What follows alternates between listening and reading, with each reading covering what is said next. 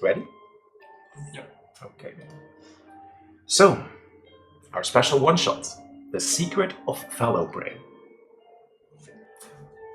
It's been 25 years since that the Void Echoes, strange purplish monsters that appear from time to time, were last seen in very significant numbers. The last time was during the siege on Spellwisk. Your characters were all too young to remember or to know about this. But it was the largest city of the Foxfolk that was attacked by huge behemoth purplish monsters, which left the city in devastation. The city slowly being rebuilt. But ever since that attack, all these creatures were never seen again.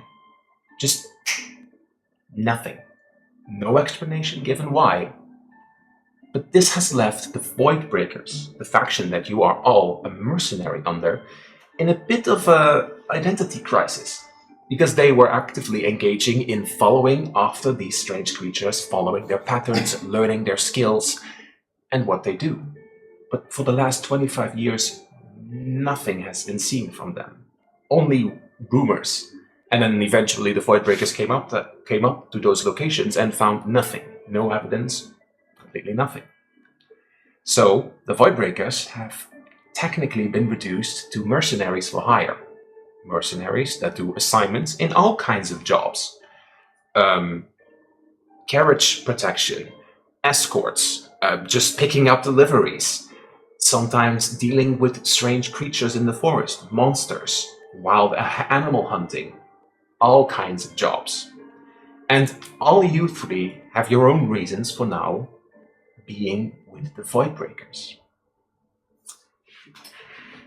Dat ding niet bij uitzetten. Zo.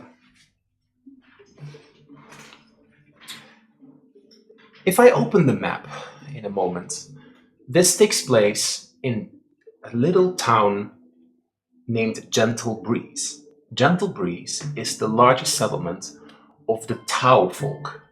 Imagine Highlander cows that have evolved to a more humanoid form.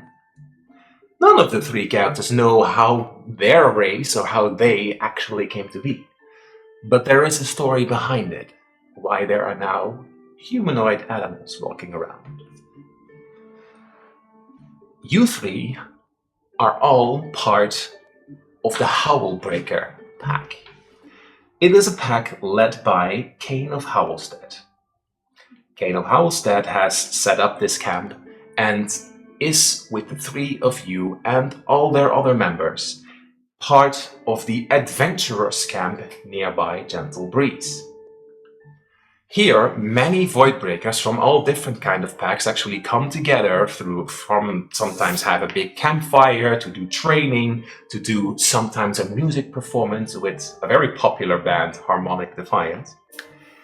But it's also where there's a large notice board for requests. And for a while, there has been a request hanging there. It's about someone wanting to explore and clear out the ruins of Fallowbrae. It's probably been hanging there for a month.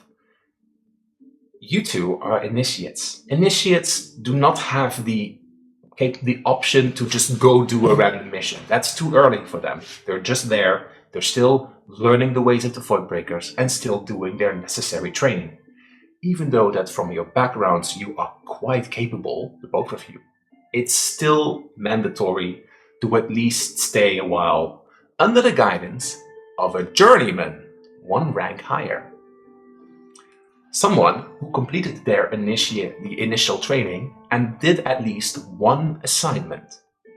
And then they were upgraded to journeyman, meaning that they are now also able to guide initiates on a new objective. But before we begin, everybody is still sleeping for this morning to begin. And even though it's a little strange, all three of you have the same dream. Although you do not know that each of you have the same dream.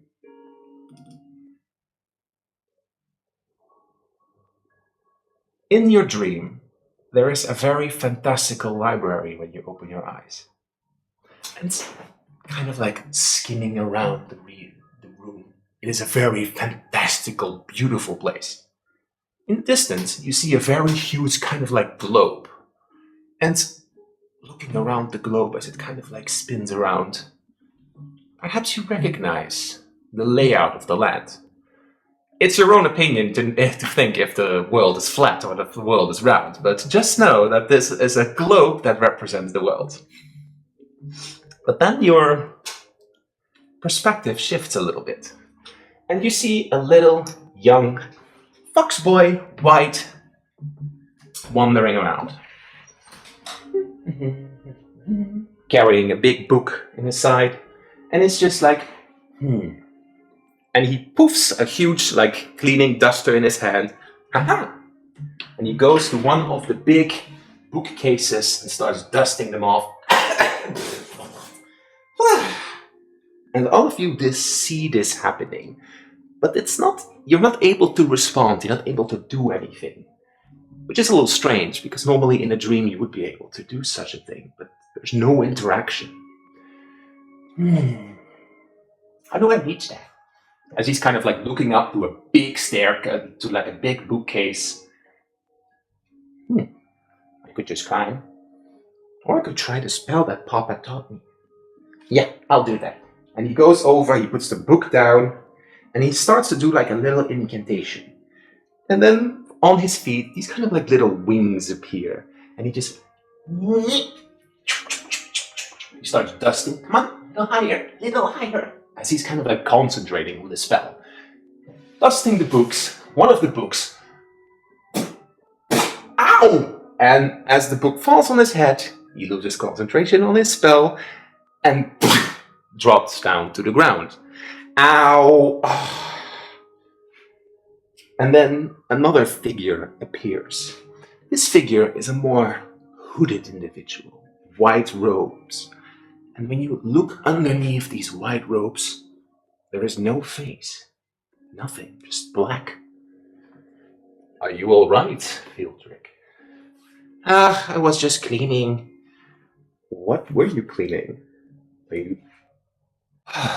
Well, you are a custodian. It is a responsibility. I'm not a custodian yet, and you know that. But you've been putting in a lot of work. Yeah, but not yet. Not yet, right? You are right. So what are you doing here, Papa? Well, I was actually just about to, as he goes to the bookcase and puts a book back. Huh? Are you putting something back? Yes, I was busy documenting everything that has happened on the other side. Anything in particular? It's a little complicated. It's a little bit that I am ashamed of. Ashamed? You see, little one, my only little one, we're not perfect. I'm not perfect. And I made a mistake once. And it did come with consequences. Huh? What do you mean, Papa? You know why we do all this, right? Yes, we are here to protect these stories and also what's inside of them. What if you entrust the power to someone that abuses it in the end? Huh? What if you made a wrong judgment call? A judgment call? If somebody tells you A, and in the end they do B.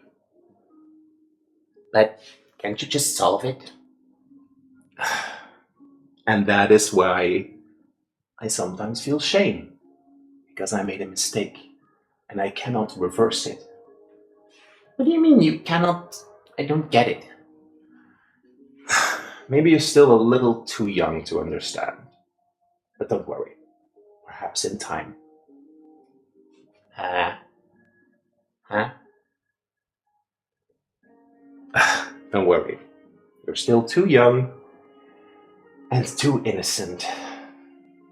Besides, that's why you're here, right? My only little one. You're acting funny, Papa. Come on, let's get these books cleaned up. As this moment in time fades, and everybody roll your d20 for me.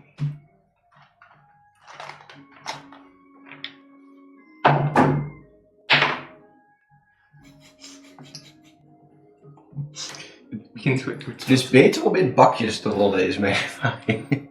Ja, nou, die doet het allemaal slecht. Nee, dat is het niet. Nee.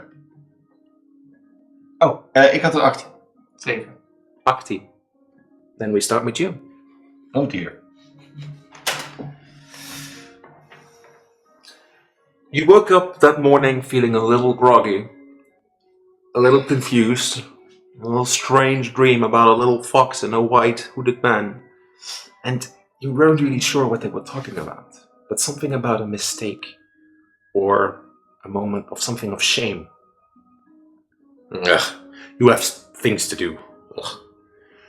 As you wake up in the camp, and I will put on the labels. Where's your character? Here's my character. You awaken from your tent.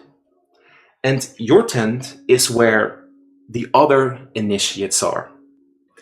It is typical that in the morning you go do your assigned task that was given to you the day before in the evening.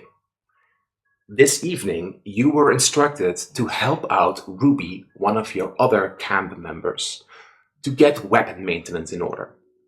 Also a thing that you really like, and you have pointed out to the camp that you prefer doing that because of your blacksmithing and, well, skills in that.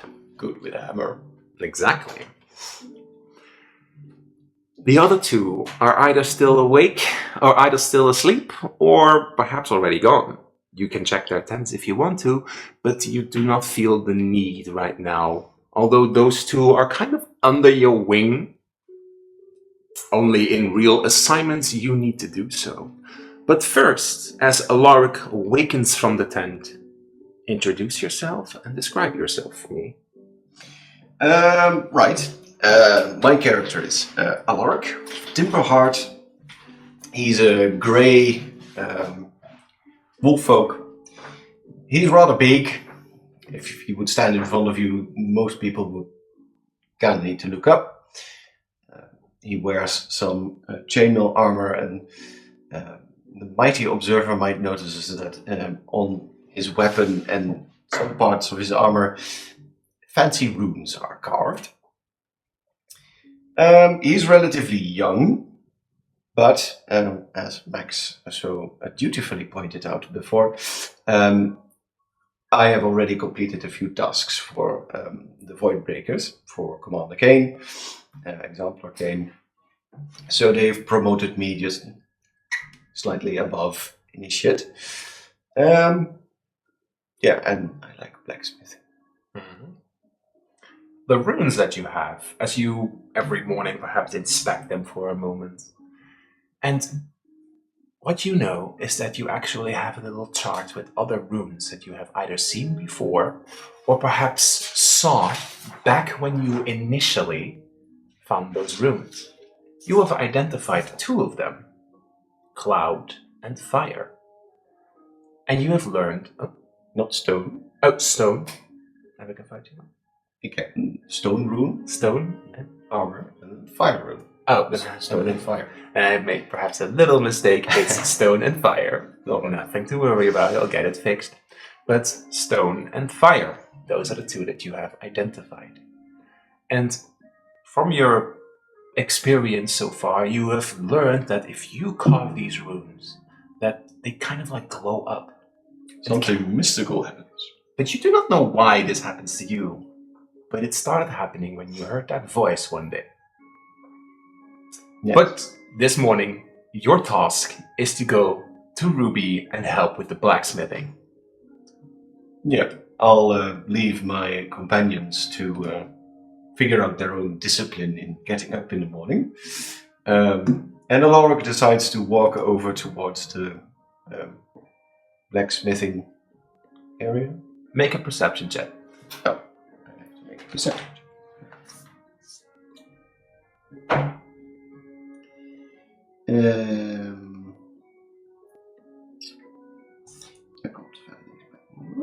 6 plus 4 is 10.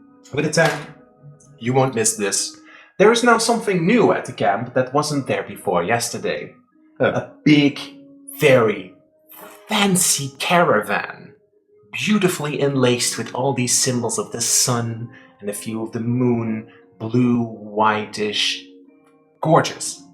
But it's now new there. Does Alaric recognize it? Make a history check.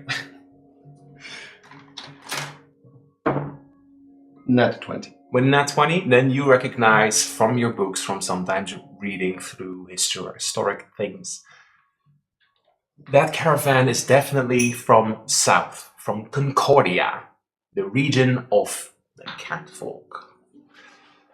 And you have picked up a little bit that your two companions have a bit of a funnier accent from down south, but not south, not even further down south.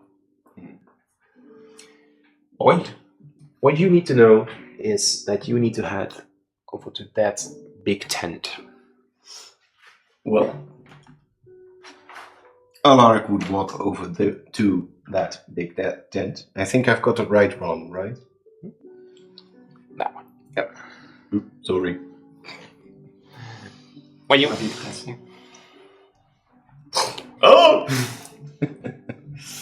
when you stand in front of the tent, you do notice that people are preparing for the breakfast. You see like a few wolf folk wandering around, and they're getting ready for either their breakfast or things that they need to do. But you are specifically looking for Ruby. When you get to the big tent, you spot reddish fur, huge red gemstone in her shoulder plate, and you know Ruby because she was actually the one that kind of like helped you settle in. What's her rank? Her rank is also journeyman, but little more experienced. Just so that you know, most of the wolf folk are journeymen. You have then Vanguard and Exemplar, Marshal and Commander. But like 90% are journeymen, meaning that they have the right to do individual tasks and support initiates. What do you do when you arrive at the tent? Good morning, Journeyman Ruby. Bigger woman, has her hair in a braid, reddish, sometimes a little like other slight tint of red in her fur. Oh, Alaric. Yeah. And she's already like, in this case, she's like sharpening with a whetstone one of the spears, and she just tosses you a whetstone. Here, get to work. All right then. Did you have a good sleep? I had a bit of a weird dream. I think I had one ale too many last night. Yeah. It was a fun little festival yesterday, right? Yeah, lots of fun. I wonder, though, what Louv and Shun will be up to. Two of your other companions at the camp who have left since yesterday because, well, they need to fulfill their promise. And what you know, and what the others also know, is that it's typical for male and female wolffolk to, at a certain moment, to be arranged for a marriage and for reproducing offspring. They call that the promise, or an arrangement. These two actually weren't a fan of each other, but in their time with the Voidbreakers, they grew closer together. And they eventually agreed to go on a little trip, a little honeymoon, to get their arrangement all sorted out. Well, it's probably going to be a little bit quieter now that they are gone. Mm-hmm. They were usually kind of like, how do you say that? Life of the party. Yeah, they indeed were. So, how are the other two? What were Ginny and Whiskers? Something like that, yeah. How are they settling in? They're still sleeping. Funny, you know what I meant, Alaric. I suppose they're...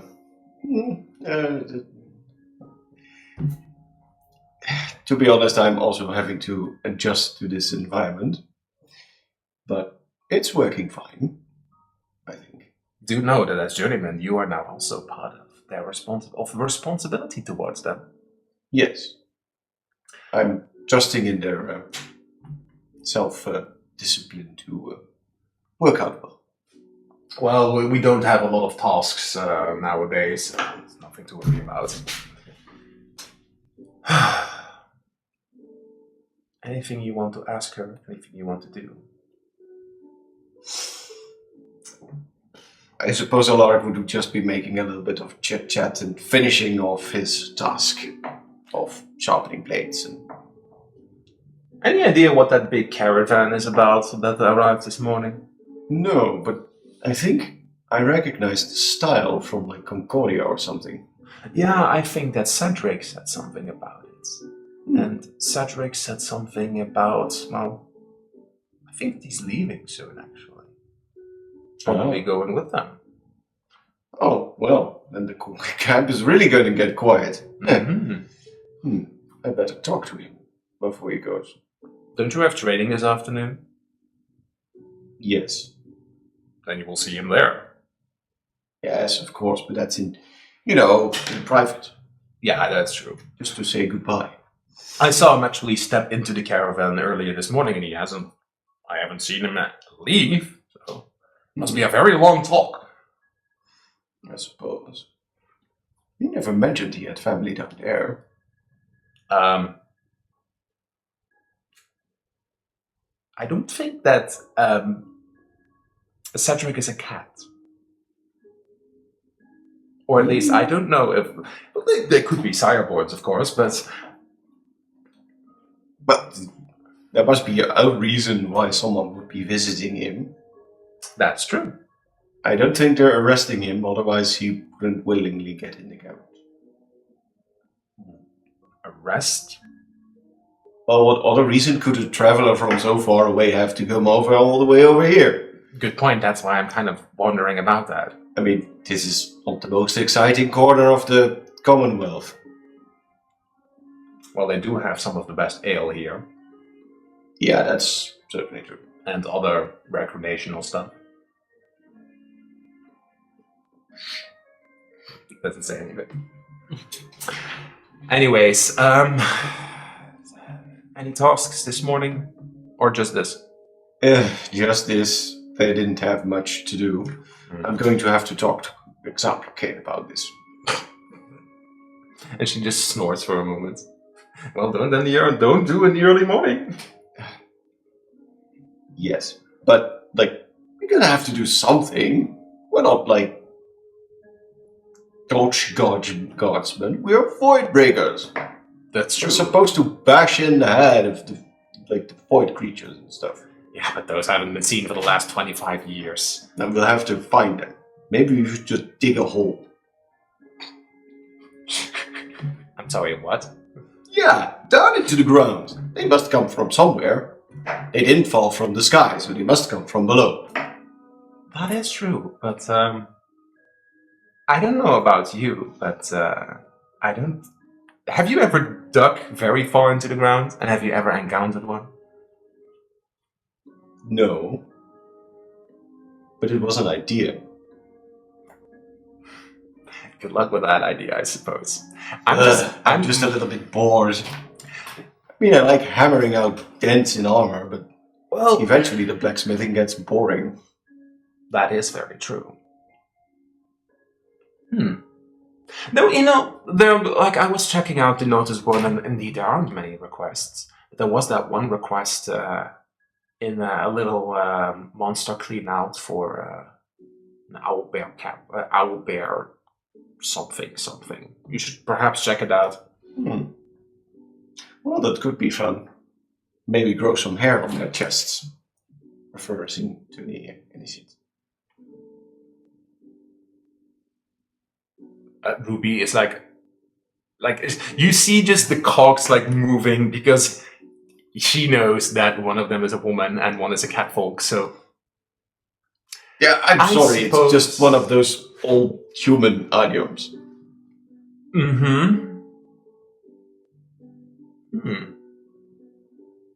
Oh well. Well, get on to your task then. Yeah. As he grabs some blacksmithing tools and goes to do his thing. Do you have a crossbow?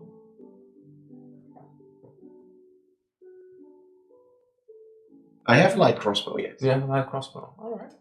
Then make for me, please, an ability check with your blacksmithing tools. Wat gebruiken we daarvoor? Proficiency. Is gewoon D20 plus Dat is een 2. proficiency bonus. Ja. Nee, plus 2 keer mijn proficiency bonus. Want jij hebt inderdaad daar expertise in. Nou, Because you're stone rune, right? ja. Then please do your thing. You're fire rune. Even zien.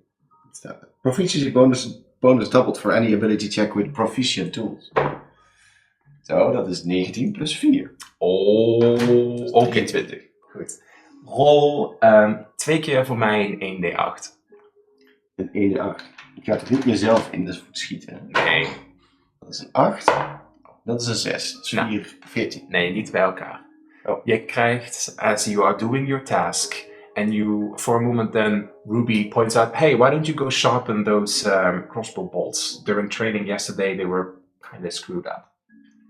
You do that, sharpen them, and then you notice that indeed the fire rune that you have on your equipment kind of like glows up, and you sharpen it, and then you realize, with a little prick on your finger, ooh, it's a little sharper than normal. Oh, I'm bleeding.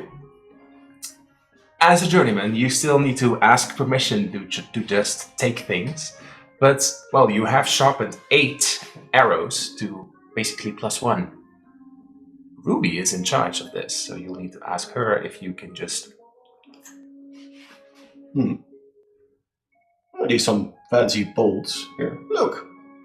As Alark presents it to her. Wow, you made them extra sharp. Yeah, I had a little inspiration. Good work. Put them with the others. Yes. You don't ask her to put them in your inventory? Not yet, Alark doesn't know what he's going to do during the day, except for maybe training or something. Alright, then you know that there are 8 + 1 arrows here. He puts them together with the rest. So there's like a different bundle. Like, he would know, like, I have to grab those. Alright. And you continue to do the rest of your task. You had at least discussed with your other 2 initiates that you would be together for your training in the afternoon, after lunch. And we'll get back to it. Then we go over to Ginny. Ginny didn't have an assigned task this morning, and actually, she decided to make good use of that. Because Ginny, also though that she has a little tent on the camp, doesn't really like the camp. It's a little noisy. Your bees don't really like it. A little bit too busy. And so, a little further away in the forest, you actually have made a little camp for yourself. And it's a little bit of a secret. You've been going back and forth actually on your little camp sometimes. And this is where you are right now. Oh. You were actually just in the middle of doing 2 things.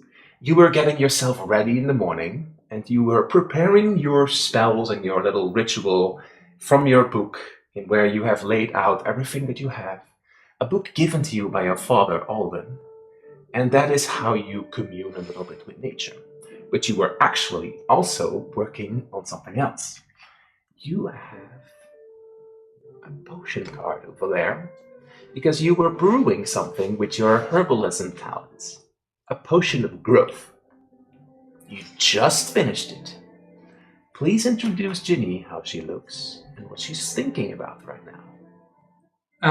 Yeah, my character is Ginny.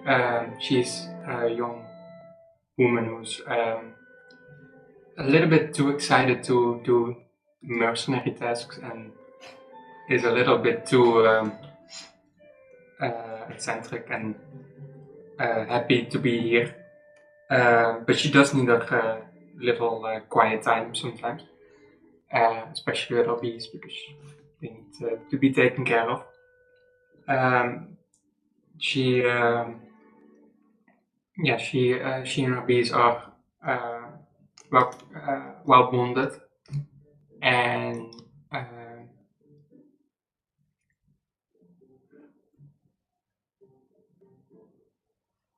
I forgot the word.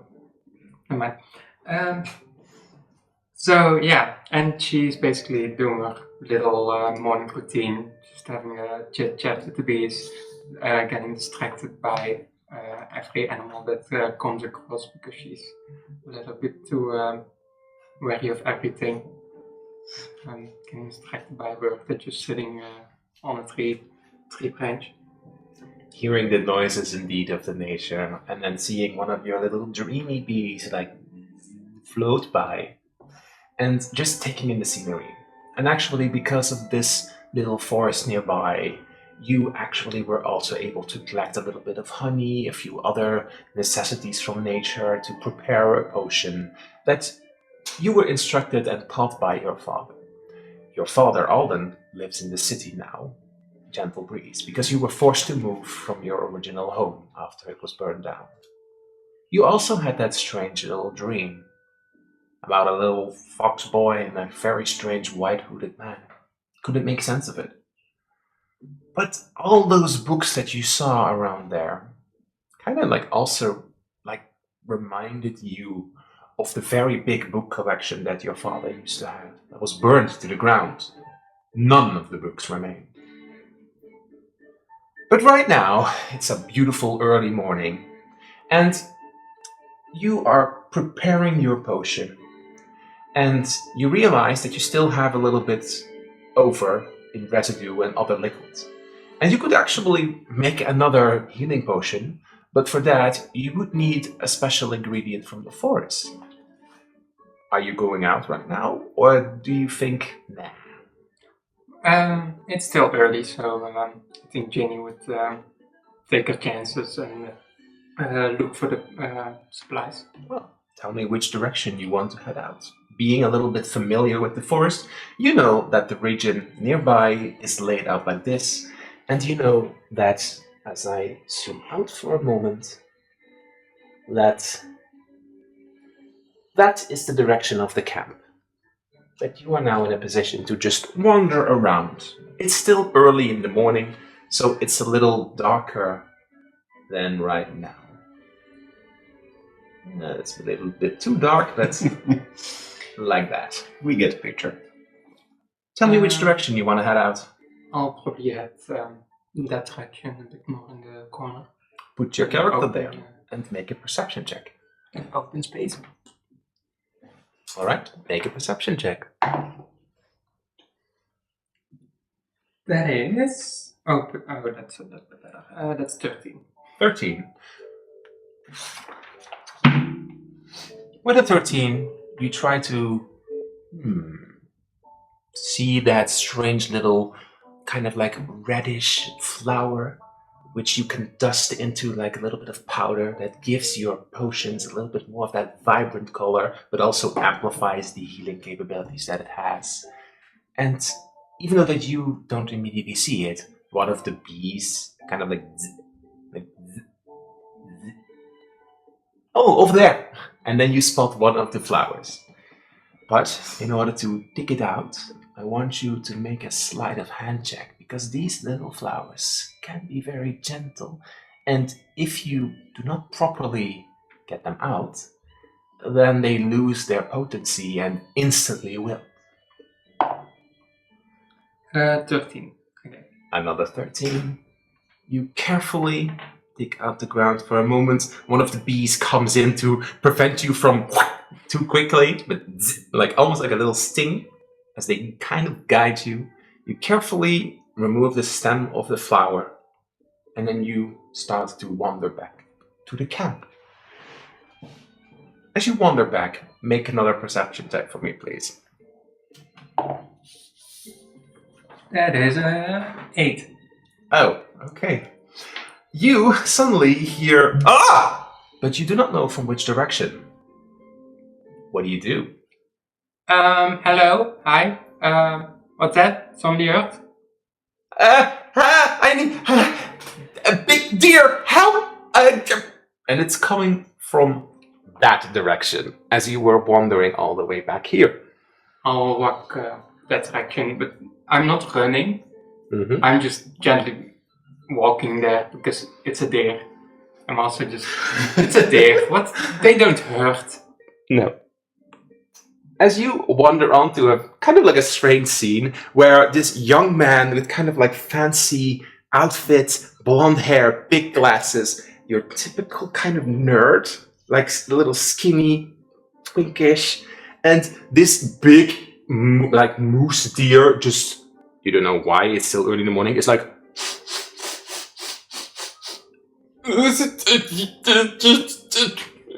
and you see this happening. What do? It's not that dangerous. It's just a deer. If it had teeth, it doesn't have teeth. I do not like wild animals. Can you please help? As he's like kind of like looking at you directly right now, as this big moose is just unbothered. Oh, You need to go this direction? yeah. Okay, and I'll just kind of like in a big archway around as far as I can, so as not to startle the deer. Go to his side, and I'll just try gently patting his face. With advantage, make an animal handling check. That's a 15. With a 15, it's obvious, because you are in tune with nature, that this guy probably has something on it that the moose is very, very interested in, and that's why he approached him so directly. And there's like indeed a bit of a sweet smell coming from this man. Yeah, he's probably just interested in food. So if you have any, you can just give it to him and you can go on your way. And he just like from his jacket, he kind of like takes out like kind of like a big cupcake with like a lot of honey glazing on it, like excessively. You want this? And then the moose. And then you see that the moose actually what do we do? Oh, he's not gonna bite you. He's just wanting the food. Just give it to him. Still a wild animal. It's fine. Flat hands. Henry makes an animal handling check with disadvantage. You know, you can help him, right? What is 14 and then... Wait, what is it? Oh, 6. 14. 6. As he, in this case, shoves the cupcake into the moose's snout, and the moose startles from it. The moose, and what do you do when you notice that the moose now gets a cupcake smooshed in his face and is probably about to trample all over this boy? I would just kindly and gently just push him a little bit back and just stand in between them and just gently poke his face and just be like, it's okay, he doesn't mean it, it's just a little bit awkward. And you do notice that your little dreamy bees are kind of like also coming near, but I still want you to make an animal handling check. Because right now you do not have speak with animals active. Dirty 20. With a dirty 20, you... And the moose is like almost about to like into this guy, but you...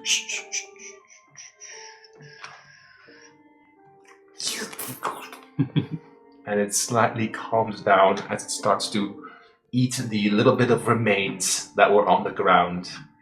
And then once it finishes up, Henry is still like kind of like frozen. And then the moose just and starts to head back into the forest. Oh, thanks. So you're in the forest, but you're scared of animals, but that's weird. I was on my way to the Voidbreakers camp and I got lost. Oh well, I have to go to my club camp, but afterwards I'm going to the camp. You want to come with me? Sure. Hi, my name is Henry. What's your name? Jenny. Hi, Ginny. Thanks for helping me. The animals were never really my strong suit. Looking a little closer. Well dressed, kind of like a bow tie. Yes, this is your typical guy that shouldn't be in the forest, because this is like an actual librarian, bookish type nerd guy. Huge, round, big glasses that he's constantly like correcting, but the hair stands a little out. It's this yellowish with a few reddish tans in it. It's a little odd. But hey, you are surrounded by pink bees, so. Yeah, who is the odd one out here? I'll just start heading towards my my little place to collect my stuff and to do my little potion, and then hope he follows me. He does, and he's like, your getup is like the Voidbreakers, but you have a little camp here in the forest? Yeah, you know, it's sometimes a little busy, and people are just always drinking, and I'm not pretty much of a drinker. And then I'll have my little setup. I get what you mean. I also don't do good around a lot of people. Well, I like them, but just not every day. Sometimes so annoying. They're fun. Sometimes so. Yeah, I get what you mean. And then also on top of that, I have horrible navigational skills. So what are you doing? What are you going to the camp for? Oh, I was actually going to ask if my request was going to be completed, or if nobody wants to pick it up, then I'm going all the way back to the other side of the country. Oh, what request? Is the new one? I've been here for a month on standby.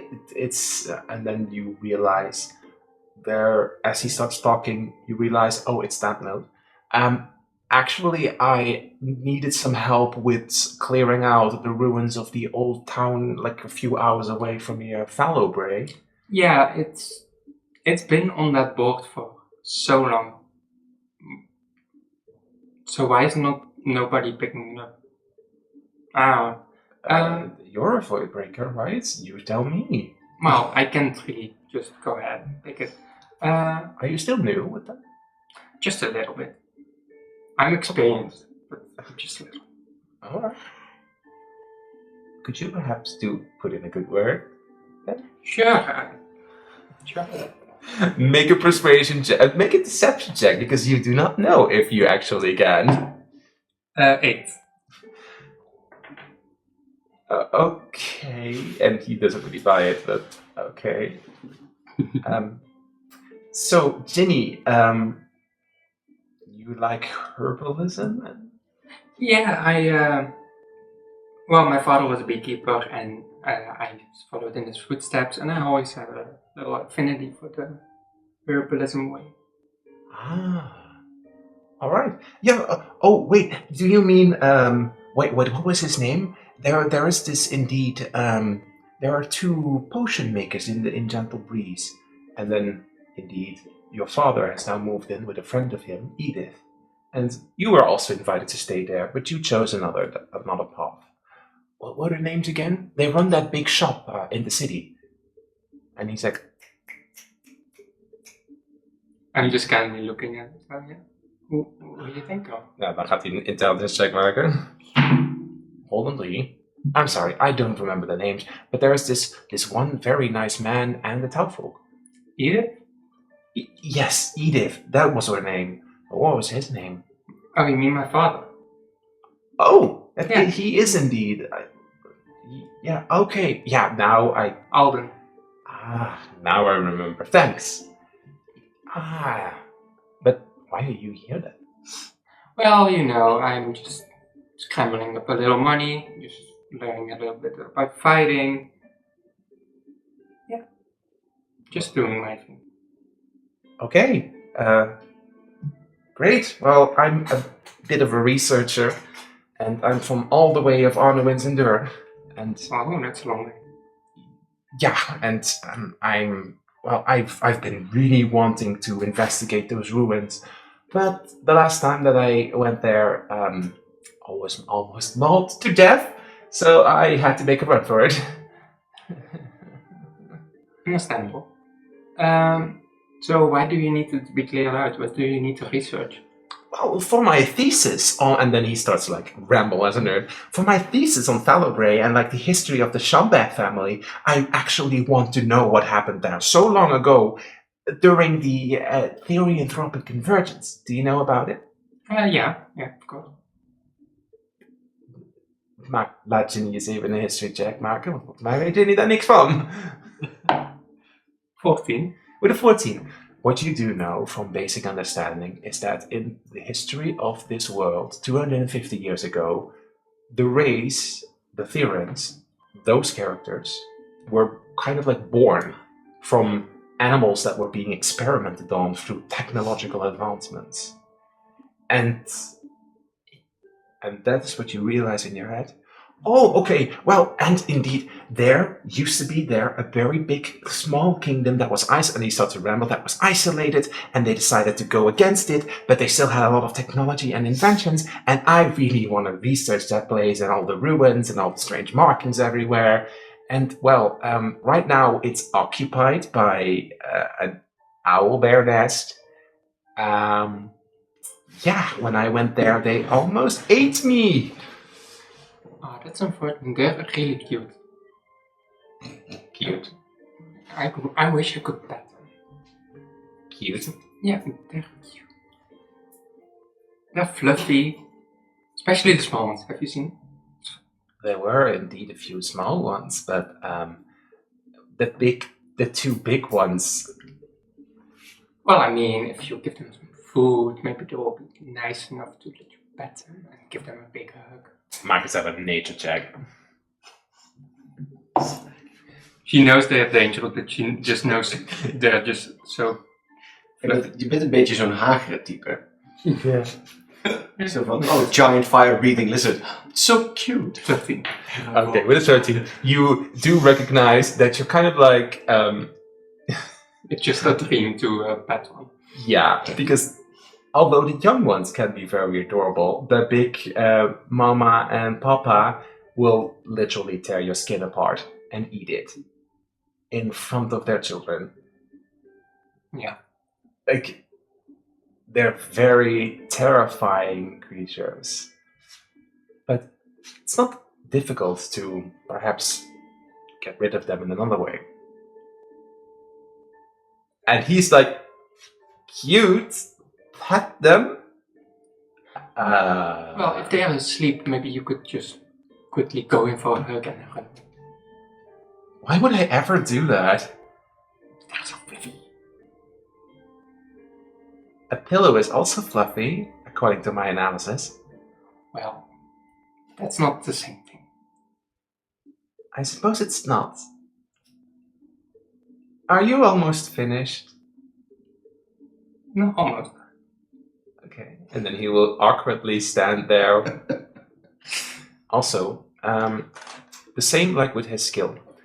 Please roll a d20 plus 2 for your herbalism. 21. 21. Then you do not have one card with a potion, you have 2. The growth or the potion of healing? Healing. Okay.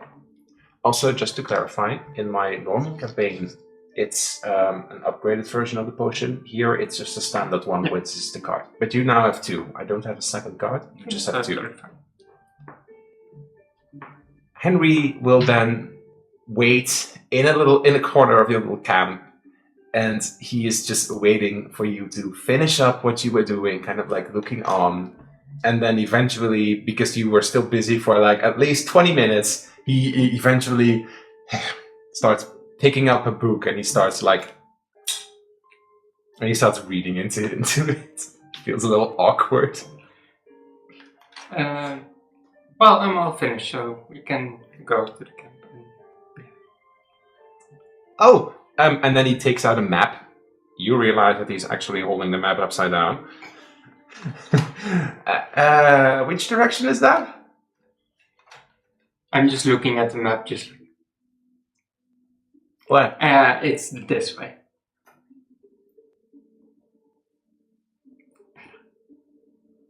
Oh, Maybe put like a mark in the bottom so you know which direction. okay. And then I'll pack my things and walk there and to camp. Yeah, I'm not used to maps like this. It's noticeable. He did use the words maps like this. You, from like your people skills, does he mean another map? Do you say anything? Or? No, I'll leave. Okay. As you are wandering with him, you are carrying a few things, and he's just like holding his book to his, and he's kind of like also holding his bag because he has like an over bag. Make a perception check. Dirty 20. Dirty 20. You just hear beep beep beep beep beep.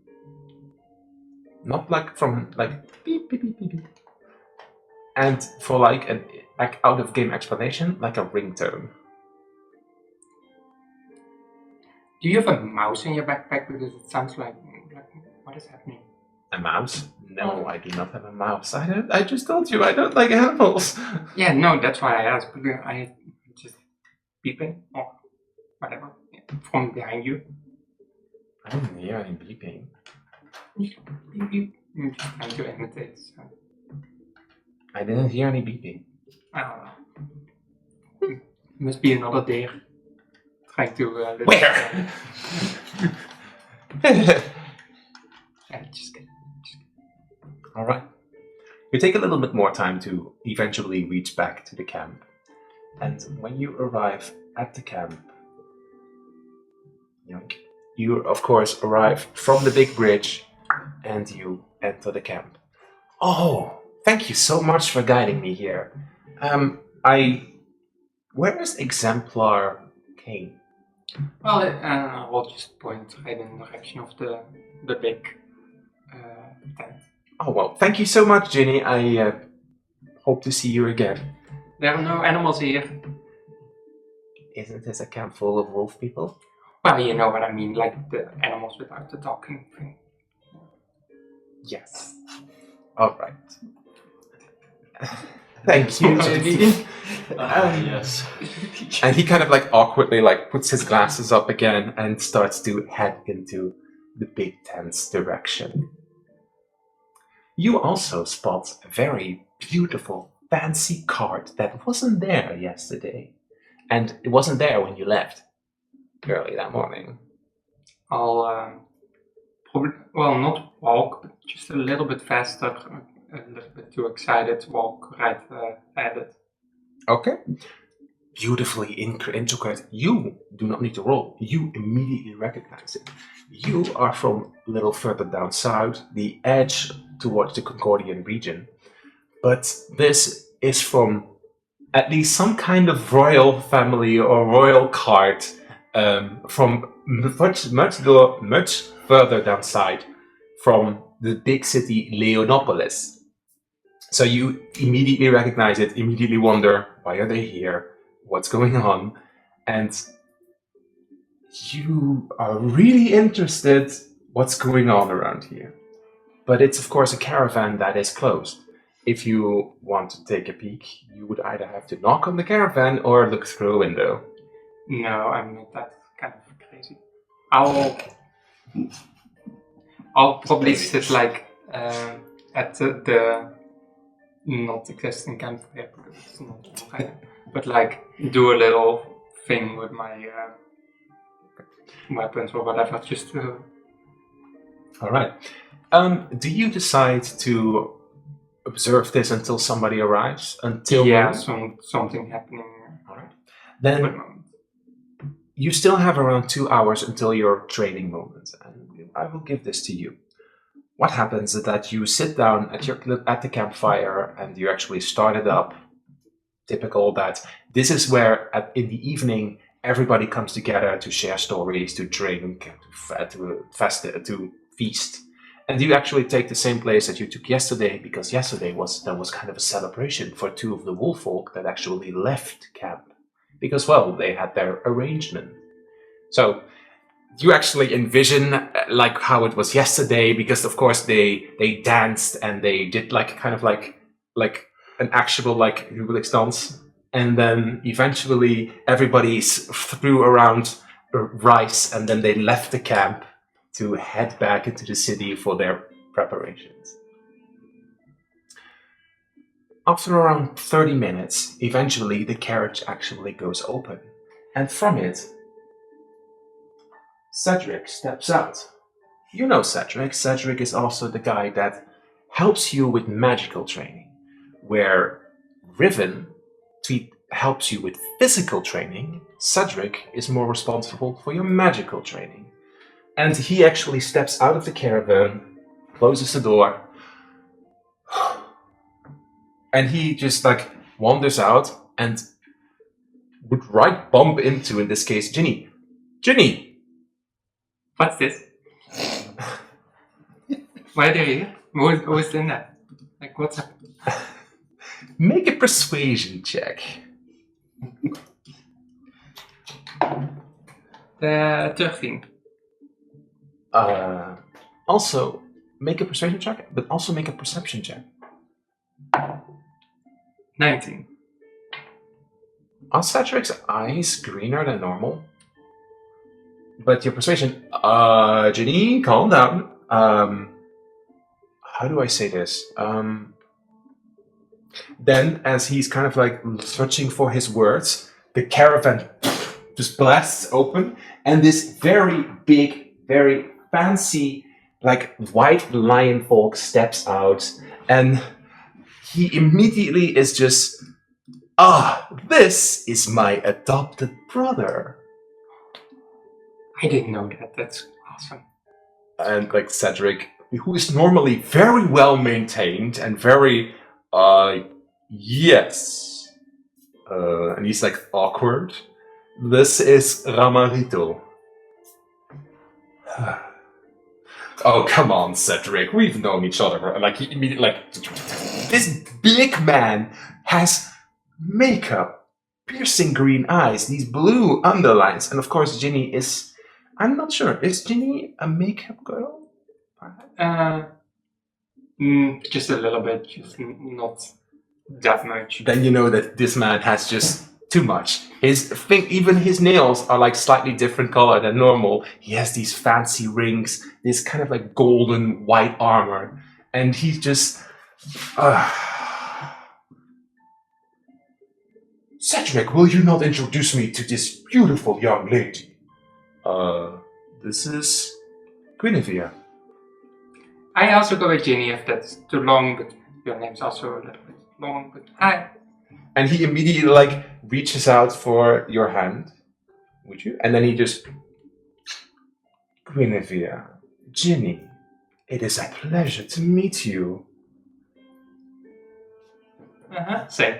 And he kind of like stares at you with his piercing green eyes. Ginny just, she was excited and now she's a little bit just awkward, just laughing away what's happening. Another one steps out, a female, and she, Ramarito, please do not make everybody awkward around here. You'll have plenty of time to talk with everybody. And excuse the behavior of my brother. I am Ramarika. It's a pleasure to meet you. Hi, Ginny. Hi, Ginny. And immediately Ramarito and Cedric are like, wah, wah, wah, wah, wah, wah. Don't mind them. And you notice that she actually holds kind of like a set of cards in her hands. And she also has too much makeup. But so, Ginny, what do you do at the camp here? Well, I'm a people's person. I like hanging out with everybody, but also I take on a little bit of assignment work and just making sure everybody behaves. I wouldn't have imagined to find a dreamwalker here. Are you talking about? No, right? It's something else. It's not like, huh? She's just like, uh-huh. And totally no clue what she's talking about. Right now, you notice that your bees kind of like are absent. Sometimes they just disappear. Am I perhaps mistaken? Well, I don't know. I dream sometimes. But you, I sense something else. Have you communed with the dream? Not that I know of. Anyway, Perhaps I'm mistaken, but if you wish to explore that, you can always come visit. can I go into the caravan? Would you like to see the inside? Yeah. Of course, by any means. Of course, come inside. And as in this case, you do notice that Cedric and Romarito are just wandering off, and she come inside. And when you step into the caravan, it's actually a lot bigger on the inside than you would actually guess. It is this beautiful, intricate, there's no map for this, intricate, fancy room. And there's these huge couches everywhere. And it is wonderful. There is like incense and there's an overwhelming smell. Also reminds you a little bit of home. And when you actually, and like Ramarika is like, would you like to sit down? Yeah, she's almost sitting down before the sentence is said. And she is like, would you like a cup of tea, a cup of coffee, a wine, something? Well, wine is a little bit early, but like a tea. It's never too early for wine, my dear. I mean, it's... yeah. No, I will just drink a tea. I see. As she, in this case, snaps her fingers, and you do notice that just a cup of tea is just like slowly being warmed as like kind of like a fiery effect around it, and it just gently floats in front of you. That's pretty cool. I can do the same thing. But you can do other things, can't you? I mean, yeah, but like bringing tea out, it's pretty cool.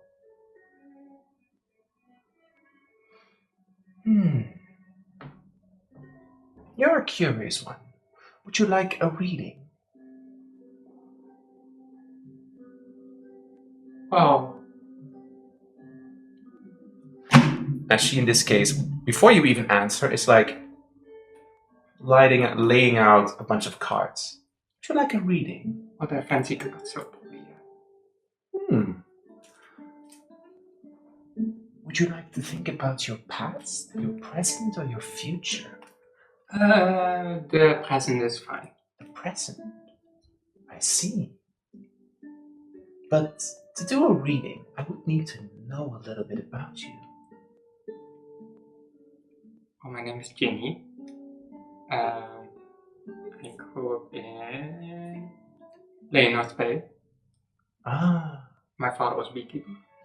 I want to follow in his footsteps. There's so much going on. she makes an intelligence check. Natural 20, actually. Wait a minute. The pink beekeeper? Yeah. Oh, we were so sorry to hear about that. Your produce was actually a very favorite back when. Well. Yeah. But now I'm just gathering money to start it up again. Help my father out. I see. I'm still glad that your father is doing well. Yeah. I actually was probably, well, I think your great-grandfather, or perhaps your great-grandmother, because you're the pink honey that your family then probably has produced for generations. It was kind of like loved by my own father, Ramar. But, well, that was a long time ago. Will you tell me what happened? Well, there was She lays out the cards. Start talking. there's like there was a group of people and they burned down the whole beekeeper shop thing, whatever it's called. That's terrible. Yeah, But we're fine. But the bee thing. something happened, didn't it? Well, I went back and there was the queen of the hive, which was still living, but and just a lot of things happened. And now they You're follow me. mumbling, girl. Speak a little bit more clearly and intent. I have bees that follow me around that are just nudging me in the right direction. I Just see. like spirits. Okay. I see. So perhaps I was a bit too early. But perhaps it's something you could learn in the future. To become a dream walker. Sounds kind of cool. The veil between the physical world and the dream world can sometimes be very thin. Especially at night, under the full moon. So that means I can dream about the past and just relive it, like before everything happened. More like step into others' dreams. That sounds kind of scary. It can be, especially if some of those that dream have experienced terrifying events. It's a rare gift. But there are also happy dreams because Of course, there can of course be happy dreams. There is magic that can help with happy dreams. yeah, I'll take the happy dreams. Well, about taking something, please, let's see what lies in your future. Oh god.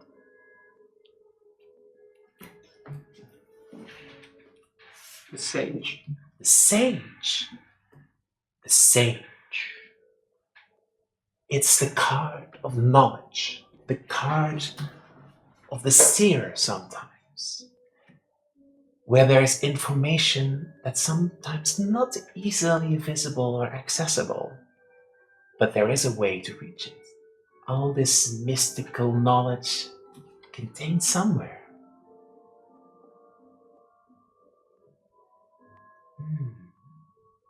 Does that say anything to you? Not really.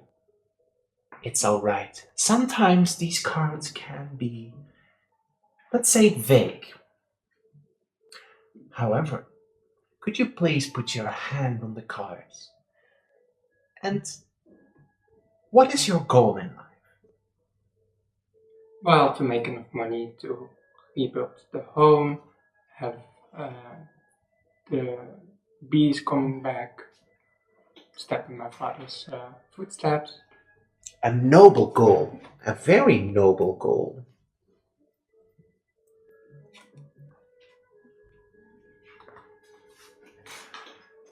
It says vizier, but it is sage. As you realize that you are kind of like coming back to your goal, and then you realize,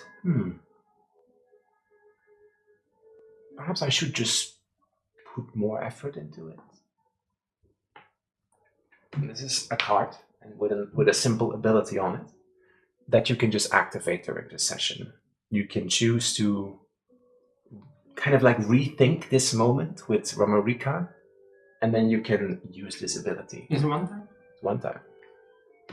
Basically, as a bonus action, you can help another one of your party members, granting them either advantage or something else.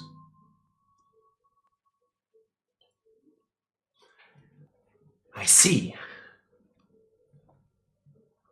Well, we'll be here for a few days, so I do hope that you visit another time. Yeah, probably. Is there still something else you would love to talk about, my dear? Not at the moment, but you're here for a few days, so I'll probably be here talking. I heard that you had a training session with Cedric in a few hours. Yeah, I'm eager to see you in action.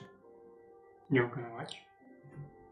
If you want me to. If you feel uncomfortable by that, I will not. Well, sure. Sounds fun. All right, then. Then I will. Now, off you go. I'll just leave. As, like, perhaps you feel the slight urge to take a few of the incense with you, but, and then eventually, kind of like Ramarika kind of like guides you out of this beautiful caravan that kind of really reminded you of home. And then you come back outside, and then you smell a little bit more unpleasant smell again, but gotten used to it again. Is there still something you would like to do? Otherwise, we'll shift to Arvin. Nope. Then we shift to Arvin. Arvin, early that morning, you woke up, and the day before, you were actually assigned to go pick up all the new clothes and all the new scarves.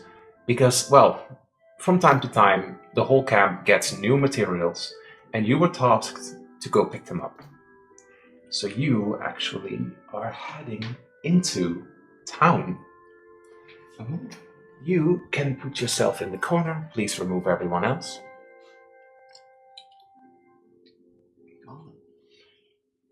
Gentle breeze. It's a little bit of a strange town, very unfamiliar to you.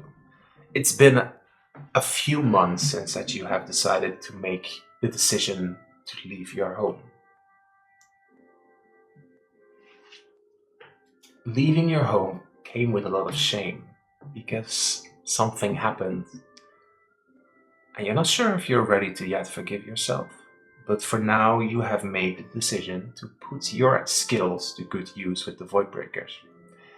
Perhaps also a little bit impatient that you're still not a journeyman, but hey, all in time.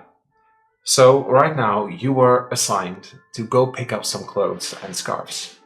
You were given a small map of the town and like to get to over there. As you approach the town, you see its beautiful orange, but it's very unfamiliar because there's a lot of like natural, how would I say this? You're from down south, so there's more sand over there. And here it's a much more greener, much more rural. And this little town, although there's cobblestone everywhere, is surrounded by a ring of trees. That's like on the outside of it. As you wander the streets, is there something you want to do? But first, you get to introduce yourself, how you look, and who you are. Arvin Whiskers Quickfoot, or rather Whiskers is kind of like a nickname. Pretty around in the 20s. Good at stealth, a little bit of troubles at home. And with the line of work, a lot of deception.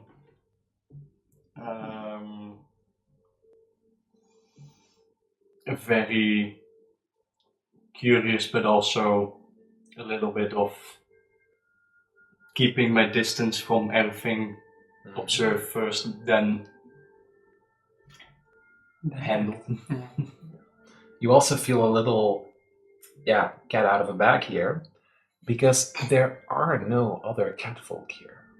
Most it's wolffolk, which in the beginning were very intimidating, but you realize that they're on the same level as the catfolk over in where you come from, but there are no other catfolk here.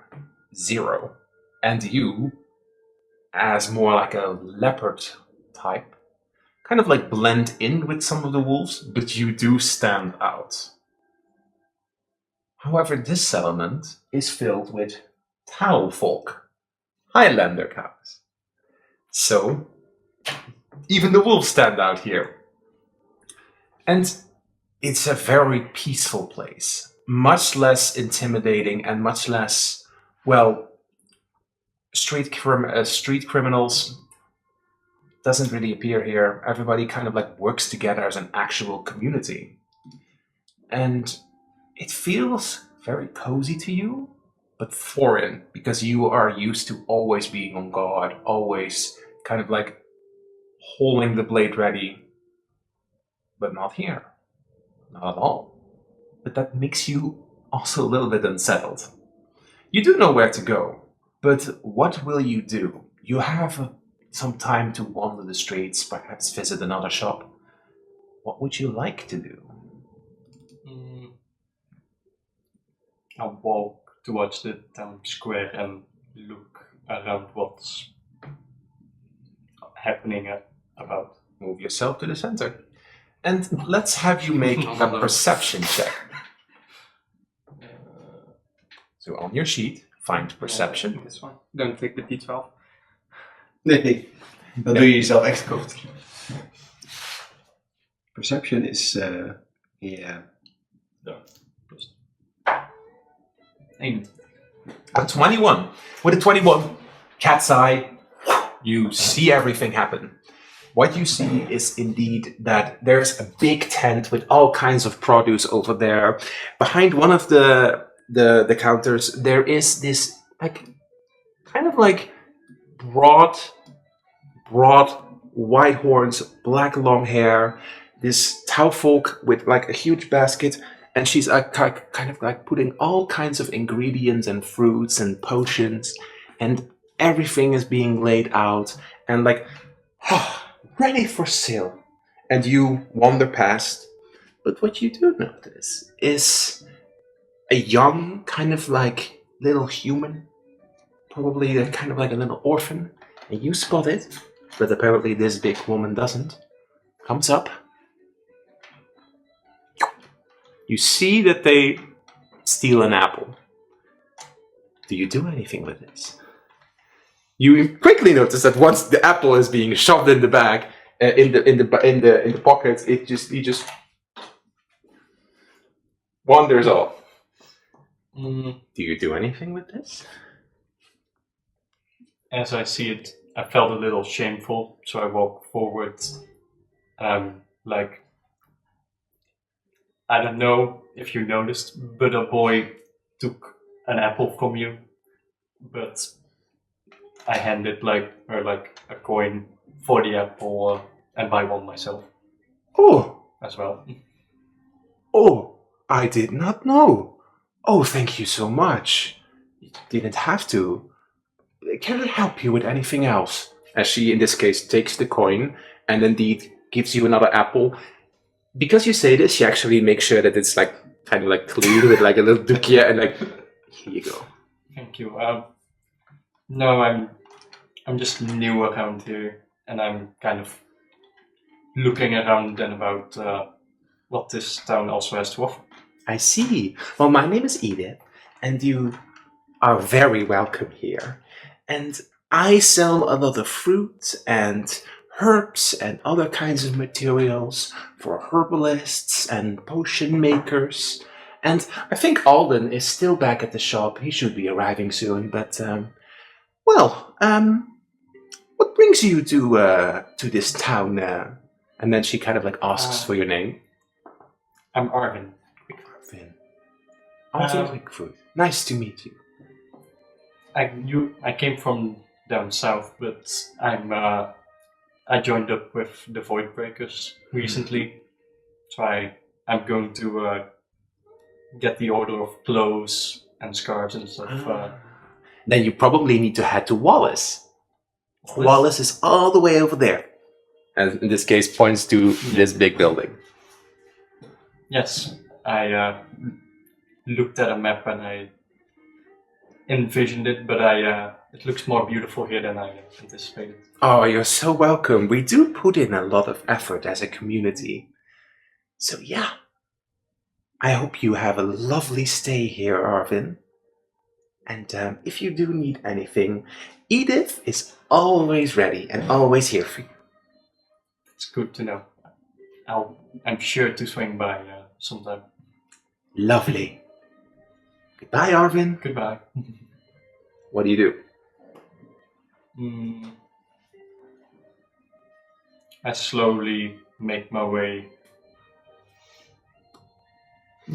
As you head into this direction, here is a very huge tavern. It's actually the Breakers Tavern, because the Void Breakers are like the camp in the like a little bit further away is kind of like their main camp. So this tavern has been upgraded to the Void Breakers Tavern, and this is where most of the wolf folk will spend their evenings if they're not on the camp, wasting away their time over there. And you also notice that it also has assigned rooms. There's another big notice board over here, which is kind of like being updated with the same requests as on the camp.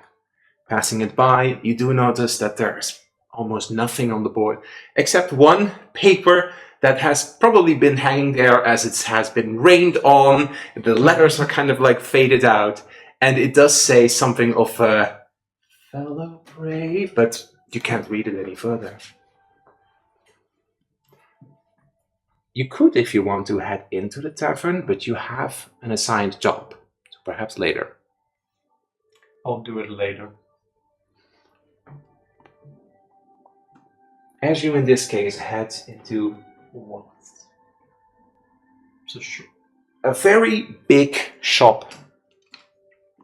And it says Wallace's Armory and Tailorworks.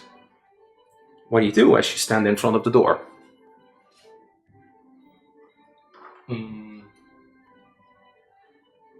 I knock on the door. You can just come in. It says open. Awkwardly walks into Explaining carpet, yeah.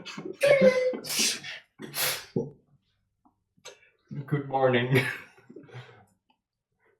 In this case, what you see is that there are two huge Tau folk. One of them you actually recognize, because that is Karjar, another one of a member of the Void Breakers, and is also the guy that asked to get all this stuff in order. But he is the blacksmith of the camp, and over there you see the family resemblance. And behind the counter is this huge, big Highlander cow, black fur, typical kind of like out-of-game Scottish attire, and is like, "Can I help you with anything, laddie?" Yes, I've been ordered to get some scarves and new clothing for the camp. Oh, yes. Karja mentioned it, and that somebody would come pick it up. All right. Look around in the shop, and I'll be back in a few minutes. And disappears into a room. What you do notice is that the other one, who is part of the camp and actually part of the Howlbreaker pack, keeps his distance. You don't really know him. It's a little awkward sometimes. He hasn't really introduced himself. Not sure why. But he is at this moment looking at all these armor statues, and he's like polishing them up using this kind of like thick, kind of like liquid from a vial to make them shine more. But he doesn't really look at you and doesn't really address you either. What do you do?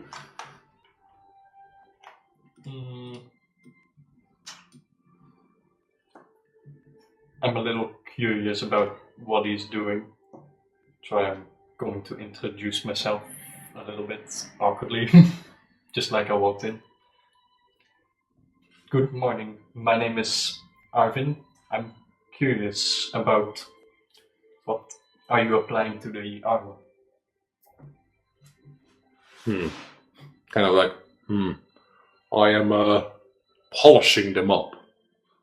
Garjar, Nice to meet you. my brother Wallace. I'm polishing them up. But and like you immediately notice, these kind of like armors would not fit you. They're more of like for humans or something. Or if they would be adjusted, they could fit a wolf folk. Or perhaps even you. But you're not the armor type. You are much more dexterous. It would limit your movement. But they would definitely don't fit the big guy. Making sure that they're in order and everything. Do you do it? Do you polish them daily or? Once a week, perhaps. Depends. These are more for show, more decorative.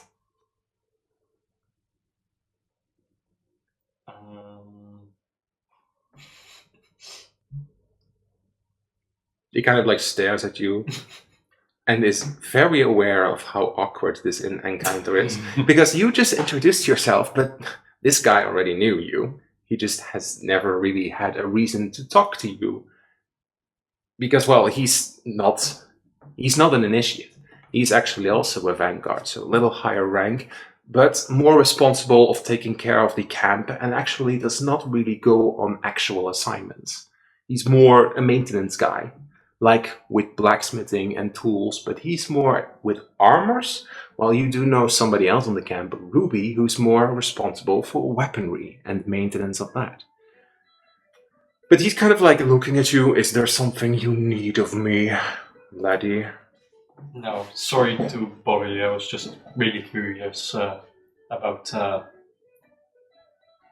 what you are applying to the armors and a little bit of how smithing and handling your armor and weaponry works. You want to try one on?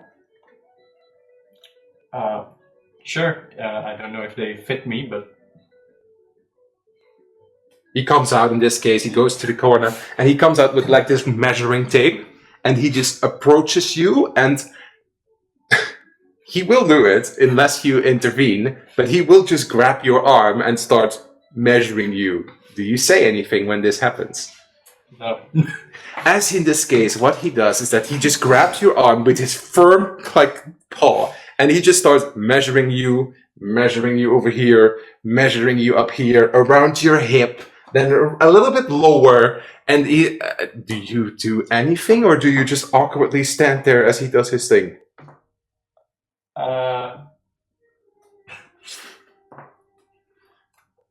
I ask if he has any recommendations for like roguish armor sets instead of like heavy armor as well. That's why I was measuring you, laddie. How much gold do you have on you? Like 15. Your factory card is 20. 15. 15 is not a lot.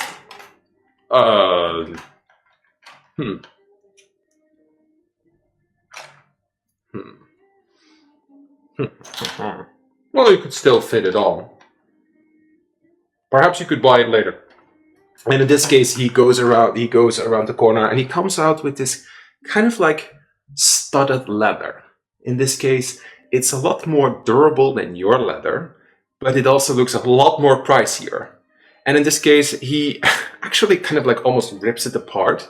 And in this case, he kind of like takes this big needle and he just kind of like makes it like roomier to make sure that it fits you. And then, well, take it off. I start taking the leather off. You do feel a little awkward around this guy, but in the same time, his eyes are covered, and the other guy also had his eyes covered. So can they even see? But like an actual hide in the cow, like they're covered. So, And in this case, you take off your top armor, and he just kind of like helps you put it on, and it does feel a lot sturdier. But it does fit snug. If we would zip this up and we would zip that up, it would actually fit you perfect. Too bad it's actually 100 gold though. So That is quite a lot. But since I'm planning to probably stay a while around here, I might come back to buy it someday. Make a persuasion check. Because you're of course a little bit charismatic, and perhaps you can persuade him to let you borrow it on loan, if you say it a little bit persuasively. 19 plus 4, so 20.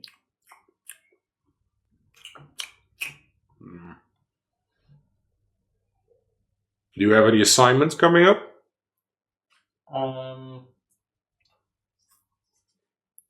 We have training this afternoon, and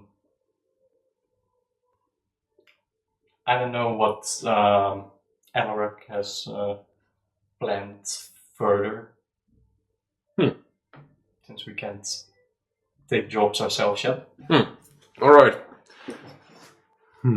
If you do have a job and you get an assignment and you go out, I'm actually looking for something. It's a little rare find, but if you will find it, then you can either borrow it or keep it, depending on your assignment. But you can always visit back tomorrow. All right? Yes. Good. Take it off. I take it off and ask what kind of item he's also looking for. I'm actually looking for a very big sapphire gem. And when you engrave them into armor, you can actually enchant them with magic and give it more protection. However, they're quite rare. But, and he in this case goes behind the counter and he takes out a book. You see, Fallowbrae and the surrounding settlements around here, Gentlebree and the surrounding settlements around here, just like Fallowbrae and the other, and like he points out a few other towns that are currently not relevant. There are legends here about strange runes everywhere with markings on it, and when exposed to certain elements like fire or lightning or ice, they can form new natural materials. And within those runes, sometimes there are gemstones, all the way dating back from the kaleidoscope incident, very long ago. Doesn't matter, not relevant. Basically, if you find a very huge blue kind of gemstone and you bring it to me, then I give you that stuff. All right? That sounds like a deal. All right. It's probably rare. I don't think you will get it. But if you do find 100 gold worth, then you can have it. And if you have an assignment and you promise me that you will look out for it, I can let you borrow it just because you have such a nice silver tongue. All right? Sounds like a good deal. Alrighty, laddie. I think my brother is ready for you. Thank you. The other guy comes back, approaches, and comes with this huge box that in this case, hands over to you. That's everything, laddie. You got it? Yeah, kinda. Quite heavy. Alright. This is a big box. How are you going to get it all the way to the camp without stretching or breaking your back? Any ideas? I'll probably ask if they know a way, the best way I can get this box to camp, since it's quite heavy for somebody of my stature. Oh. Yeah. Oops. In this case, he goes back and he comes out with indeed a trolley cart. And here, borrow this. Make sure to bring it back before tomorrow. Right? Yes, I will. Thank you. Thank you. And the other one, Karja just looks at you.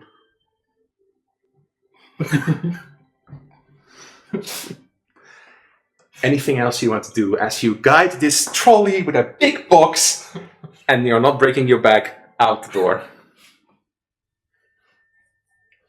I just thank them, and I'll see them later today somewhere. As you wander out the door, the two brothers in this case are talking to each other in a language you don't quite understand. It's a little difficult. They seem to have a dialect, but they're distracted. Your natural instincts and talents kick in. That fancy armor is on the table. They're probably distracted. You could just...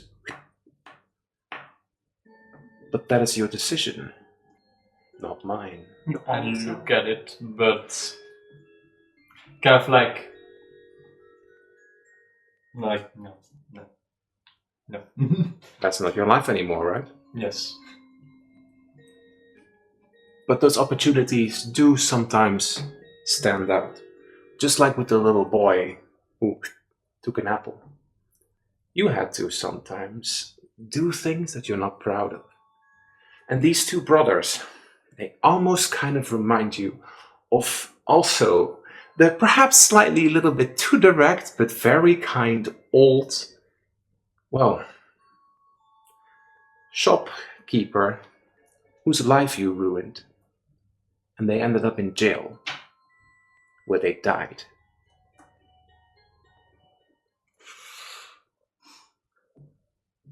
But you have decided that this is not the life that you want anymore. Although your natural training and talent sometimes kick in almost like a spidey sense.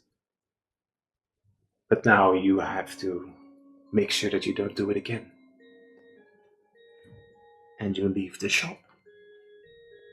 Heading out the shop, is there still something you would like to do before heading back to camp? Would you like to visit another shop? Would you like to visit the tavern? Or do you think, no, I need to keep myself busy and head back to the camp?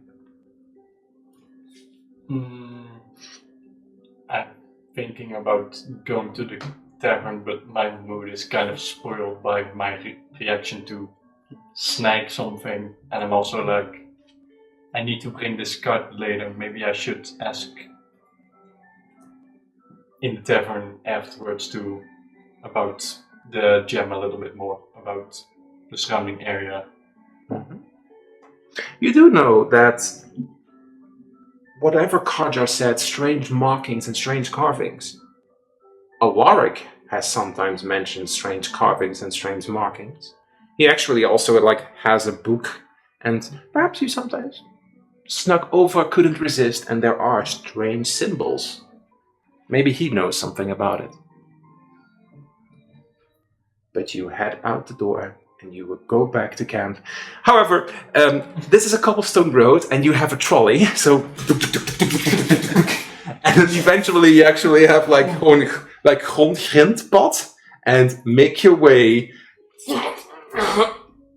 Maybe this wasn't the easiest. And you make your way back to camp. Glad I'm taking an empty trolley next time. Hopefully. It took you a little bit longer than you would have wanted. And you reach camp just in time for your training session. You bring the stuff back to Exemplar Kane's tent and you put it in front, just like he asked to. Somebody else will take care of that. Slightly sweaty. Right, time for training. Spotting, who just came out of a very fancy caravan that you did notice in the morning but decided I shouldn't go to... Because it's a little too fancy and they may perhaps even know who you are. Makes you a little unsettled. But Ginny is there, sweet girl, you've bonded a little bit. And these two meet. What do? What happens? You just came out of the caravan. You see him sweaty.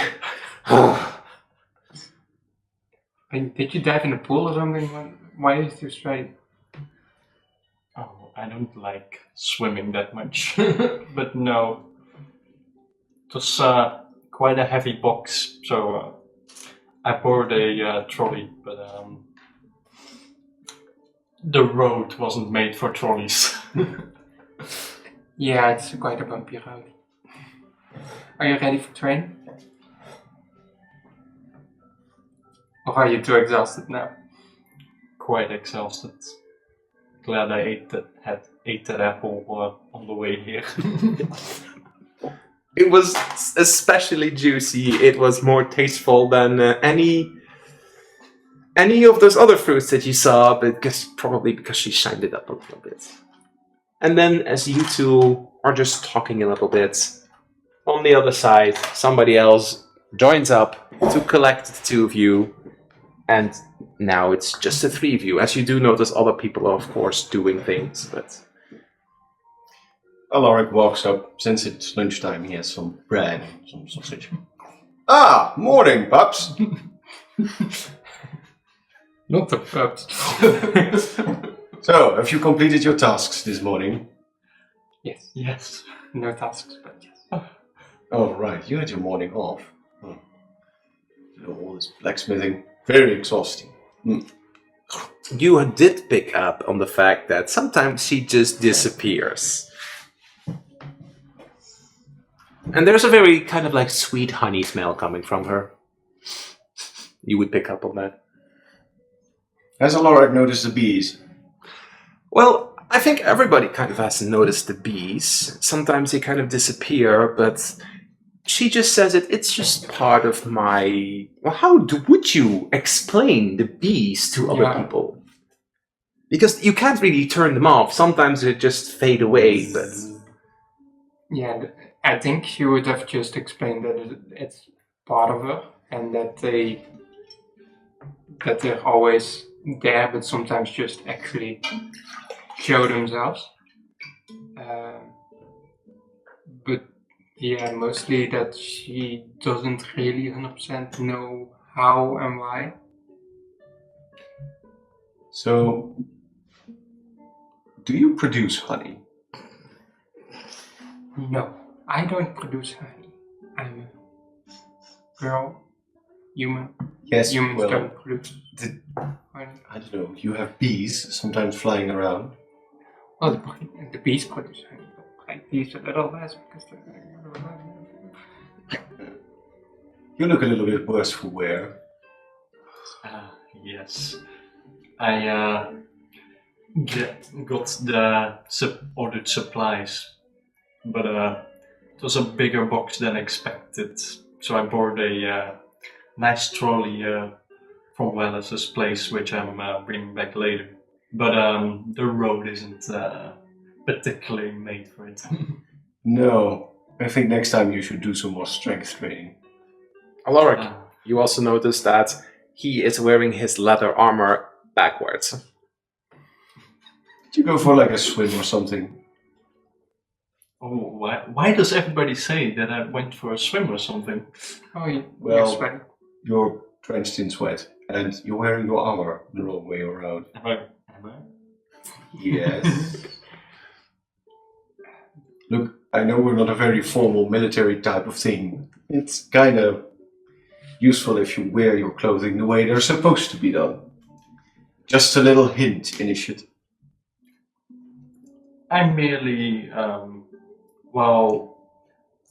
was looking at some armor and found some armor that, or at least rather tried on some armor that, Cardia tried to sell you something, right?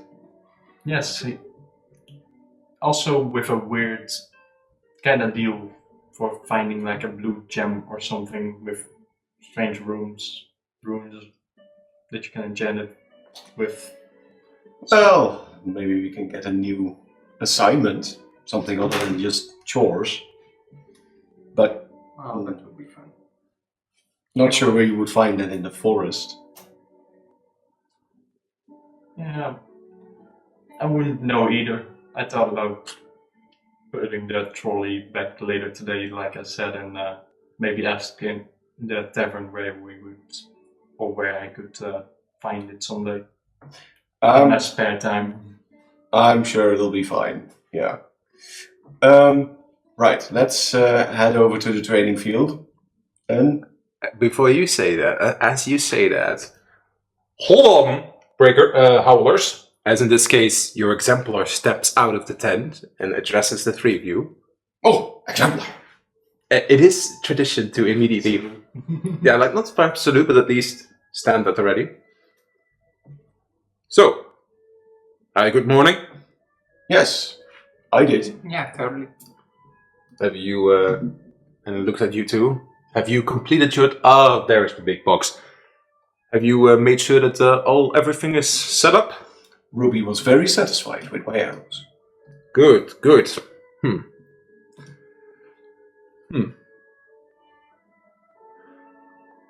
Tonight, visit my tent. I do not really have a lot of to do for you three, but perhaps you could help out with a little assignment. All right? Yes, Yes. that would be wonderful. Sounds fun. Right.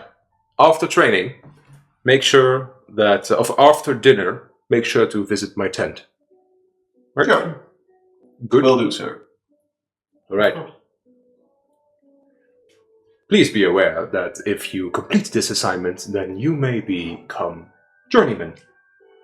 Ooh, isn't that a good opportunity for you two? This possible hello. Okay. This assignment may take a few days, but we will discuss details later.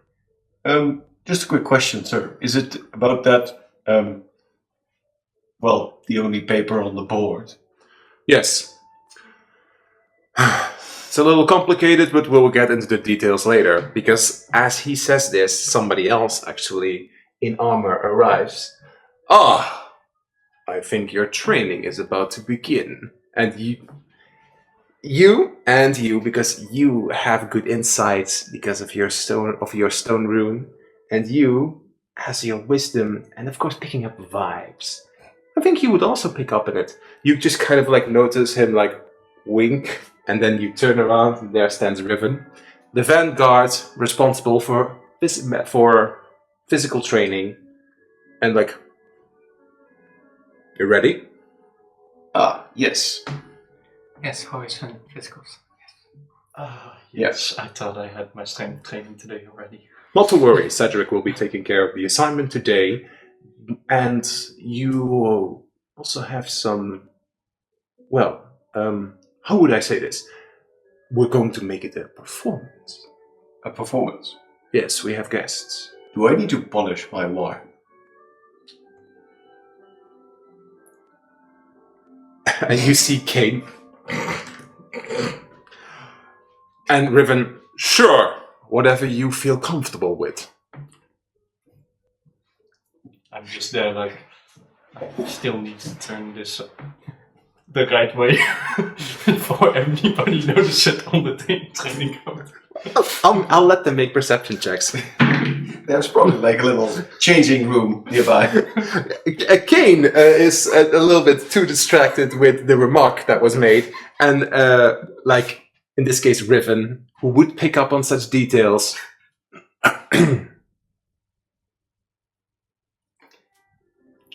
Yes, I wanted to do that before we went training. Good. We went for a swim. My apologies, Vanguard. I'll make sure they don't mess around anymore. Good. Then I'll see you in 3 minutes max.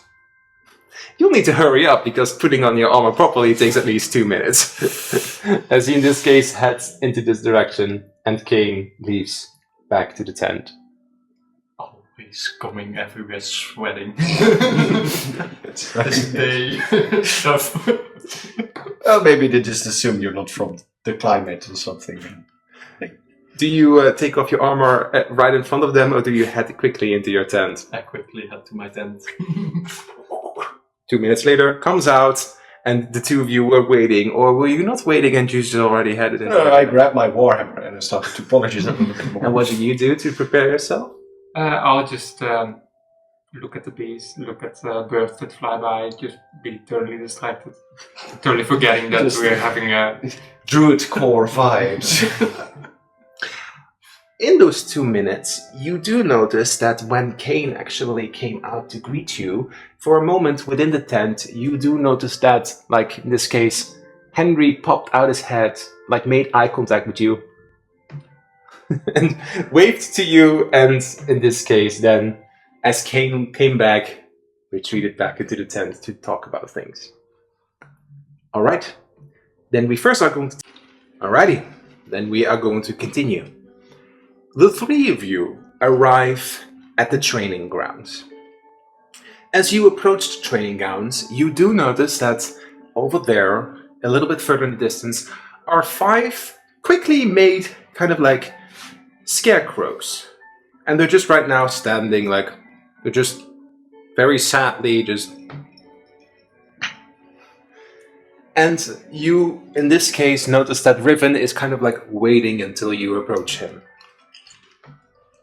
On the other side, you do notice that Ramarito, that you have no idea who that is standing and like talking in this case to Cedric.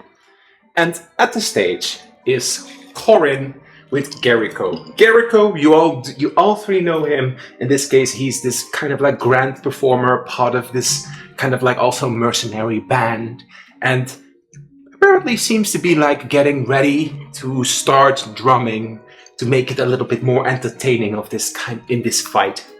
And next to them is Corin. Corin is also part of this Howlbreaker camp. They're a little odd, but very friendly, a little bit too friendly, but they seem to be they are the technical manager for the band. And right now the band, not all the members are here, just Garrico, but he's here to keep the spirits up. And he also made this grand performance last night while those two were off to get their promise. The three of you arrive and stand in front of Riven. You may have a few questions of what's going on over there. What happens? So, Riven, Yes. do we have an audience? Points towards the lying folk. We do. That is an adopted brother of Cedric. Oh. Ah. So that's where the carriage was for. Yes. Jenny already knows. And you adopted one of the members here is an adopted brother. Oh no, what if they recognize me? What if they recognize my family? Oh fuck. But slightly worried in your head. But yes, actually I wasn't aware that they would be coming today, and they seem to be very interested in the talents of our skills. So... Right. Training will be a little bit different.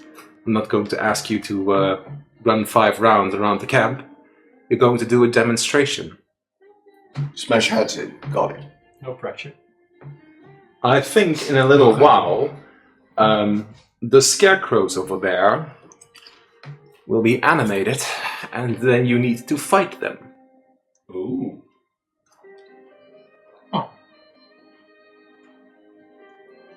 So, how this works. This is, of course, a little bit more of a friendly battle. If you would be reduced to 0 HP, you're not dead. They're not these puppets. They're not vicious. These puppets will hit you and knock you on the ground, Brutal trade. but they will not kill you.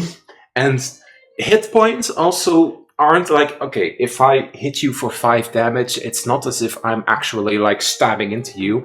It's more like your kind of like condition, your mental health, also your physical health. It's both. So you can also be exhausted. You could consider you having lost a few hit points from all that work, but you also quickly recover. So it's all fine. Being a cat, I was in my feet. Meow. Cedric, in this case, approaches from the 3 of you. All 3 ready? And like you see this lion folk, I'm very curious about this. And then also their sister eventually joins and kind of like waves at you and like very curious to see. Now, breakers, take your position. Right. Jullie mogen beslissen waar jullie gaan staan. So, as we have discussed, you guys go flanking, and I just head in and start smashing things. Yeah, that sounds good. Then now we discussed it. Well, that's what we've been training for the past few weeks. As long as I don't have to head first. Breakers, are you bumbling around? Sorry, ik wil niet onderbreken. Wat wil die zeggen? As long as I'm not head first charging in, I'll be fine. That's my job! Exactly. Breakers, take your position! Grabs his warhammer, gets ready, pokes you two, Je zet mag jezelf neer. je mag je poppetje ergens anders zetten als je dat wil. I'll stand a little right? bit more on my side. On their side. You gotta have a view. Is there any physical or are we doing everything? You can do everything. You can use magic, you can use spells. In this case, I make clear, this is also performance. You are free to use all your abilities. Do I want to be seen though? So, what we're going to do now is we're going to roll for initiative. Initiative is the turn order in how combat takes place. And this is also the turn how everybody lays out. So you're going to take your d20 and roll for initiative with your dexterity. It also says this. That's +3. Go. Oh! Natural 20. Oh! 3. 18 plus 1 is ingezien. Total. 23 then. So, Ginny. Ah, yes. I have the best initiative. Arvin. 6. Oh. Alaric. Je hebt toch hoog... Ik had 19. Je hebt toch hoge dex? It didn't work. Dat hebben we al. At least you charge in first, so I can stay on the back line. Hey, dat was de plan. You're just still fitting on your armor. Okay, so you can see here the initiative order in how everything turns out. In this case, the three of you get ready. You notice your way, how your flow in combat, but you... Fuck, I'm still a little bit exhausted. It seems so. And you get a little bit less quickly ready, as in this case, then we're going to begin, zegt Cedric, and he snaps his fingers. And then you actually notice that the other lion folk also like claps his hands, and all those big scarecrows kind of like for a second like glow up with this greenish kind of energy, and they have this very kind of like greenish eyes, strange smile, kind of like almost like these fake teeth pop up, and they Glad to hear. and then you hear somebody scream, "They're going to fight like swarmers, alright?"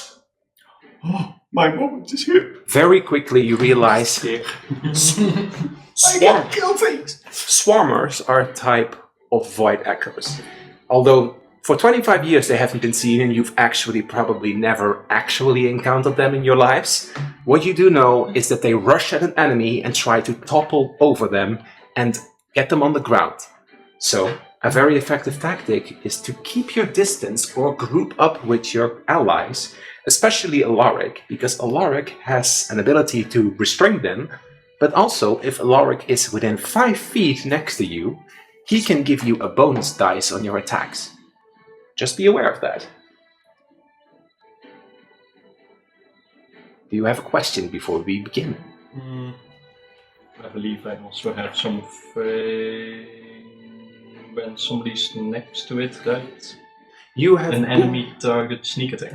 Yeah, you have sneak attack when you have advantage when indeed an ally is next to it. So you can sneak attack, and even if you would miss, you can... If he's next to you, you can add a d4 and see if your missed attack turns into a hit. And you also have a Booming Blade. Booming Blade is a spell of yours. If you use that to hit someone, then another target actually also takes damage within 5 feet if they would move. Ah, yes, the rupture damage kind of thing. Yeah. But in this case, the snapping happens. Those two over there kind of like start a little bit of a drum performance to get everything excited.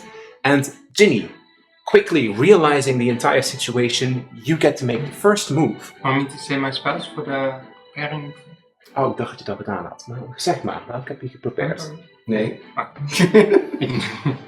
Dat is Ik nog heb- niet ter sprake gekomen. Absorb elements, cure wounds, entangle, verify, healing word, absorb elements, blindness, deafness, gentle repose, and warding wind. Alright. You get to make the first move. What do you do? Break their bones! Like you see these creepy, smiley scarecrows. Rip and tear, just like I thought you. Be happy. I'm kind of like a little bit put off with the creepy smile, so I'll walk. I'll just walk next to you, and I will cast Fairy Fire. All right, go for it. There's 20-foot cube. Oké. Ja, So, 4 bij 4. Ja, je hebt als het goed is daar een dingetje. En ik heb nou is iets. this big enough? Ja, het is 4x4, dus volgens mij is het zelfs iets te klein. Hij is iets te klein. Maar you can target all of them, it's fine, because it's only on the initial effect. So that's A wisdom save, right? no Dex. 77 Dex. of 13. We hadden er toch eentje die groot genoeg was. Nee. Ja, die hebben we ook. Die ligt daar. Maar goed, je gaat ze toch raken. Plus 4. 5. Kan ook maar 1 keer triggeren, dus. 13, hè? Ja.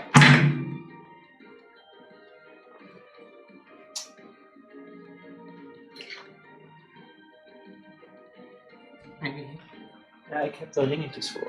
Is that in the video? No, fire. Oh, hier. Fire. Very fine. No, I'm fine. Fire.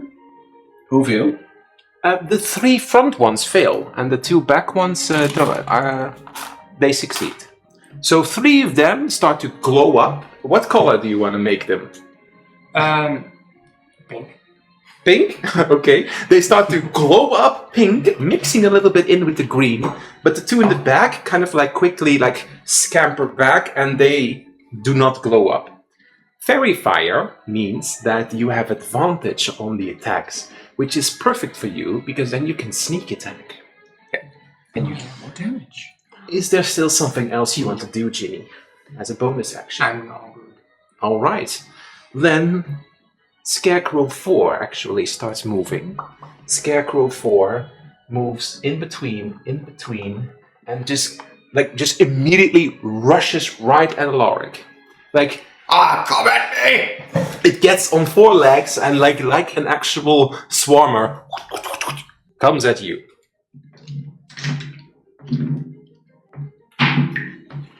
That's a miss.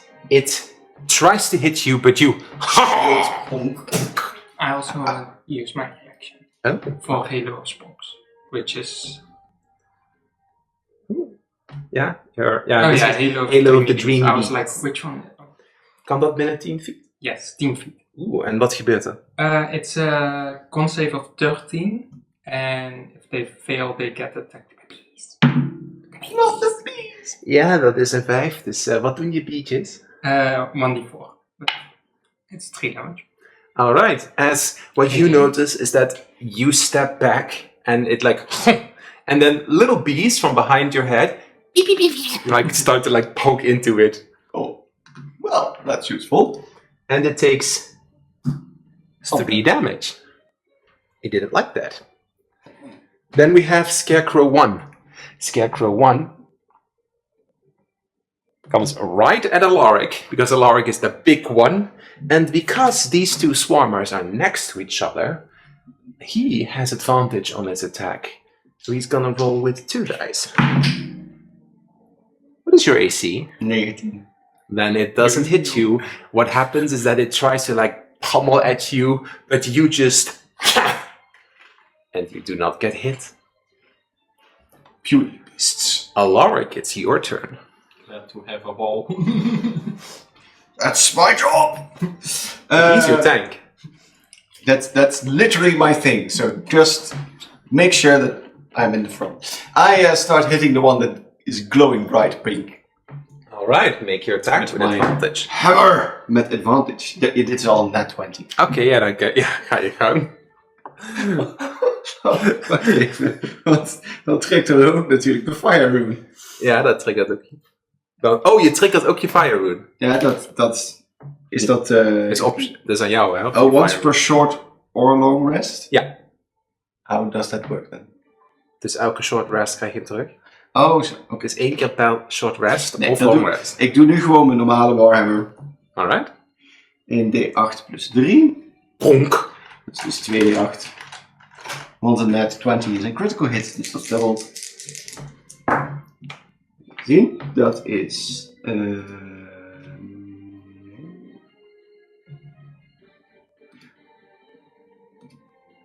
Bij de damage kwam niet de proficiency bij, toch? Jawel. Nee, niet proficiency, je skill. Nee, alleen de strength. Je strength. Ja. Nee, dat klopt. Dat is 9 plus de 3 is 12. Bludgeoning damage. So, describe to me as you bonk it right on the head. It's not down yet, but describe your attack for me. I just strike it from below into its face and it almost just breaks off, but it's still happening. Like its head is like it almost breaks off, but because it's straw, it just tilts back. Oh boy, it did not like the amount of damage that it received. Little unsettling. Oh, and as you can see, there's also a little color indication to have an idea. Yeah. You know, iets anders, Alaric. And like you see, like the two lion folk are like applauding a little bit, like noticing also that the two musicians are like, oh, good hit, and they're like they start to like drum a little bit to make it a little bit more exciting.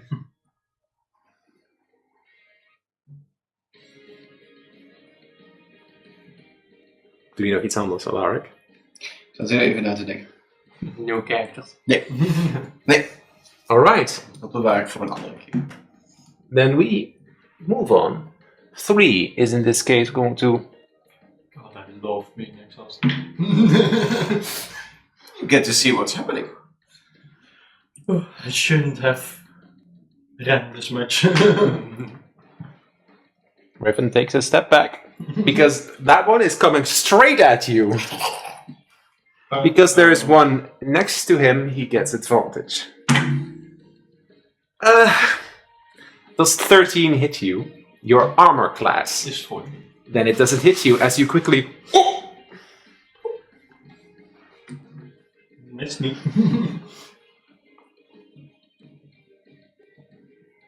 Comes rushing at you.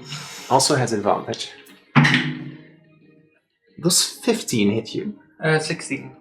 Oh, heb jij een armor van 16? I have shield and I think the normal. Ah, yeah, you have a nice, that it does not Yeah, I hit don't you. have it on the character because shield correctly. Then it does not hit you. We're going for a flawless. Yeah, flawless hit. But then 5 is coming up. I'm not going for a flawless. Do not let them surround you, hoor je like op een gegeven moment geshout worden. And it's gonna strike you. Will 16 hit you? Yes. And I'm sorry, but in this case what happens is that it kind of like tries to lunge at you. Yeah! 6 slashing damage. So you have your hit points and you can temporarily remove 6 from it. And then it's your turn, Arvin, for a counter attack. What do you do? Moving gives attack of opportunity, doesn't it?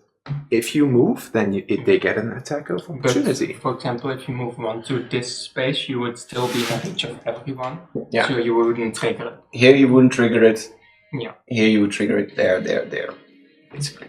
You could also just not go here or here, but yeah. Movement is tough. Mm-hmm.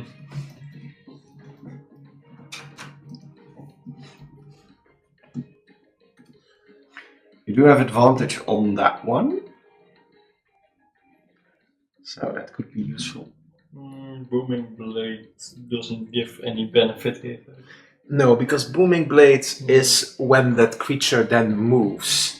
That would cause it extra damage. But what you could do is that if you move next to Alaric, and if you then hit something, or if you attack something, and if you would miss, then Alaric could add his ability to it. But right now, you are in a tough situation, because they are immediately swarming at you. That's kind of their thing in this case. What I would recommend is that you, in this case, stand your ground, Yeah. move next to Alaric, that you are a unit, and strike back. Yeah, hit the one with the circle, so it's advantage. Which is like moving. Yeah. Just one step to the right for you. Mm-hmm. But it's just Guess I'll attack this one. Then you roll twice, you My, d20. With my nice rapier, I guess. You whip out your rapier and before it's lit up. Oh, this is cool. Well then. 6 plus... Wait, did you hold that now? Ja. Wat is jouw modifier? Wat komt erbij? Dus 5. Oké, dat is plus 5. Dus 11. Even kijken, gemiddeld 2 zou 30 maken. Nee, dan niet. an 11. An 11 does not hit. However, your ability does say that you can choose off... Oh, no. No, not yet. I can use my reaction Ja, whenever, right? Ja.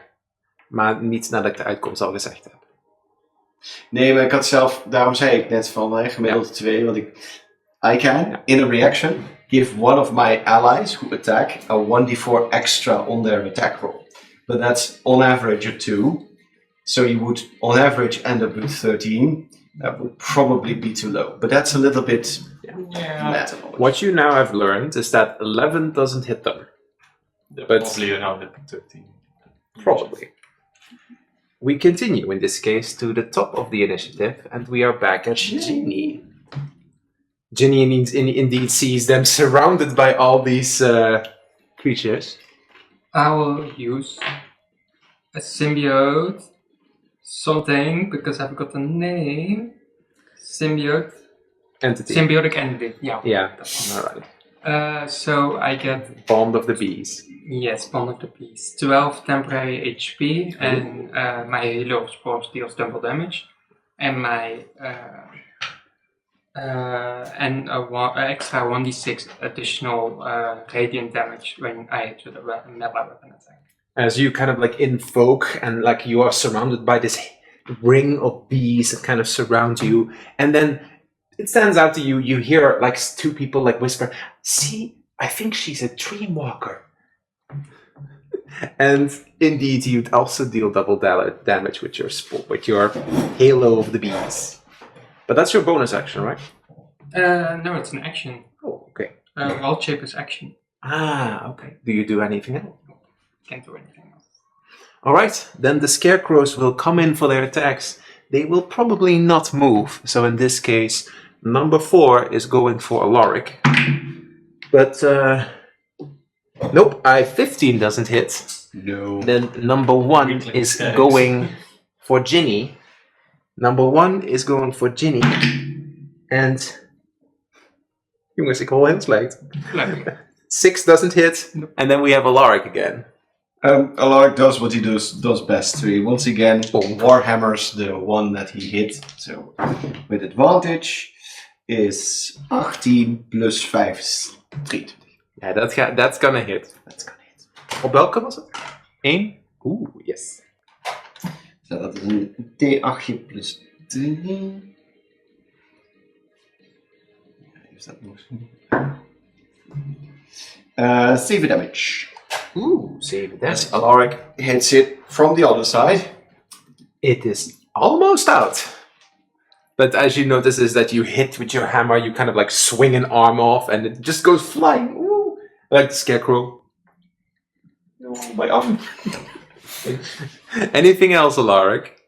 That's what Alaric does. Well, no, you know. Suddenly, everyone sees Alaric invoke his giant might. Ooh. And he becomes significantly larger. As Alaric just gets pumped up by this exercise and is like, "Roar!" And you just see a giant version. He is already towering over you two, but like 50% more Some shade. Yeah. And that like, So, like, ooh. I'm going to smash all of you puny things! That's what Now- Alaric does. Now that's exciting. If only I could have done. If only I could have bought that armor. Well, the thing is, his armor also grows with him. It's not like it rips off. Suddenly bare-chested. Raw! Nee, het is geen Hulk-modus. Turns out green. Well, it's kind of like Hulk modus. So, what happens is that some of these scarecrows, they kind of like see a big target now show up, so they're gonna also change their tactics around. This one, 3, is gonna move away from you. Are you going to do an opportunity attack on it? Ja. Roll with advantage an opportunity attack. Dus mag je 2d20 iets rollen? Daar ben je goed in. 19. Ik zei het toch? Of wat is dit? 12. Ah ja. For total of? Grapje. 24 then. Alright, then you're going to hit. Roll your damage. And then plus the additional damage because it's advantage, right? Sneak. Yeah, you can sneak attack if you want, so you can add a d6. I know other characters better than my own. It's ridiculous. Oké, wat staat er achter op je? Is een 1d8. Dus dan moet je En dan een 1 plus 1d4 voor die andere? 1d6. 1d6. Dat is een d8, ja. Nou, daar heb ik de verkeerde. Oh my god, what dice?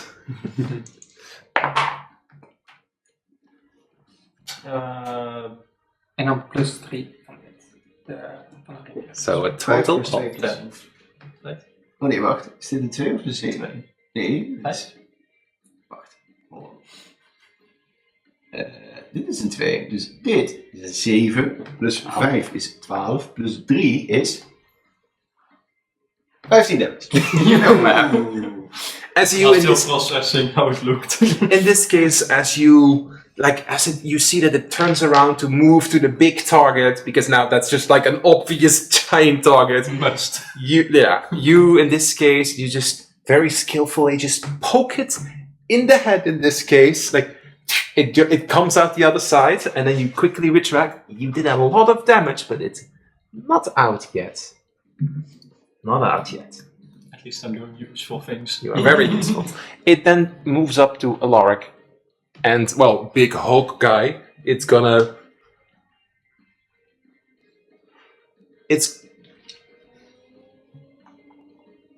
It's going to try to grab a hold of you. It's going to try to grapple you. From that distance? Yeah, no. It's He's going to gonna charge at you. Oh, okay. So it's still gonna make. Oh, it's an going to attack. try and tackle me. Yeah. But, no, that's 19. So it's gonna hit you. Make a strength check with advantage because you are big boy. Ja, dat klopt. You big boy. Is dat sowieso... Het is een save, hè? Een strength save, ja. Ja. Ik denk dat je dat gaat halen. 3, dus 18 plus 5 is 23. Alright. As it comes at you, you do notice and you just... You hit it off, but it does slash into you. And you still take... 9 slashing damage. That's a little my kneecap! bit of a big hit, but you, as it tears into you, you just knock it back, yeet off you. Only use my Halo 3 bees on you. Alright. So you need to make a It's constable. 18. Very so- good. 2 is coming up. 2 is in this case going to... Kijk ja. Yep. I'm being confused with these two. Jongens, Oh, ze hebben hem. 2, 1, 3. ik rol de hitte al met advantage. En dan rol ik nu weer een 1 en een 3. As it in this case... I know the feeling. Same. Time out. I wanted to buy this one as well, but then I was like, no, I saw it. Time out. And 5 coming on from the back of you is going to try to... Heeft geen advantage. Met een natural 2. Arvin, Josh, what do you do? They still. Surround you. You could. You're a rogue. Disengage, Right? huh? Yeah, you're a rogue. A rogue can disengage as a bonus action, right? Yeah. You can, That's what I was That gonna is a cunning action, yeah.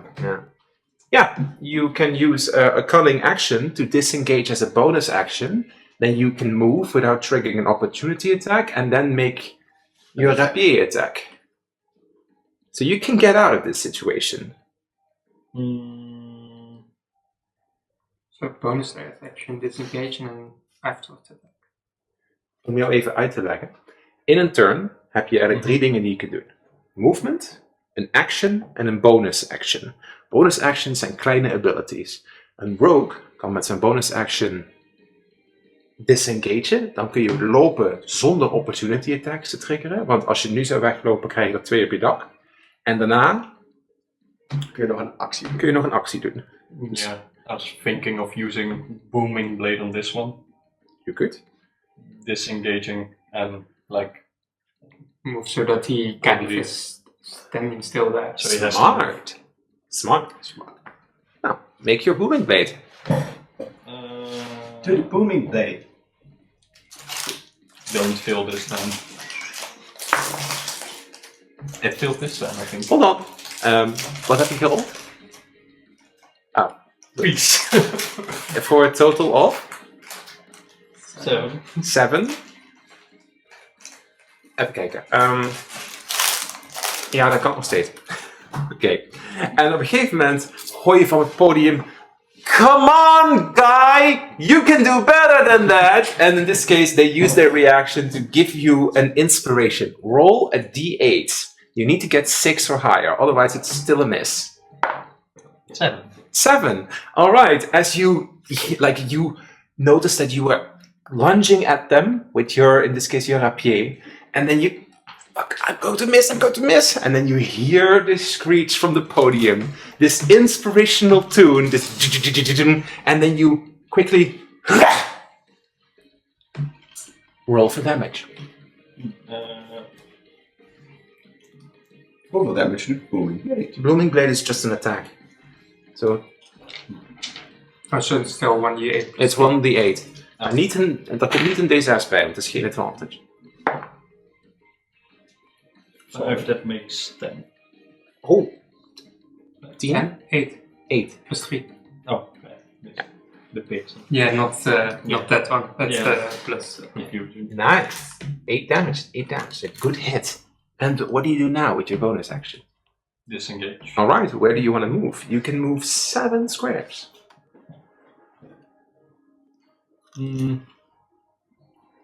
Yeah, Is where- that the 2? Yeah. Dat is 2. 2, 3. Yeah. Dat is 5. Yeah, it's kind of like where. I'm coming to support from this side, flanking that. Ooh, smart. Let's see if I'm gonna roll if that creature will follow you or. Alright. Anything else out of it? Alrighty. Then we move to Ginny, who suddenly sees Arvin approach from the side. One thing, do you have like rapier and dagger? Mm-hmm. Because then if you don't use anything else, you can use bonus action as well. No. Right? Because a rapier is not a light weapon. Oh, No, I thought it's it a was finesse light. weapon. No, it's a finesse weapon, not a Never light weapon. I didn't say anything. You could get a light rapier somewhere in the future, perhaps. Good to know. Not Good to know. Damn, I need more money. Yes. Again. So, I will use my Shilligag. Chalet. That one. I don't know. I like Shilligag. Shilligag. So, I will. So your quarterstaff suddenly comes in tuned with like a little hive of bees. 10. To hit? Yeah. Sorry, it's not a hit. It has advantage. I can roll it. It had advantage, yeah. Smart. 20. Natural 20. Yeah. Oh, then I roll for double damage. And it rolled the other one into a 1. Okay, roll for damage with your Soleil. It's 1d8 plus a 1d6 because it's my symbiotic entity. It's gonna die. I'm gonna stand here for nothing. 9 damage. Dat is 2, hè? 2 had nog geen damage. Nee. 9 damage, nice. As usual, I made this happen with my advantage. Ja. Alrighty. That's Yeah. it. Then we have animated number 4. Number 4. Gonna roll to see. Dus diegene die wat niet advantage heeft. They're gonna come on to the side, in this case, and they're gonna hit Ginny. They do not have advantage. And they miss. So, sucks for me. Number 1. Number 1 is... Middle one. Yeah, it's the middle one. You know what? It's gonna do it. It's gonna take a step back, which would trigger an opportunity to attack from you, or both. Do you do this? I would. Okay. You go Of ahead. course, Ellen. As it, in wants this to case, smash. kind of like tries to jump back to do another pummel on you. But I don't think so. 15 plus iets. 5 is 19. that's gonna hit. Even kijken, dat is een D6 extra damage. I think something's Because I'm gonna die. Big boy. En een D8 Um, plus 3. Dat is 6 plus Shoot him also at it. 6 plus 3 is 15. Yeah, you can describe to me how this thing then stops moving. I just smash it down and it just Like everywhere. explodes in straw and shit. You notice that the greenish energy kind of like just dissipates slowly out. Any embers from your fire? Oh. It's out. Just a hint of heat. It's out. And it disappears from the initiative. Yeah. Um, I'm getting to the top one way or another. Soon. Alaric. That's one down. Okay, wat is dat? Is dat 6? That's 3. It's 3. That's the damage. Alaric is like, okay, that's one down. Next! Once again, I slam down on that one. Dat is 22. Yeah, that's gonna hit. Dat is ook een D8 plus een D6. I see who has experience fighting here. He's a fighter. Well, that is kind of my deal, guys. Don't mock me. Dat is 8 plus... Nee, sorry. Nee, dat is wel 8 plus 3 is 11. Plotseling damage. Op nummer 3. Ja? Oh, there staat... you hit it, and for a moment you thought that the head was gonna be launched off, but it just quickly snaps back. It's not out yet. Again? Not out yet. Again? Dan had ik toch misschien mijn fire moeten doen, maar dat is een beetje heftig. And now it's that's turn. That, now you don't have your reaction anymore. Takes one step back, and in this case is going to... How about you do? Again. That's a natural 20. Ja, So, you still need to make a strength check. dat kan ik wel. Dat kan deze big boy wel. Dat kan. One. Even kijken, dat is 21. Okay. So, but you still take damage from this. And, There's dice. that is 13 slashing damage. 13? Yeah. Fuck. It was a little high, as it this case came lunging at you, and it just jumped up towards your face, and you just quickly you just hit it off. It remains standing, but you're still big boy. Yeah. technically I had my reaction again. Because ik had mijn reactie gebruikt voordat ik aan de beurt was. But it's fine. I'll keep it in mind for the next one. For what? For the opportunity attack. Ja. Because You are right. You are he's right. going out as well. Nee, maar we gaan gewoon door. You are right. I will use my reaction. Yes! Thank you for being aware of the because rules. he's going in, I'm gonna use my reaction for the sting of the beast. All this Uh, damage okay. could have been prevented. Okay, it could have been prevented. Okay, Can't save. I was just dazed by his huge muscles. what is the And DC? giant. Then I fail with 12. Then I'll deal 4 damage. As you, in this case, you knock off the scarecrow, and then the bees. And then, how do the bees poke it to death? Probably where it's been hurt by you, where it's open, it just all the bees go in. Oh, and just a little bit cruel, but it's a scarecrow, so there's no blood and that kind of stuff. Definitely not something you would do to some random bandit. No, No. Oh, absolutely I'm not. not that crazy. Never mind, he was allergic. Well, they're not exactly. Are they bees or are they like ethereal beings that have the shape of bees? Yes. Yeah, exactly. I had the same thing in mind. It's probably yes. It's kind of both. So, Would be funny. Your enemy is allergic to bees. No, that's unfortunately not a D&D thing, but it could be very funny. That could be funny, yeah. Alrighty. are you allergic to dream bees? Dreamy bees. I am after this. I'm gonna have nightmares about this. Een soort van poison pill dat je dan maakt. You hear shouting, "Keep it up, breakers! Continue!" Scarecrow 2. Ik ga even rollen wie die gaat aanvallen. Yes, every option. Well, target you. He loves me. Does not have advantage. Does But he if- have disadvantage or not? No, he doesn't have disadvantage. Because there's nothing that gives him disadvantage right now. Well, swarming him.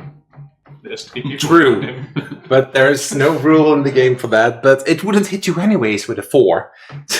Oh, you're running really bad. Rolling really bad. Yeah. It's the weather. Yeah.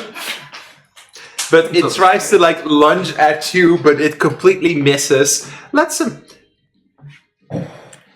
you make a quick attack for me.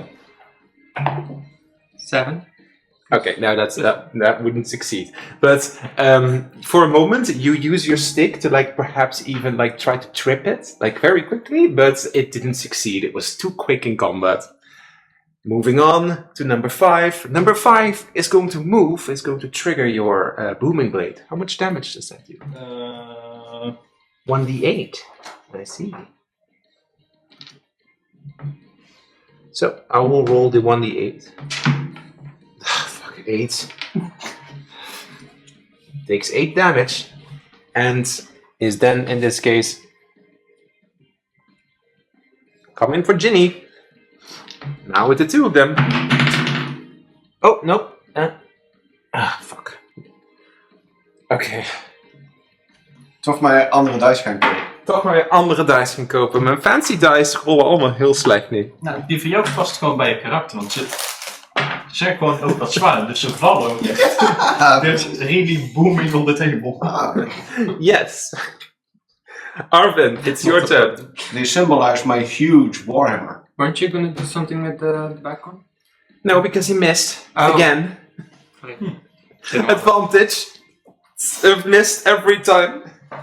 Arvin. Something that yes, I'll use my rapier on this one. Yeah, We go stab ahead. you. How is it possible that the 2 squishy ones I don't hit at all, but the big tank I hit? The big tank is dying. If they would have gotten that damage, they would have been eating sand. Yes, I would have died from one attack. Eating straw. Almost, yeah. And they don't strike to kill, so they would just knock you out. Oh, doesn't feel that way. 10 plus 15. Then you hit. So their AC is somewhere between 11 and 15. Yes. And you Yeah. have advantage. And you have So advantage. just the d6. Heb je 1 keer gerold? Nee. Het is een special sneak attack hier. Ja, maar heeft hij de D20 1 keer gerold? Nee, die heeft hij 2 keer gerold. Oké, dan do your thing. He's starting to learn. Yes. 6, dat maakt 9. 2. 2. Dat vindt hij niet leuk. Dat vindt hij niet leuk, maar hij is er niet uit. Probably just put them together. You don't have to search. I know, that's what I did. And then just... Alaric, Arvin, do you do something with your bonus action? You can still disengage again. Does the hide action give me any benefits? You're in an open field right now.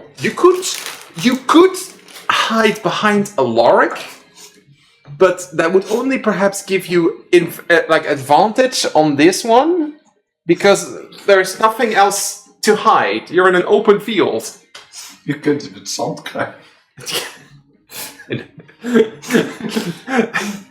You're a snow leopard, not an actual yellow leopard. Quickly dig a hole. Always good to know. No, in this situation, hide cannot do anything. Nee, ik ben wel disengage als je dat doet. I will disengage. Alright. For battle position.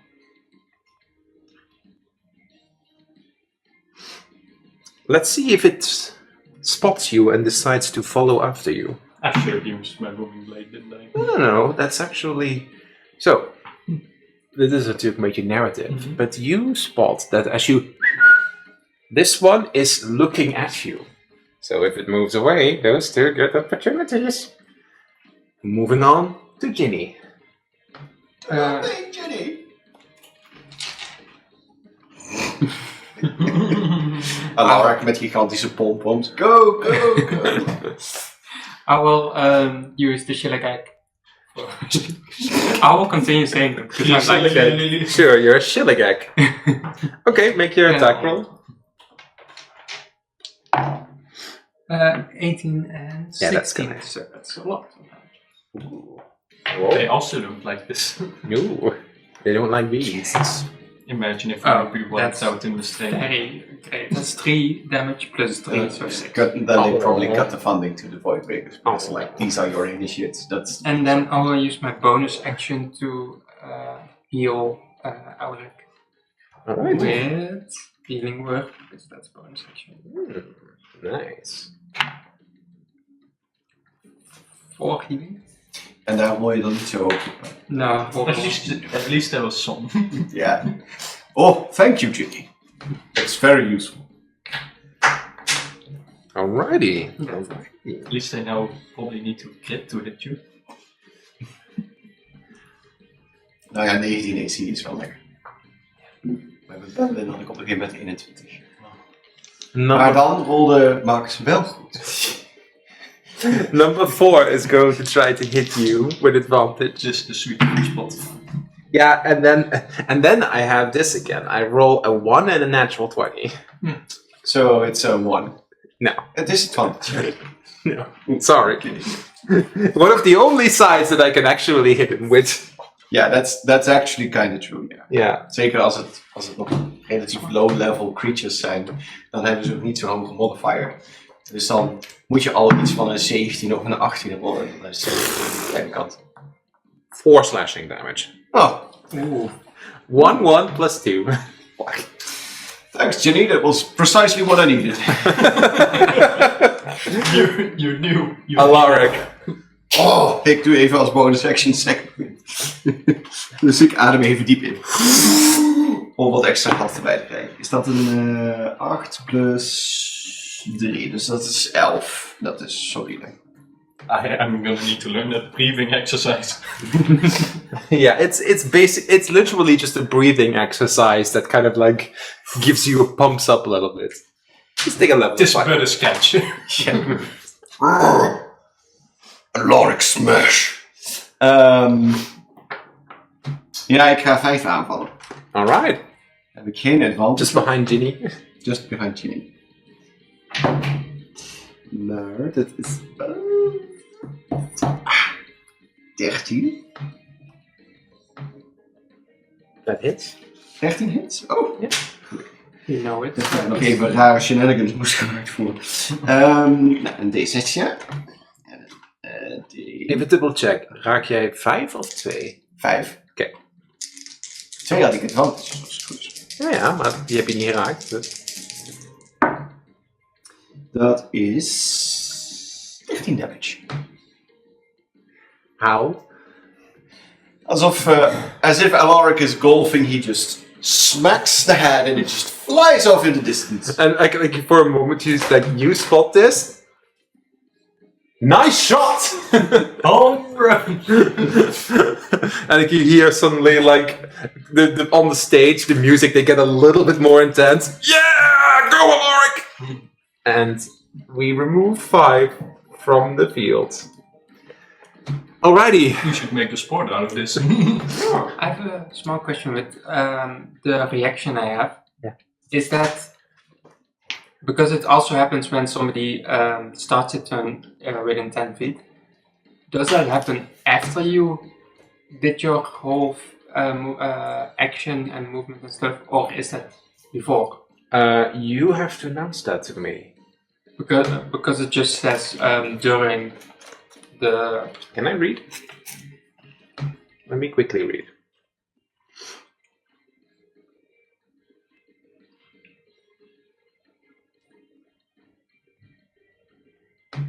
Oh, okay. When a creature you can see moves into a space within 10 feet or starts its turn there, you can use a reaction to deal 1d4. Mijn hemel, jouw scherm staat scherp. Jouw scherm staat iets te scherp. Fel. So when it starts its turn. So in this case, what happens is that Scarecrow 2 now starts its turn, and you can say, I'm gonna do it. Yeah, I've been just using it after. I will use reaction. Okay, it's good. So it's constant 13. Sorry for that. Yeah, a 5. So you don't need to roll for damage because it only has 1 HP. So please describe to me how the bees murder it. They'll just start nibbling on the pole it stands on, so it falls over. like I can imagine like a cartoon, and just. Because they can sting wood, that would be weird. Yeah, well, they can try, but I don't think Might be not to get on her bad side. Unless you love insects. They're real beings, right? I'm not sure if I should be scared. Arvin, it's your turn. So, does sneak attack work on this one? Do you have advantage? Yeah, because there's an ally within 5 feet. Yeah, so you have advantage, so you can sneak attack it. Sneak attack with a short bow? Ja, je dat mag. Jij moet even je zwaard weg. Je moet eerst wel even schieten, raken. Yeah, it's always a thing. It's gonna be fine. It's gonna be a 18? Yeah, that 23. Yeah, that's gonna hit. Dat even dat je niet hoort. We all know, we are full aware that it's gonna hit. Better I need to search. Dat is een D6'je. En dan komt er nog een D6'je bij van die damage. Voor je sneak attack. Oh, zo niet. Leuk. 3 van je bow. Dus dat is 7. 7 damage. 7 damage is 7 damage. Ooh, nice. At least I'm safe over here. As it started its turn, you can invoke it because your turn has already been passed again. So you could, but you don't have to. Oh yeah, I will do that. Okay. Thank you for reminding me. It's a concept. Natural 20. Sorry. The bees are in rest. And then, as this one is kind of like alone, kind of like looking up, suddenly you hear, shall we make this a little bit more interesting? I've heard about creatures like behemoths. And then you hear somebody like snap their fingers, like Alaric, who is big man right now, sees suddenly this little scarecrow. Buddies, Glad I'm away from here. this is not good. Am I shrinking or are you just big? That name is so imposing. But it becomes just as big as you.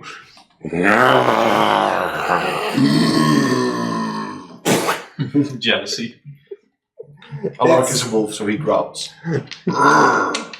It does not have advantage. Ooh.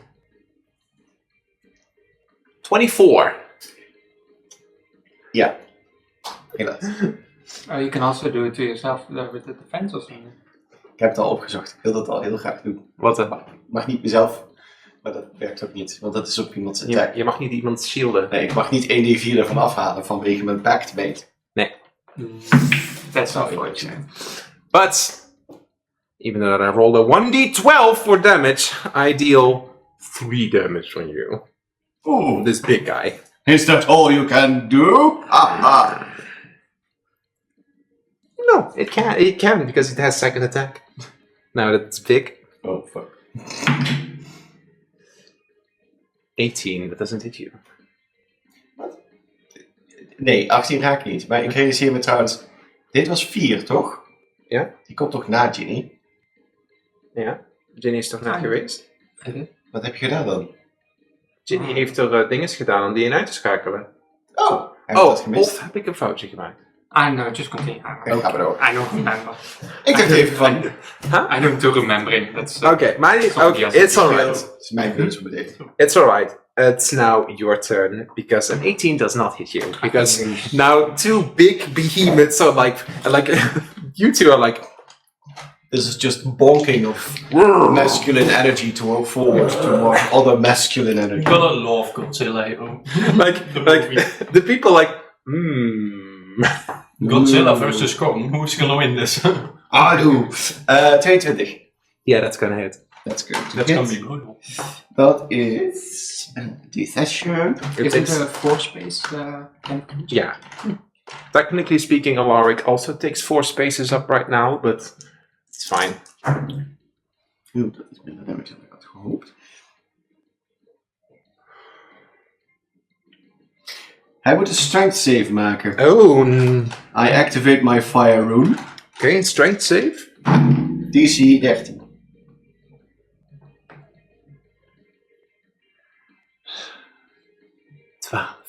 It's restrained. How does this happen? Fiery change erupt from the ground and grasp on its limbs, holding it in place.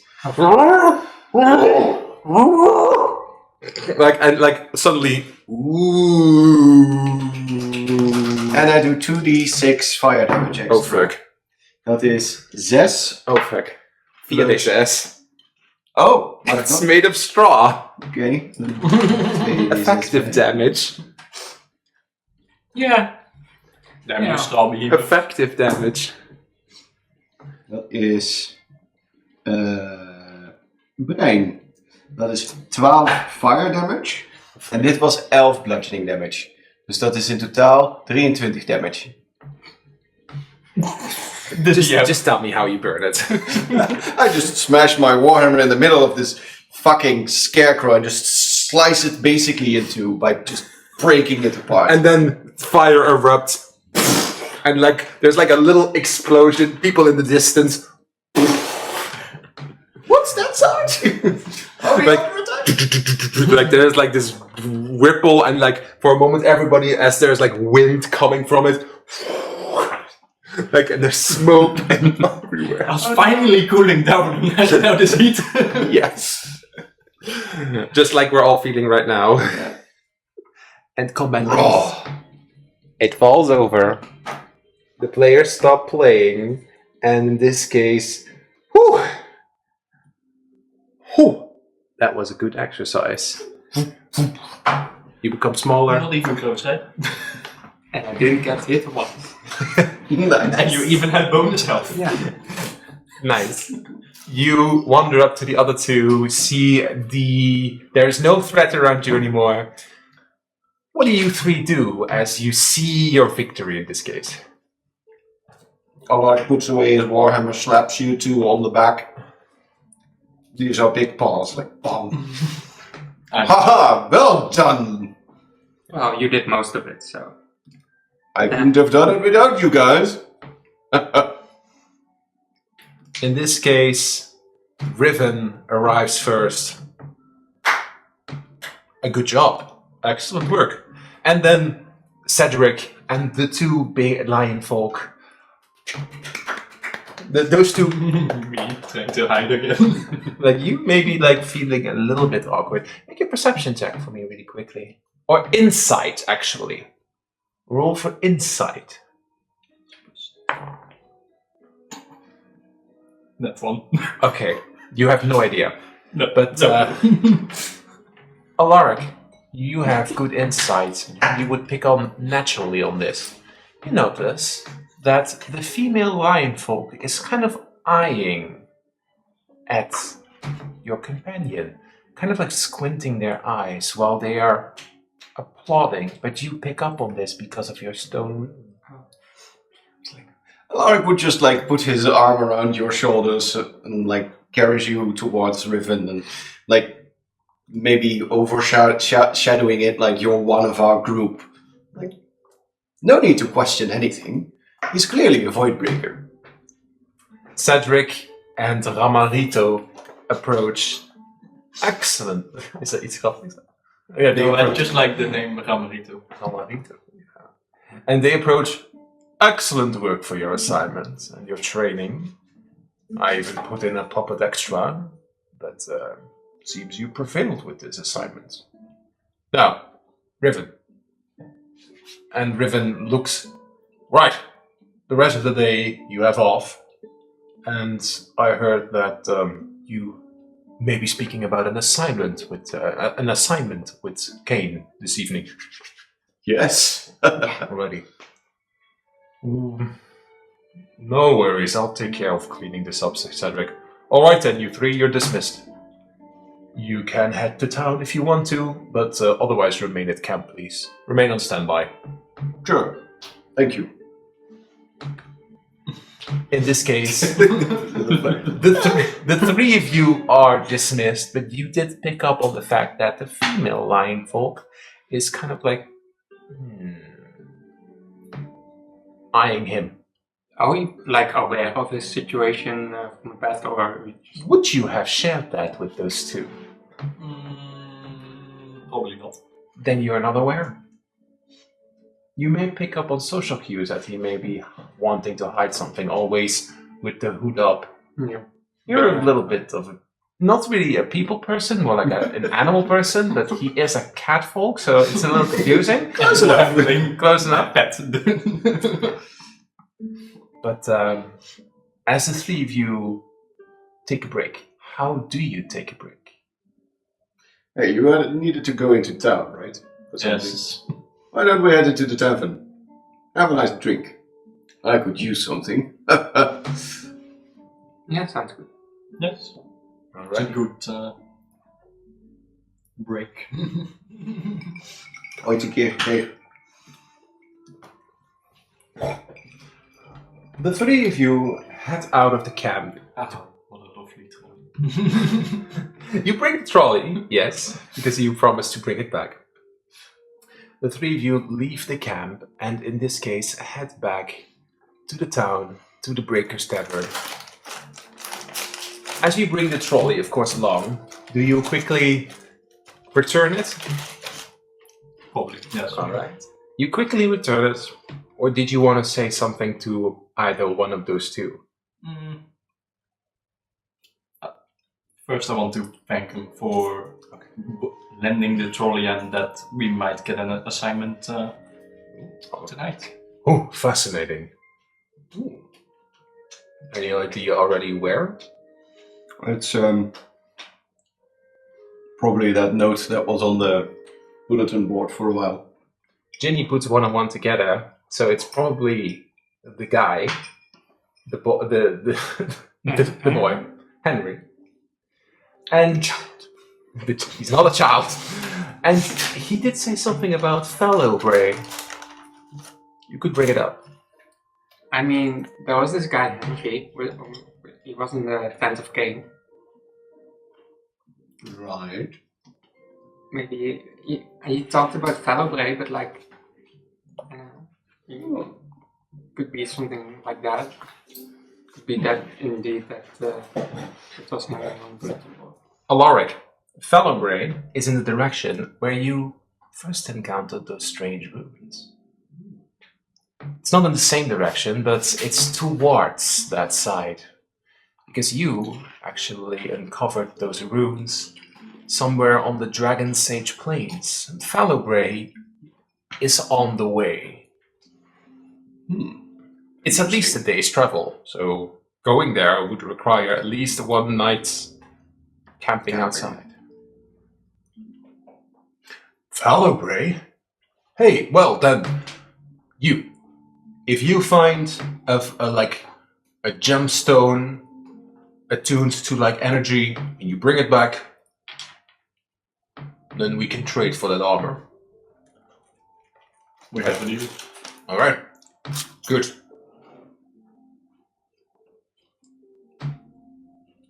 Anything else? Alaric ziet de hele fancy armor plate wel staan. Wel, maar 15 goud. geld in 10 goud. Yeah, time for work. No, nothing. Carter wants. It's fine. Because this is kind of also how it works for the Voidbreakers. The Voidbreakers pay when assignments are being done, but the interns, the initiates, don't do a lot of assignments because their basic training needs to be at a level that they feel comfortable to go out safely to do assignments. And in the meantime, you don't really get paid, but you do get a lot of experience, combat training, they clothe you, they feed you, everything. But eventually, you need to do assignments. Typically how that goes is that when you get an assignment, you also get some time to prepare, and then they give you money to buy supplies. Well, if you're going to get an assignment, then maybe I'll see you tomorrow here to pick up stuff. Sure. Good. We'll see. Well, by the way, what was that large bang that I heard from the camp all the way from here? That was my warhammer. Your warhammer can boom up to 300 feet further away. Well, with a little bit of this and a little bit of that. Uh-huh. I can use a little bit of magic. Ah. All right.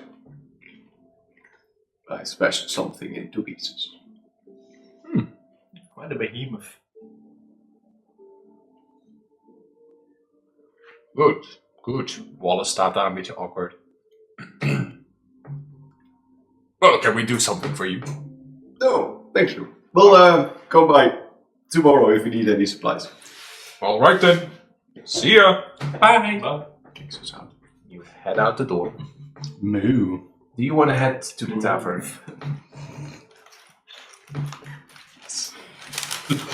We No. Absolutely not. I missed it. Take D4 damage. Psych. Hit just left it. You two, the three of you, head to the tavern. The Breakers Tavern. So, this tavern is specifically outfitted for the wolves. So, these two still feel a little at odds. Basically, every table has been hand-fixed at least once because of brawls or discussions or arguments that led to a brawl. But it's not cozy, but it's not uncozy. It's a little odd. But Alaric probably has been here before. Ah, do you smell that in the air? Yeah. That gross stench. Sweat. Now that's a place where you need to get around and At breathe. least I fit right in right now. Ah, you did well. Smacks you against the shoulder again. I'm basically almost stumble over. Still exhausted. Laying there. It's alright. The three of you get a table. We're going to quickly do this. You get drinks. Breakers drink for free here, except after 9 o'clock in the evening. But you all get a drink. And what do you want to talk about? Do you want to talk about something? Just personal things.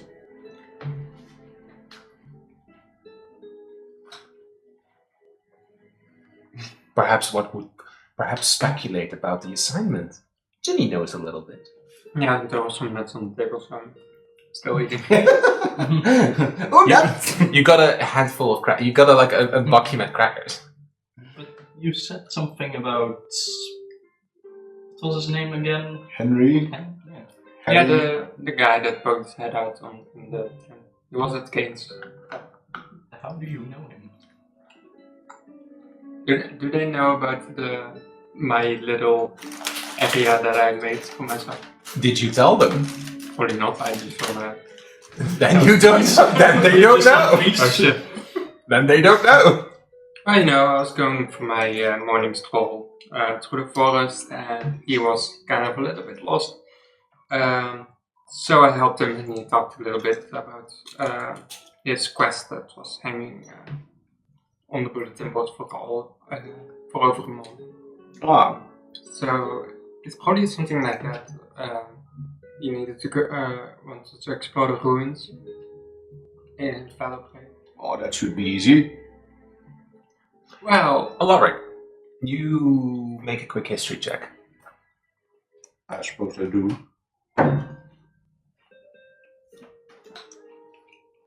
8. 8. With an 8, you only know that Fallowbrae is one of those settlements that was completely destroyed 250 years ago in the Throne War, but there's nothing there, right? It's just destroyed ruins. It's just ruins, so maybe clear out some local wildlife and yeah, about wildlife. dust off some stone. He did mention Howlbreakers, which is very fun. A bit vicious. Yeah, but the pups are so cool. Imagine having them. Yeah, but when they have pups, the moms get even more vicious than they usually do. Yeah, but that would be nice. Owlbear don't really appear in the region that you're originally from. Not really. But you're kind of like thinking of a big owl and the big bear had a baby and then that thing. I was expecting humans to have taken residence in there or something. Or human-likes, not animals. Humans are already gone for a very long time. In the ruins. They usually don't come there, and to be honest, most of those ruins, there's lots of superstition about all ancient ghosts and long dead things coming back to life. I don't believe anything about it. Scaredy cats, that's what they are. No offense. None taken. Anyway, so, well, sometimes the bandits make some camps there. This is a relatively peaceful area, so that's why you don't have much jobs to do. Eventually, as the three are sitting at the table, you spot him and you recognize him. It's Henry actually wanders in. He's like, with his head in a book, and he's like, and he just wanders in and probably doesn't even realize that you're sitting there at the table. He just dip, and goes into this door and disappears unless you interrupt him. No, I'm probably too busy eating the crackers. Then he disappears into this room. The only thing that you two know is a human man, strange blondish hair, huge glasses, book, and he was just and disappears into the room over there. That guy's not really the type for this town. A little bit. Looks like he has more money than should be walking in here. Yeah, he's a little bit too fancily clothed. Which owl? Strange. This is where the hostel rooms are. He probably has a room here temporarily. Well, we don't usually get many humans down here, but when we do, they are not that kind of type. No, Sagt even nou woord. very much not. If you would see humans here, they're typically also mercenaries. There are a few humans with the Voidbreakers. Just very rare. And typically they are the odd ones out or have been kicked out of the human society for a variety of possible reasons. Well, we'll probably see tonight then what Commander Kane has to tell us. And here I'm trying to stay away from rich types. Do you say this out loud? Yes. Do your two friends respond to this? Alaric, you also picked up on the fact that that very rich lime folk was kind of like eyeing at him.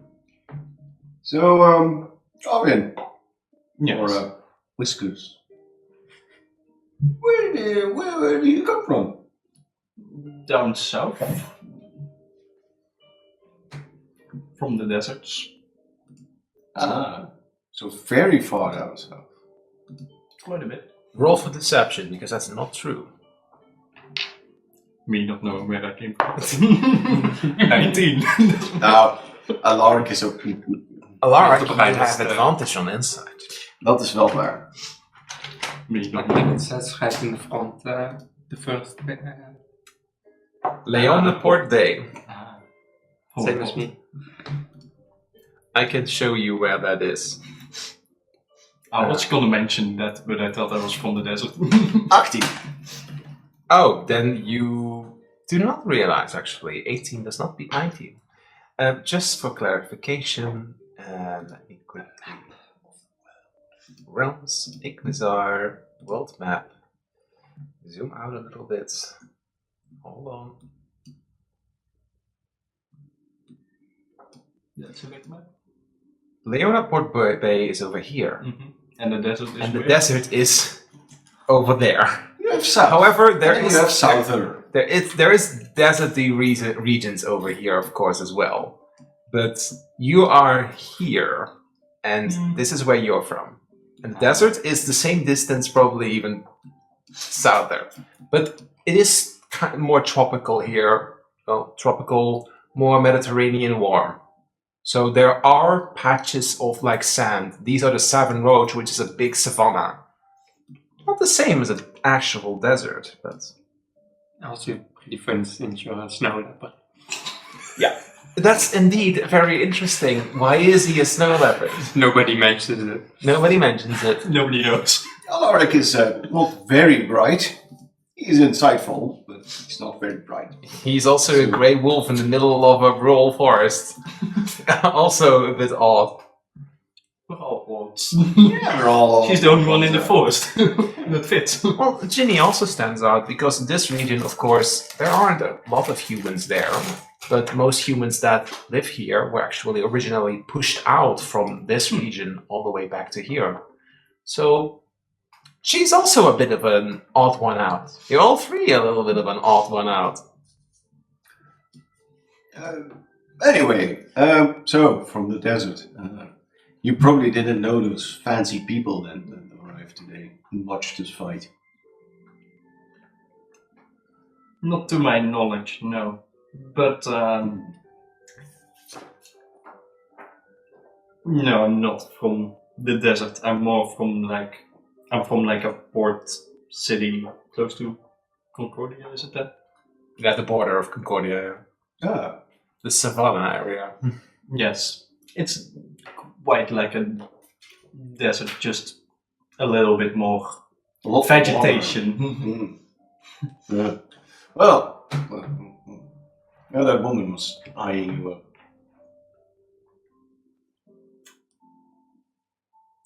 The woman. Where was she from again? Dat is roleplay trouwens.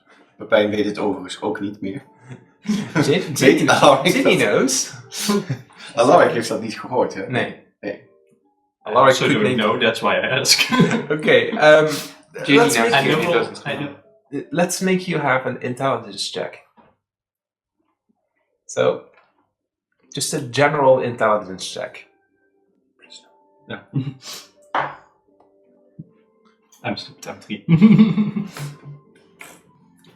With a 3, They may be from the capital, which is in this case Leonopolis, the Lion Volk city, but they look fancy, they look noble, they're probably from High Station there.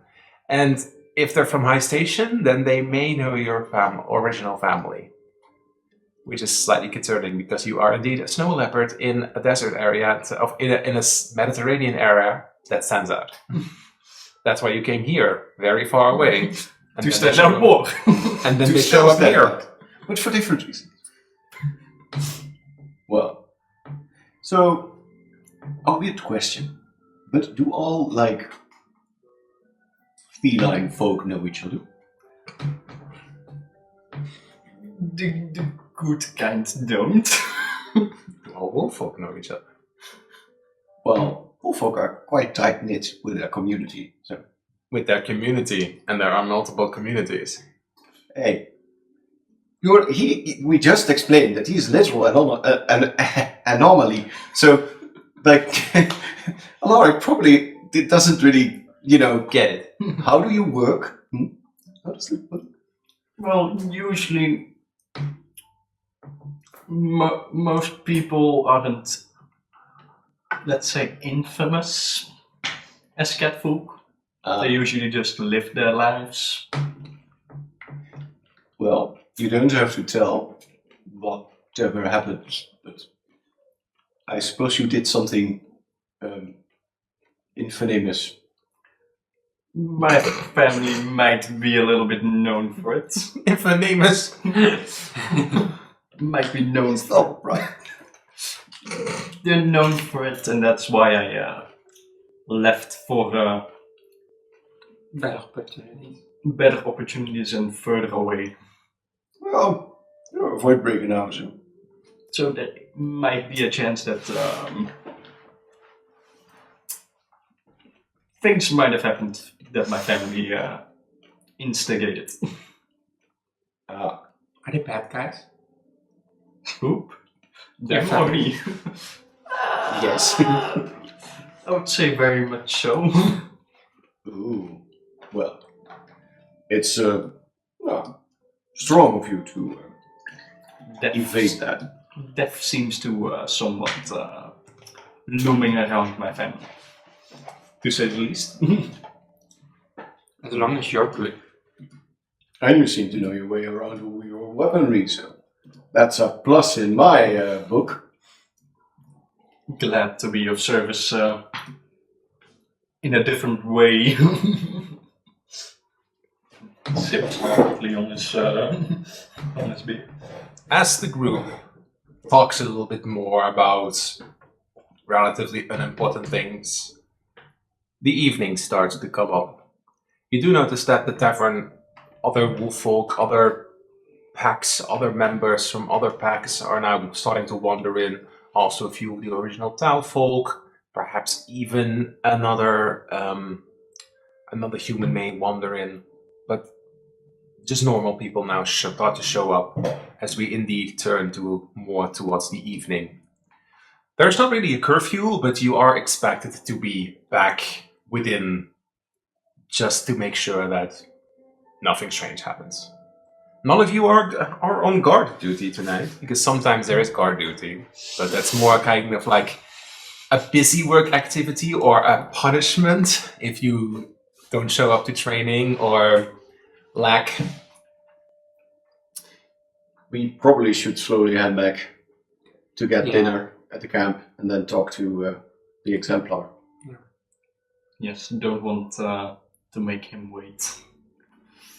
Don't want to be standing outside for a few days.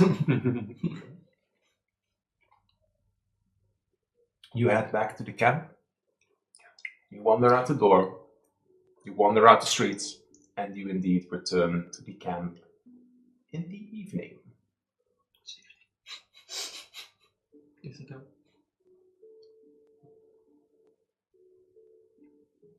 Maybe a little bit too dark, but it's fine. It's not entirely midnight yet, it's more towards the evening. And when you arrive at the camp, you didn't really have a time proposed with Exemplar Kane. So you can wander around the camp or head straight to him. It's up to you. Well, he said after dinner time, so has dinner time passed? You're not required to join dinner. So if you would have wanted to get dinner at the tavern, which is part of the system, like Sozager, you could have had it there. Or if you want, you can head to dinner now. Alaric would probably need food. All right. Does it at the tavern and then it starts eating the dinner here as well. Just a second supper. All right. Then I will, for a moment, turn on the lights again. And during dinner time, the wolf folk actually set up big tables. And over there are multiple other packs and wolves sitting over there. And of course, there's one table where all of you all sit, where the others sit. And indeed, right now, you would find most NPCs actually sitting there. So you would find Corin there, you would find Garrico there, who takes up like 5 seats. You would find Hij took altijd zijn trommels, overal mee. Ruby there, you would find Riven there. The lion? Yeah, those two would actually join, and they would probably be sitting over there. They would be sitting definitely. Yeah. Don't eye me too much. Ik ben even You kijken. can always sit behind Alec.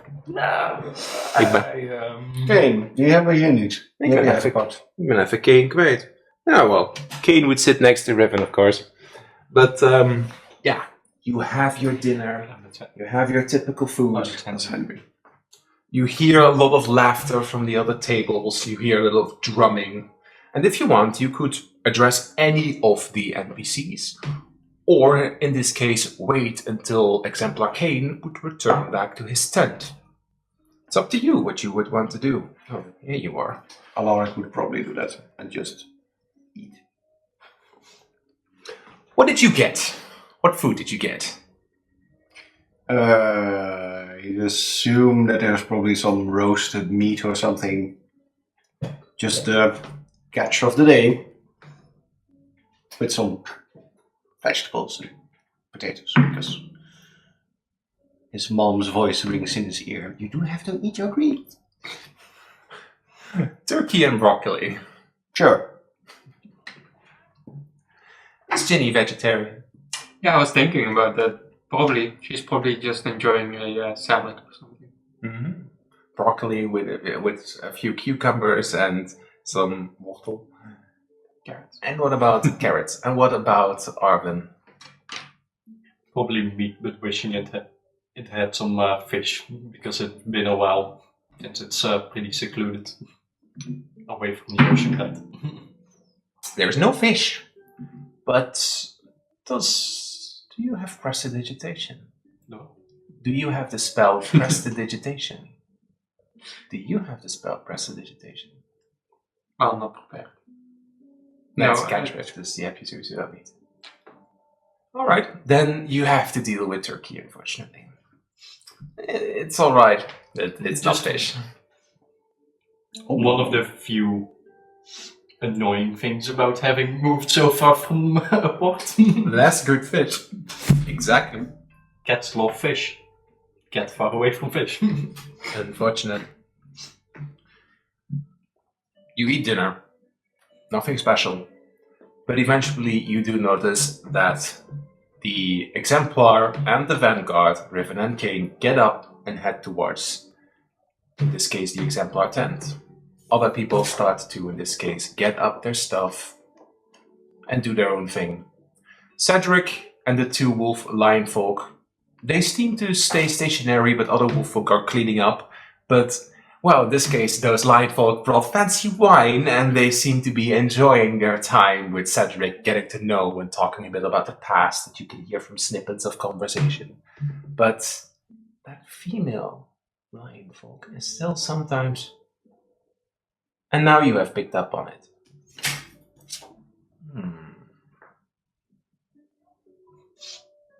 Do I know her? Make a history check. Where's history? Dat is de 1, 2, 3, 4, 5, 6. Of course I don't know history, but 16. 16. As you are looking at her, you notice. Do you mention her name? Probably not. I don't. Did you No. forget? The names were No. spoken here at All right, they were indeed. Ramarika. Picking it up from your little bit of family history. See, she is a seer. Someone that can predict the future or see into the past. That's at least what you know from your family history. And she's kind of like eyeing you right now. The very piercing green eyes. Feels a little odd. But as you know that she is a seer, is she seeing right through you? Is the question. It's up to you what you want to do with that information.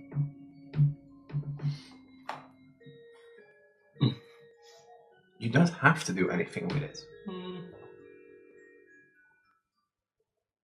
It's kind of up to you. I'm just gonna ignore it for now. All right. Staring awkwardly at your plate, desperately not trying to make eye contact.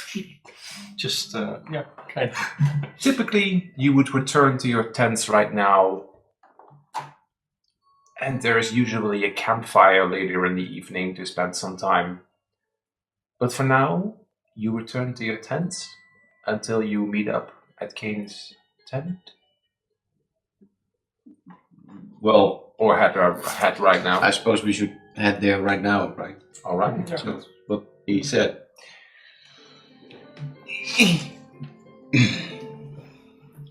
Still looking at me, I can think. Staring in the back of your. She's staring into my dreams. Yes. As you approach the tent, you two, not a lark, make a perception check. Oh, 20. Natural. 14. As you get closer to the tent, you kind of like hear like an argument taking place. Do you listen in to their argument, or do you just head into the tent? Alaric is not aware yet, because he hasn't heard it, but do you listen in on their conversation, or just head in? As the rogue, I probably listen in. Alright, then, in this case, as you get closer, you need to make sure that that guy also either listens in, or doesn't just wander in. How do you do that?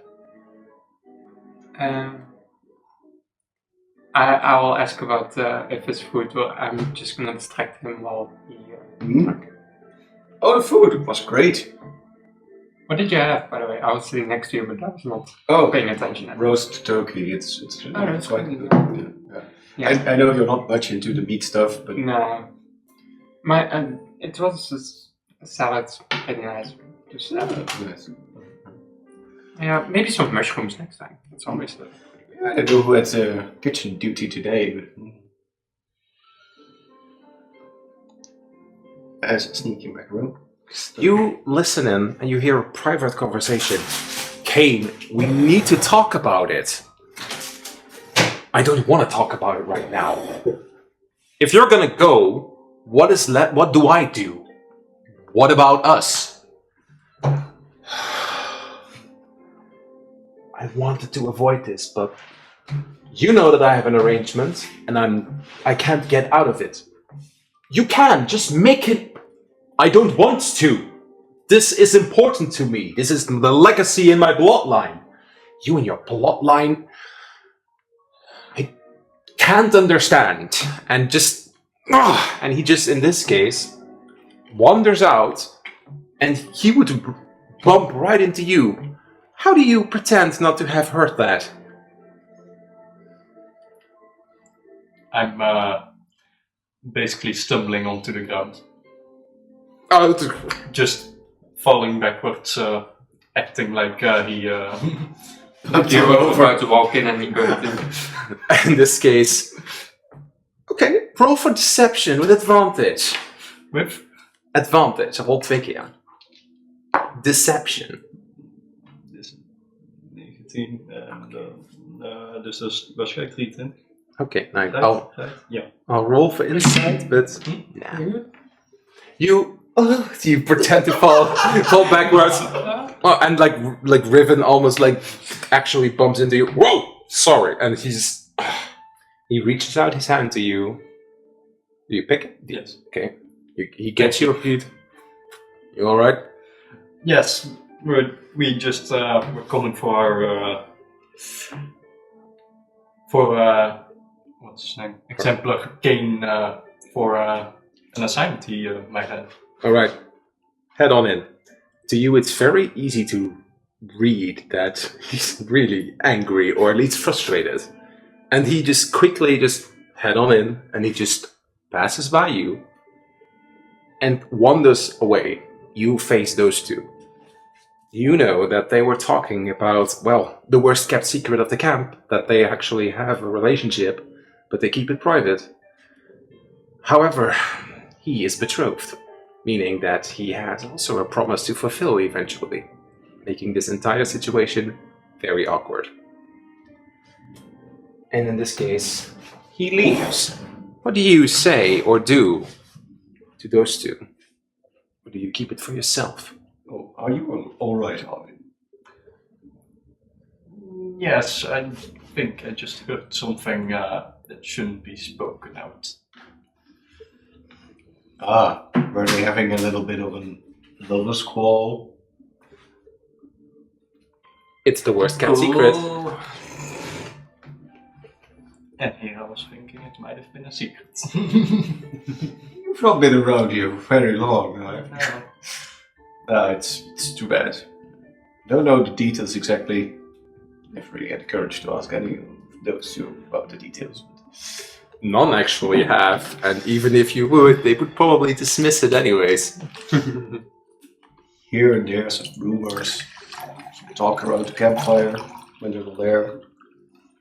Sometimes they disappear, or spot someone else wandering out of their tent. Oh well. It's sometimes tough. Yes. Let's hide in. I do think he might not be on his best, in one of his best moods, though. So we should be prepared for that. Yeah. Why don't you hide in first? You're a sparkling person. Yeah, sure. I'll just waltz in and hi. Jenny, Right here. Ginny waltzes in, and she can make a perception check because when she waltzes in, it's of course she's been in this tent before. It's a very organized, laid out tent with a bookcase and a huge desk and other stuff prepared, battle plans and all kinds of things laid out. And at this moment, he is standing in front of the bookcase and is going to put the book back. Make a perception check really quickly. 21. Okay. It stands out to you. You don't know exactly why, but he actually is putting a book back and... I fucked it up.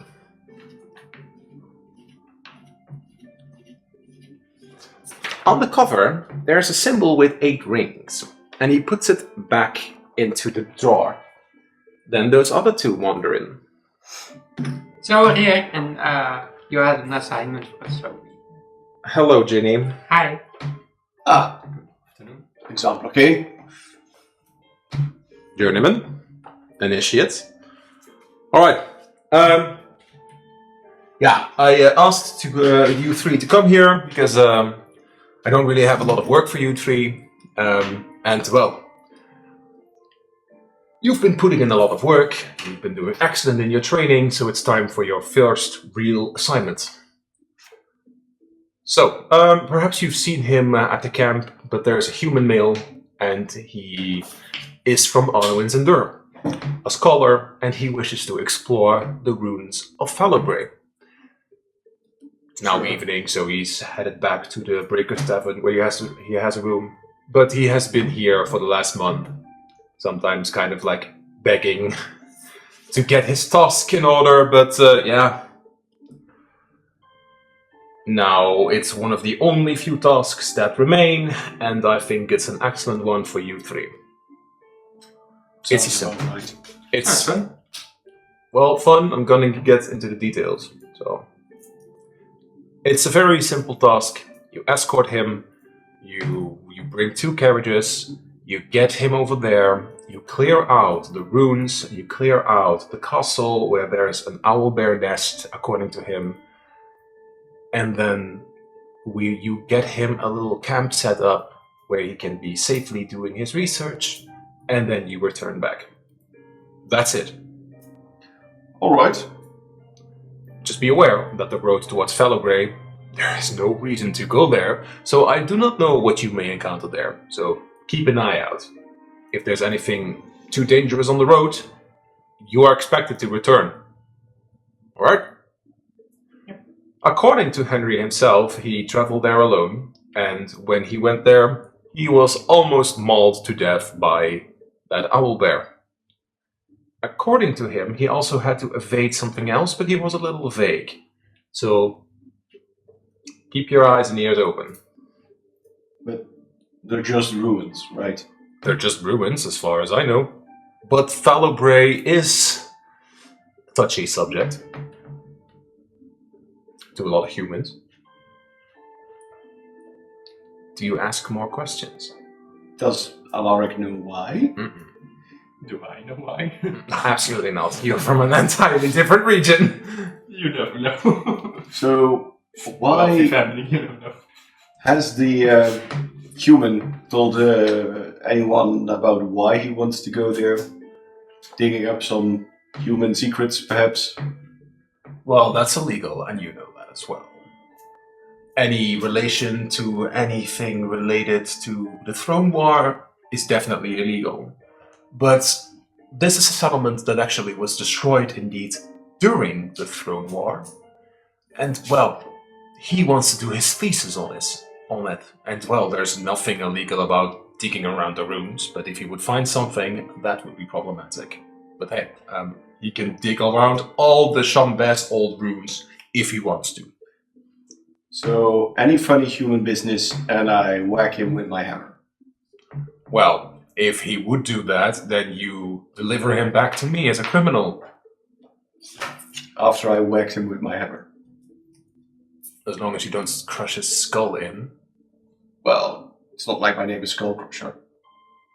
Good one. Good one.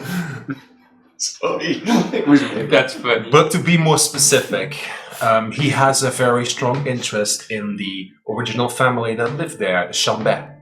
And they are long gone. There's nothing remaining there. But hey, it is important to also keep records of old human history. Besides, as far as I know, and Ginny picks up on the fact that he was looking at his bookcase. As far as I know, that original family, they were one of the first who actually opposed the Great Throne War. So there's perhaps something to learn there as well. Friendly humans. Who would have guessed?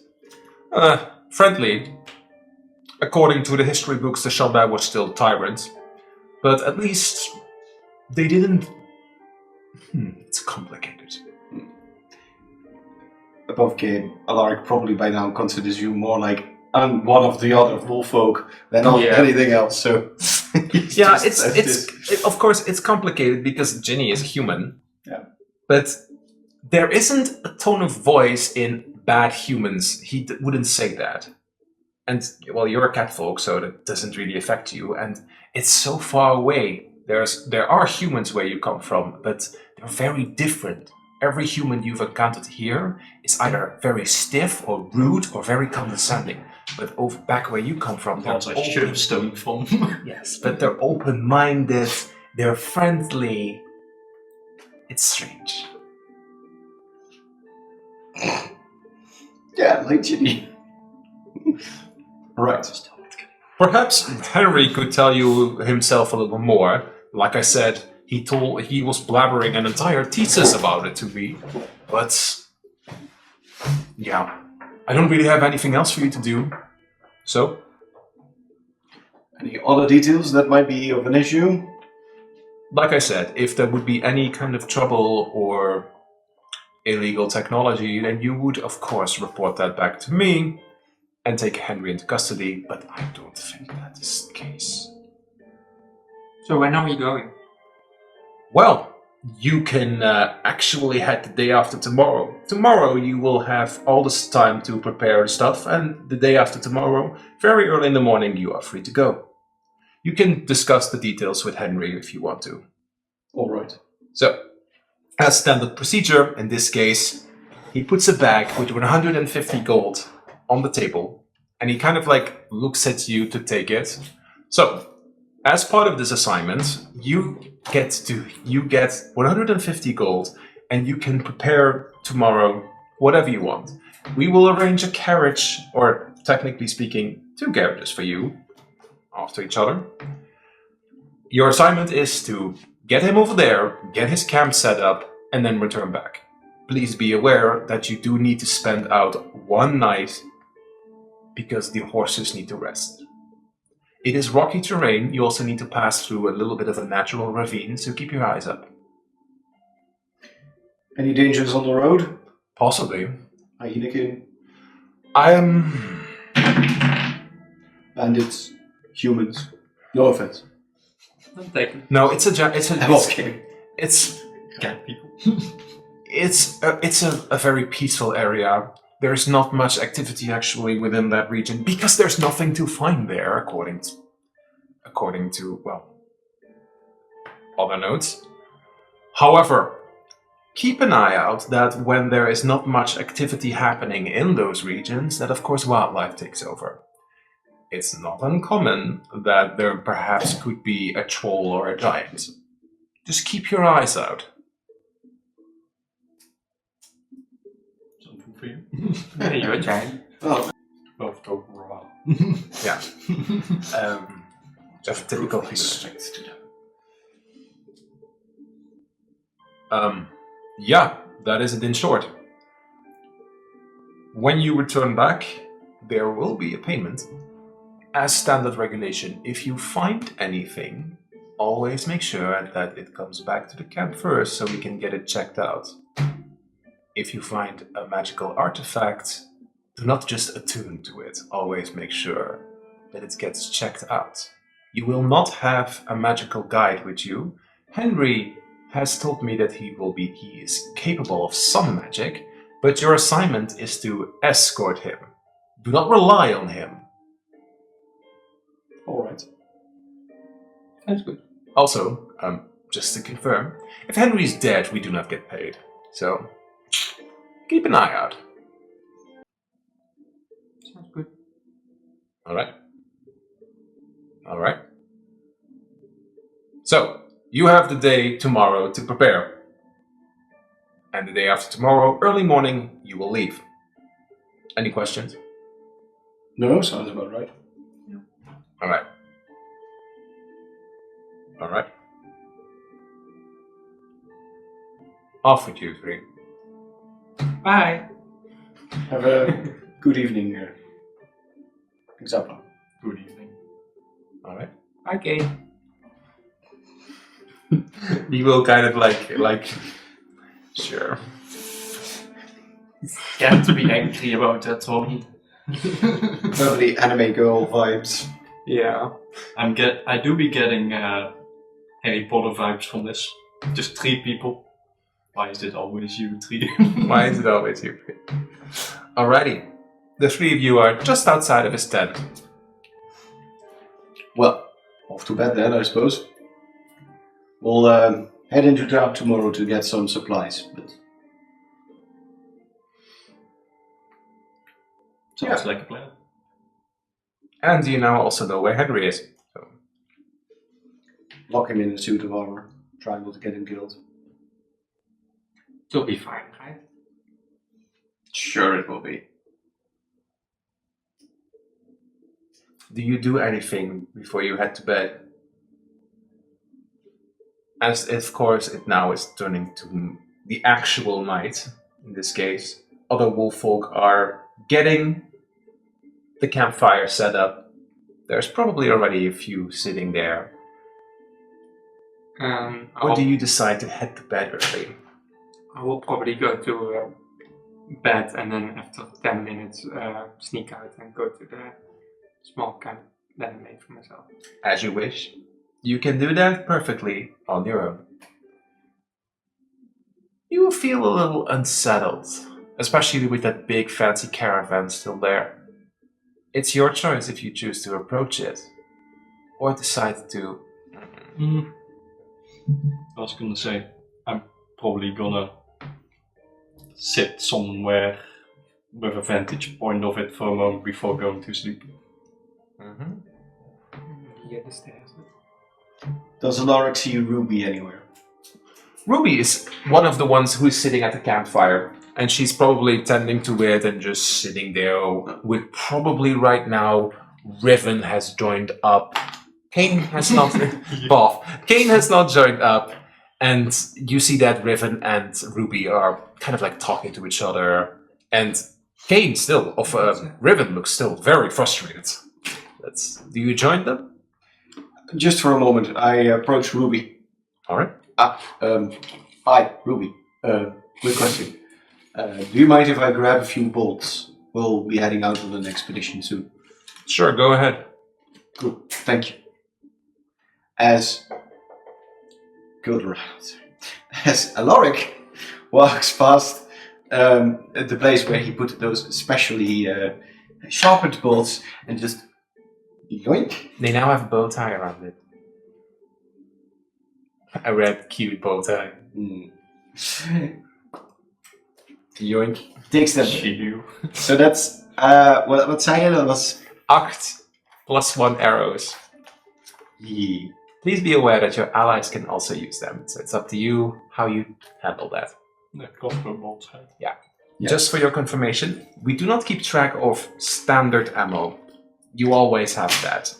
But special ammo, like the +1 arrows that add a +1 bonus to hit and to attack, is special and you tell me that you use it.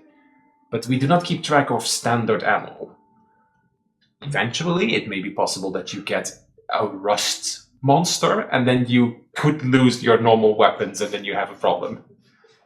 But yeah. Not to happen. Ginny heads to her little camp. Arvin keeps taking out the caravan, noticing, of course, Marika leave the caravan, sit at the campfire, sometimes eyeing at you, but you do eventually kind of like hear a whisper. If you wish to talk, you can just approach me. From a feminine voice. But it's up to you. Guess I'll approach. Guess I'll approach. As you approach the campfire, she gets up and heads to the caravan. Do you enter the caravan?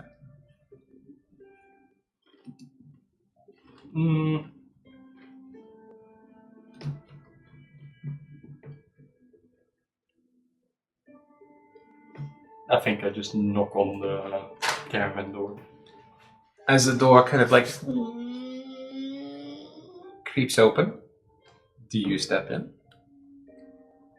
No, I say, hello?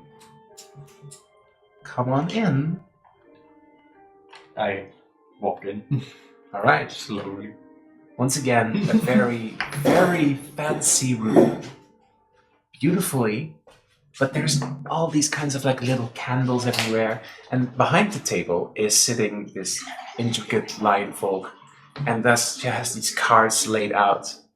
Hello there. Good evening. Heb je er nog teken? Nee, maar pak ik Kijk. Good evening. Were you expecting me? I'm not sure, but I got a vibe that you wanted to talk. Or perhaps there is something that you need to talk about. Or am I mistaken? I just noticed you looked a lot at me during dinner. And I wasn't sure if that was the moment to come talk. There's a lot of pain around you. How so? It is something I sense. Are you frustrated about something?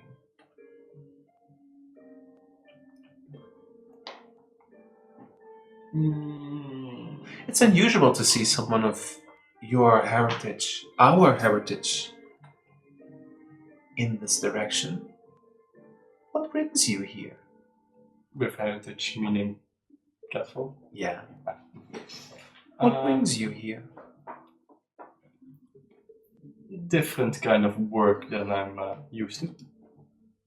Will you tell me about it? About the work currently? Yes. Why do you do it? It's more peaceful in the mind.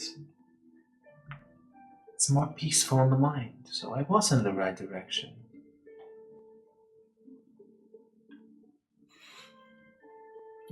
Trying to open a tavern someday.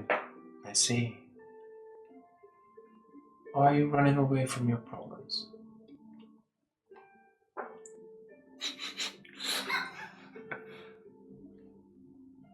Not specifically, just running would be a big word. I'm just trying to go my own way. I see. Shall we take a peek in your future then? Or do you not wish?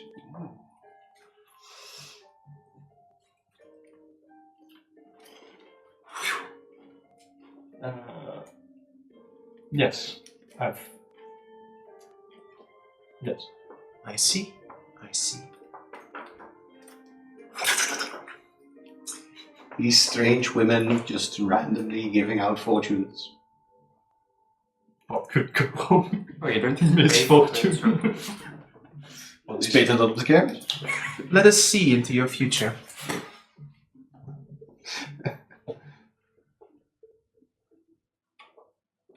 What does it say? A nice comet. A comet. The comet. My. The symbol of change, of evolution, of great happening. How typical. How, well, fitting. Leaving a dark path to be filled with light. As the light in the sky arrives to destroy everything underneath. But what happens after destruction? New life rises up. Interesting to see you feel a connection to the comet.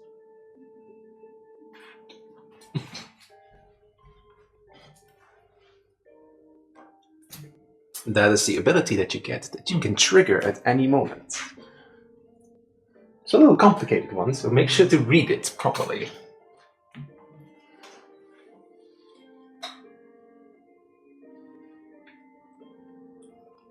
Now she needs to find a reason to trap Lorik in her little caravan.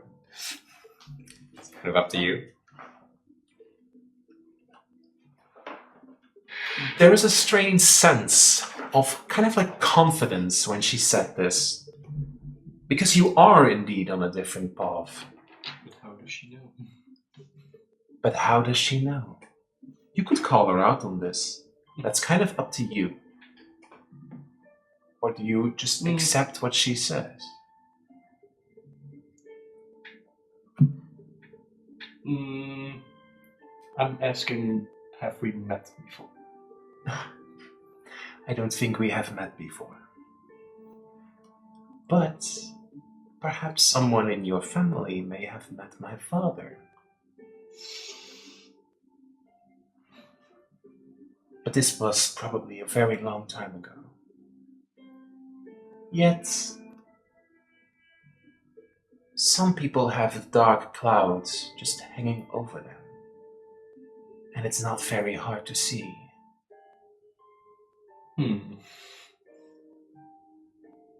And you do stand out amongst all these other people here, so it's kind of obvious. Yes.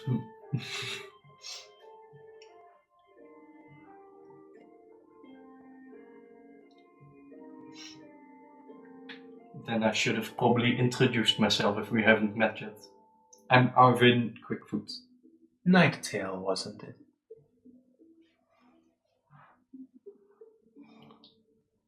Yes. Like I said, the comet came to you because you are open to a change. If you now identify as Quickfoot, then I, of course, will address you as Quickfoot. But you cannot forget the past. It's what defines you and allows you to move forward. So, take comfort in knowing that you may be on the right path to change. That's a good sign. All right then. Do you have any questions for me? Or do you have any questions for yourself, perhaps?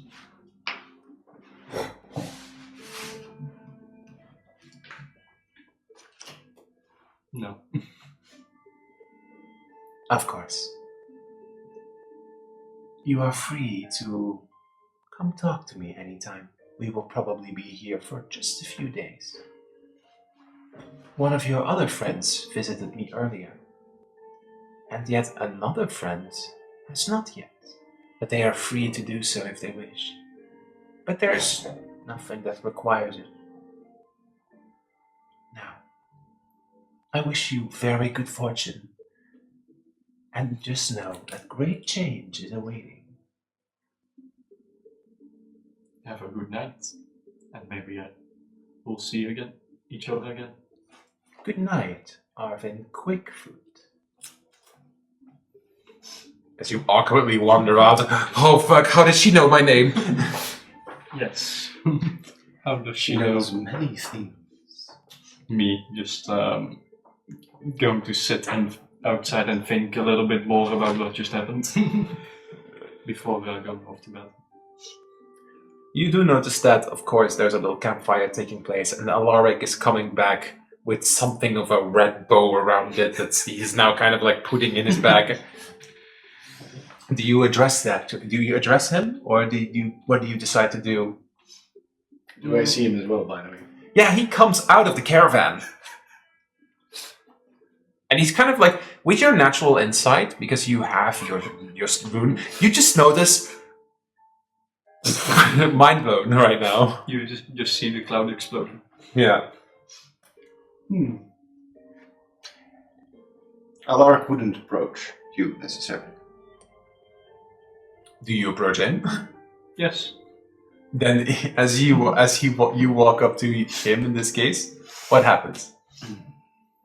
I see you are working late, finding supplies for the day after tomorrow already. He would pick up on that. He would pick up on something like that. Yeah, I had a really effective blacksmithing moment this morning. I wanted to keep these safe for the journey there. Instead of someone else getting their little grabby hands on them. But I saw you coming from the caravan over there. Yes. Let's just say I was sat outside thinking to myself, observing the caravan a little bit, and I noticed she was eyeing me still sometimes. Ah, the woman. Yes. Given that your head is still on your shoulders, she didn't really seem to No, hunt you down or something. no, though she does know my family. Ah. But you said you changed, right? Yes. Well, She also is like a seer. ah. Yeah, there's always a weird folk. But they tend to see straight through you. It reminds Alaric a little bit about something where he comes from. He comes from Timberheart. And Timberheart has something strange where Pouchfoot talk to trees in something named arbor whispering. And they also tell things that people shouldn't be able to know. It's odd. As if they see right through you. So, did you talk to a tree? No, I did feel like I heard a voice when I was too far away to hear. Some people can get into your head. But Well, she did communicate with cards, though. It's a little odd. Yes. at least she didn't hurt you and seemingly sent you on your way. So, Yes. if the fancy folk approve of your change of heart, then you don't really have much to hide then. No, Or be scared of. but let's just hope not too many of those come this way. Some might not be that kind-hearted. Well, if you need anyone to back you up, know to find me. You've Cool. been a good soldier, and that counts for more than just someone's family name. It's good to hear that once in a while. You're welcome. Glad that Ender is next to me. Now, I am going to go for an early rest. I suppose I'll see you in the morning. Yes. Then the two of you say goodbye, head to your tents. Jenny probably has a fake lamp set up in her tent, like a few fireflies in a little container. But night falls, and we get back to the next day, early in the morning, as we go to a happier morning. Who's the first one to wake up? Roll a d20 for me. There goes my initiative. Just It's one still 20. 12. I pulled an 8. 16. 16. Ginny wakes up first. Ginny wakes up, of course, in the forest in her little camp. Or did she sneak back? I'm probably just before the sun comes up, sneakily goes back into my tent and then wait a while and then come out. Ha! See you over here. Oh, I slept so well, everyone! Oh, this tent gives me such a good vibe. No, you prefer actually sleep, perhaps like sleeping in the other tent where you have more room. Alrighty. You are the first one to wake. Do you wake those two up, or is there something you want to do around camp? Not particularly, but we have some preparation to do, so I'm probably just standing in front of their tents to shout at them to wake up. Alright. Wakey, wakey, eggs and wakey. Who do you wake No, up first? Probably Arvin. Don't want to wake the journeyman. Then, well, Probably not when breakfast is not ready. how do you wake up Arvin? I was gonna say I'm gonna knock, but that doesn't work on the stand. Just on the pulse. No, I'll just how do you wake somebody up? I'll just Arvin! Arvin! Wake up! Okay, that happens. So, how do you wake up from this? Just a little alarmed because it's not my usual way of being woken. No. So I kind of have a dagger in hand. Excuse me? Okay, comes with a dagger out. Arvin! Are you going out of the tent? Oh yeah, I forgot. Hi, good morning. Puts the dagger away. Good morning. You should probably start preparation. Nobody's gonna talk about this moment. No, you guys are just going to. I forgot about awakening people a little bit more silently. Bees are just tend to go up and go about the place. Columns are a little less energetic. Oopsie. Okay. Do you wake up Alaric? Oh, good. Well, You're not up fast enough. Alright. Lekker! Comes out with a hammer. I would imagine, like holding the hammer, just still like undressed hammer, and she was like, what? I was Was there an alive attack? once, and then we'll just. Good morning. Good morning. You don't have to shout, right? You're just sending out a bee next time. Yeah. Would be smart. Just And hang it on. would be- As Alark turns around, goes back into the tent, quickly dresses, and walks back out. Well, putting on your armor takes a few minutes. Yeah, but he's very experienced in that, so it's like... Still takes 5 minutes and it takes in the game. Takes a while to... so you probably hear some mumbling. Fuck yeah. And then he finally awakens from the tent. Appears from the tent. Fresh as a daisy, hammer, shield, hair. Ah, right. You have no tasks, meaning that you have today to prepare. So you know that you need to travel through a ravine with a big caravan, you need to camp out night, and you have 150 gold to get the stuff in order. It would be typical to, in this case, go to the general store of Edith or go to the potion shop.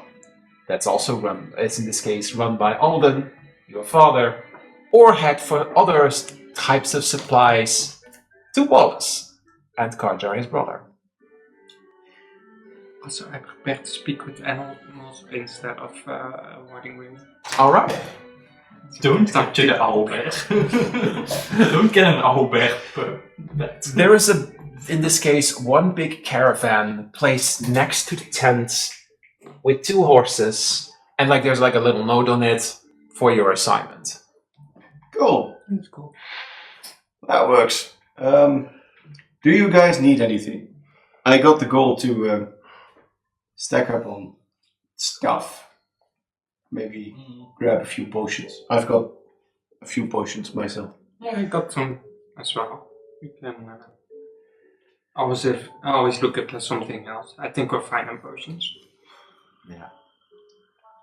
But before we do that, we are going to do 2 things. We're just going to quickly do this getting your supplies, and we're going to take a break because then we continue. So, where do you go first to get supplies? Do you head to the potion shop of your father?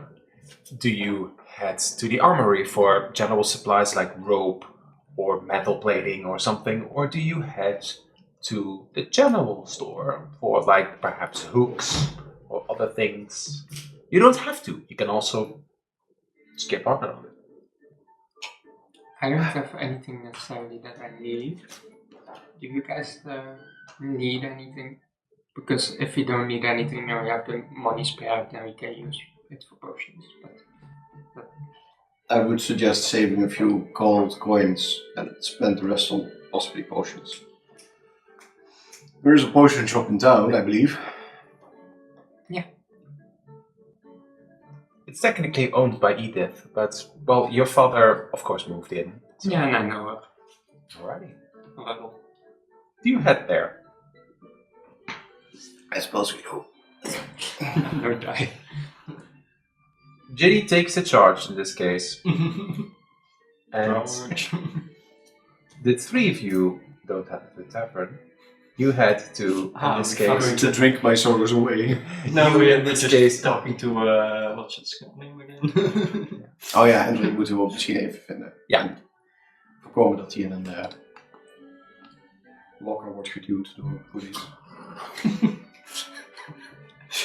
We're gonna do that. The locker being our locker. Nah, Survive Betty. Alright. Okay, so the 3 of you in this case wander into this apothecary.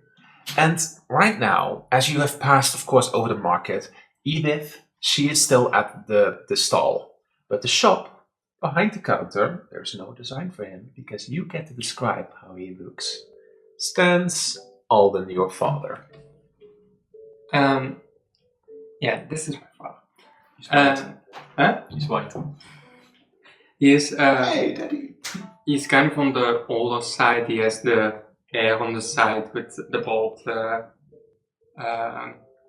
head. He's probably like 50, 55-ish. That kind of age. He's similar to me, where he's very enthusiastic, but a little bit more toned down than me, because I'm just a little bit too much sometimes. But overall, he's just a very nice and calming guy. So, A kindly old man. so you've basically described your dad besides being less. Yeah. As That's you how wander it into the shop. Hi. Hi. Good morning. And I'll just run to him and give him Ginny. And like immediately. Oh, Have you been eating well? Yeah. And like, of course, he knows a little bit about the bees. Have you been tending to her? En ik would be like zo'n bijtje met zo'n pootje. something like that. So what brings you to the shop? Well, we're just trying some potions because I have an assignment. Yes. You're gonna be careful. And they as well. But, You're gonna be careful, right? yeah, of course. Right? Yeah. Of course. Oh, I'm always Sir, you are her father, I believe. Yes. Alden. Howlbreak. Hi. Don't worry. She's tougher than she looks, and we'll take care of her as well. I think she will take care of you. From what I've seen so far. What about you? I'm Arvin Quickfoots. Mm-hmm. Because he's from the same region as where you are, but you're from the same region actually. Alright. So, Ginny, what brings you to the shop? well, we're getting some potions and some stuff in the area, and then tomorrow we're gonna head out. Alright. I can sell you a few potions. That would be lovely. We have some coins for the cost. cost. Alright. So it's 35 gold pieces for one healing potion. I do have a superior one, if you would like that one. How much is the superior one? The superior one is 70 gold. It could be useful. But it's twice as effective. I see. Maybe one and then one normal one. What? Small one and big one? Sure. Comes in a total of 105. 105 gold pieces. They're expensive. Rounded down to 100. My goal. Oh, that's very nice of you. Who That's- takes the big one? Oh, big guy. Only one who takes the most. Also, I misspoke. It's not a superior one. It's a greater potion of healing, which does instead of 2d4, 4d4 plus 4. Alright. Can I help you with anything else, dear? Well, not really. The bees are doing fine. No. Potion making is getting better. I made the potion yesterday. 2 actually. Yesterday. It's Excellent. going really well. Excellent. Chef, ik had nog een extra potion of healing dan. How I would Jij pakte die andere potion of healing. how I would wish that you would just wait a come minute. work here, but Oh, I no, guess- it's been quite useful getting more skilled in combat. It's going pretty well. We fought 5 scarecrows and we defeated them. oh, They were animated by Kane. It's pretty cool. Ja, dus bij is nog geen plaats zaak. 2 potions. I see. Hero. Nee, Bah. ja. I Dus bij je see. inventory. Dus. Well, as long as you are being careful. Of course, always. Wow. If there's nothing else that I can do for you, would you like a cup of tea or? Oh, about that. And in this case, quickly goes to the back. I've been. Edith is trying to learn me a little bit about like tea and medicinal things. So you know what? Why don't you take this? And in this case, he comes back with like van die metalen cupjes wat je zo in thee kunt doen. And it already has like leaves in it. So what you could do is just dip it in. So what you can do is that if somebody gets poisoned or a similar effect like that, you can dip it in water, and if you then drink the water, it cleanses the body. That's pretty useful. And in this case, he gives you 2 spoons of Yeah, van die Two vijvertjes. packages. So 2 uses basically, and he gives them to you just in case. Just in case. Just in case. You do, of course, have a spell against it, or you have detect poison, but this is just as backup. This is what your follower would do. All right. Thank you. Do we need anything else? No, that should be fine, actually. So we're heading back out, and then I'll give him a hug, and then Now, and he kisses your forehead. Now, please be careful. yeah, I will. I will.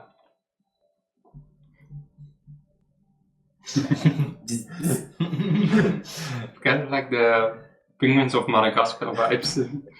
Yeah, or the Bee movie. Oh. I'll bye. Cool. And he just waves back, and you are back onto the streets. Where do you head? Shall we go check the tavern to see if Henry is there? Yes. Heading into the Breaker Tavern. It's quiet. There's nobody there yet. It's very early in the morning. There's perhaps like one guy, like one wolf folk from another pack who's like passed out on the table. The example of one like that. I suppose there's like a barkeep or an innkeeper. Of course. A friendly towel folk. Ah. Hello. Sir.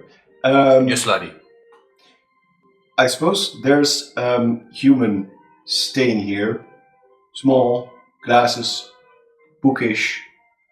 Is he in his room at the moment? He hasn't come out of his room. Maybe go and knock? Okay. Thank you. As Alaric just marches to... Wait, which room of his is it? Room 5. Alaric marches to the 5th room and then knocks on the door. Oh! I like shock. It's a woman. What? It's a woman. No, in this case... Oh! And in this case, the door is being opened. Like, He probably has to... hello? You are Henry, right? Yes? Well, Is me?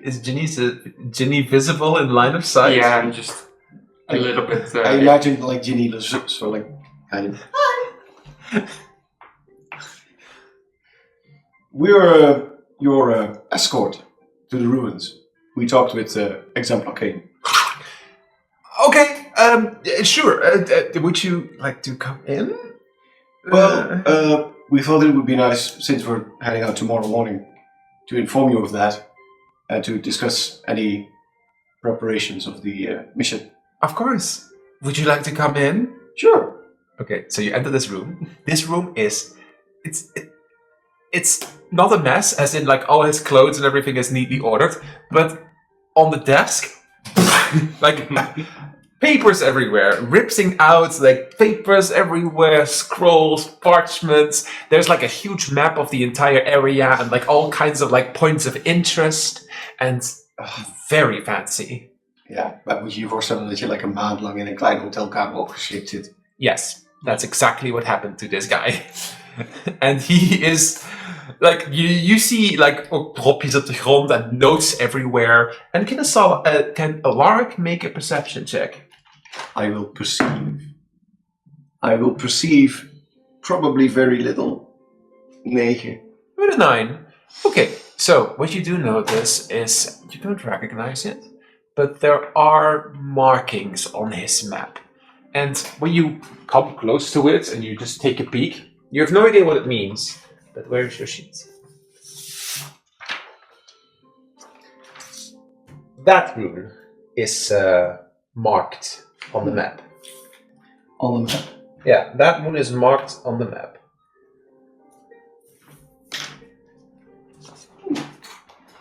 I'm not sure why, but it's marked on the map towards Fallowbrae. You, of course, have an idea of the map. Oh, fancy map you've got there, mister. Oh, thank you. And then he, of course, observes you. He rolls for perception.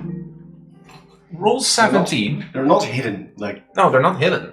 He rolls 17 plus 4, 21. Oh. And he just, for a moment, stares at your armor. Which... Wait, where is your marking? Yeah, don't cut. I have, like, a metallic bracelet where the marking is carved in. Oh. And it's on the head of my hammer.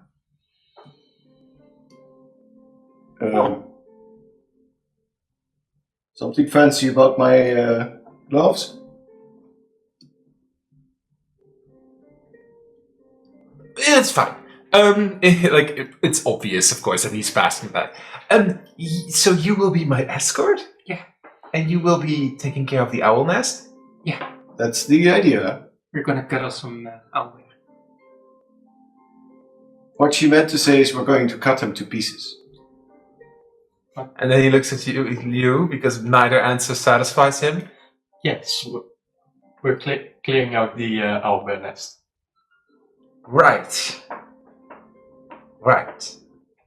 Great. So, I think, yeah, the example I mentioned that you scouted out the area before. Yeah, I thought that I could go there safely by just myself, and almost got mauled to death. Oh, well. Yeah. Are you alright? I'm fine. Do you need anything to protect yourself with? Well, the reason that I'm still alive is because I was able to use my defensive magic, but I'm good at defensive magic, not offensive magic. So that's why I need you guys. I see. Anything we should know about the ruins? And the way to it? Well, it seems that as far as that I've seen, is that the owlbear have created a big nest in the castle of the old Chambert family. When I approached it, and I didn't hear anything, but so, okay, how do I explain this? There's a big castle, and it had a drawbridge very long ago, but that was destroyed. But using a little bit of teleportation magic, I poofed to the other side. But when I poofed to the other side, and I got closer to the entrance of the castle, it is... Yeah, when I stepped in, Mother saw me and almost tore me to shred. I see. Say, Kane also mentioned that you were attacked by something else. Yes. Is there anything else but owlbears there we really need to know, considering we're your escort? I wasn't attacked, but there is a big troll somewhere in the area. And you know what they say, if there's one troll, there's two trolls. Troll. Alright. I'm sure we can handle that. I hope so, but I just hope that we don't encounter them on the road. You know, you can just avoid trolls. That's the advantage of trolls being very dumb, but owlbears are really, really intelligent for their kind. We have carriages arranged. So. Alright, great! We're leaving tomorrow morning? Yes. Do you need anything from the city?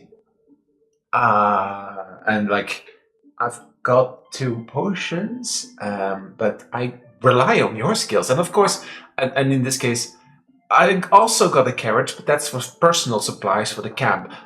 I'll be able to set everything up myself and do everything on my own. I just need you guys to clear out the owlbear camp. Sure thing. Just a question. You mentioned teleportation magic to get past the broken drawbridge. How are we going to get there now? Climb? It's not that far of a distance. If we go by carriage, we could bring some wooden plank supplies to at least create a drawbridge. I already thought about that. I already discussed that with your exemplar. Kane? Kane. Kane, thank you. I already discussed that, so I think that there should have been a carriage at the Voidbreaker camp that already has those supplies, as far as I know. Ah, well, we saw one setting up near our place of residence. I studied a few spells, so I can use Misty Step indeed. All right. Well, I suppose the best rule we could come up with is you stay if there's danger behind us and try not to get killed. That's the plan. Yes. I'll just smash things with my hammer. If you're good at that. What are your skills? I attack people with bees. And you calm mooses down, right? Yeah. Uh-huh. Probably with the bears as well. Looks at the hooded, a little bit shady leopard, snow leopard. I'm just There. I know how to handle a bow and a rapier and a dagger, so if anything comes close or from far away, you'll be protected. I've been waiting for a month. I'll take whatever I can get. He's swift on his feet. Don't worry. We'll manage this. We are, after all, Voidbreakers. All right. Do you want to know something else about the region? Or are you just interested in getting rid of the owlbear and then go back? No, we were asked to escort you whilst you excavate or observe the ruins. Mm-hmm. You're not required to stay. As long as the owlbear nest is completely cleared out and the castle is free, I can just do my work and my observations. Yes, and we will escort you during those as well. That's not part of the assignment, though. Oh, Kane toegezegd. Nee, Kane heeft gezegd that you just need to get them there. And we have to stay a week later to recharge. Just to confirm. Otherwise, I said it wrong. You just need to escort him there and clear out the owlbear nest and get his camp set up. You are not required to stay. Well, no. We are required to stay 1 day, so the charge, what the fuck? So that horses can rest. Yeah. That's That indeed. the horse in charge. Oh, nee, dan... No, yeah. We get you there, get rid of the owlbears, get our horses fresh, and then we'll head back. My excavation and my research could take weeks, so I just need to make sure that it's safe. And if I can get my pylons up, I'll be fine. And? What's a pylon? Oh! It's a great invention from Spellwist. Those foxes. My. And in this case, he comes out with like this kind of like crystal, and he has 4 of them. These pylons, I'm not exactly sure, but they seem to be old schematics based on old technology, and this kind of puts you two on edge. You have not really an idea about this. Why does he have this? Technically speaking, he's not allowed to have this without a permit or some kind of license. This is Magitech, and there are laws and prohibitions that humans and other, common folk are not allowed to just have this. And if you place these in like a square and they are within certain reach, they can give protective areas and wards. Very useful. Oh, it's very useful. Say, what organization you were working for? I don't work for an organization. Oh, so you're not from like, what is it called? Eugene's Crystal? The school in Spellwiz. Oh, you mean Eureka's Gem? Ah, that stuff. Or from any other school? Or... I'm not from the Velvet Blade Weavers. Wizards. I'm not from the... Nope. I'm an independent researcher. So why are you doing the research? Because I want to. Because there's so much interesting lore perhaps here. And that's why I want to find it out. And if there's not, then I know that there's nothing interesting about it. And I move on to the next. Alaric, zit er een soort van een dubbele laag in wat hij zegt? Roll for insight with advantage. Wij hebben een 3 en een 14. 18. With an 18. It's a little odd what he's telling you. If he's not from Spellwisk, how does he have those pylons? But on the other hand, he doesn't really seem threatening. He seems very bubbly and just like a happy researcher. But he's talking about defensive magic. Alaric would know this, but that would have required him to at least study somewhere in the arcane. There's only really 2 schools that are kind of known, which is Spellwisk, or with the Deerfolk, with the Arcane Observatory, at least within Sevenfold. So it's a little odd that he's saying, but perhaps he learned it somewhere else. So, 2 questions. En ik weet niet of Alaric dit überhaupt zou weten, maar is er dan ook niet iets van een magical university bij die... Oh nee, die waren eigenlijk helemaal niet van de magic, hè? No? Nee. Or at least not in public knowledge. So there probably wouldn't be like, say, a Eureka's Gem of Arnowin's Endure or something like that. Not that Alaric would know about. Cool. Maybe he grips his warhammer just a little bit more tight. Yeah. Continue. You had a second question. Those were 2 questions. Okay.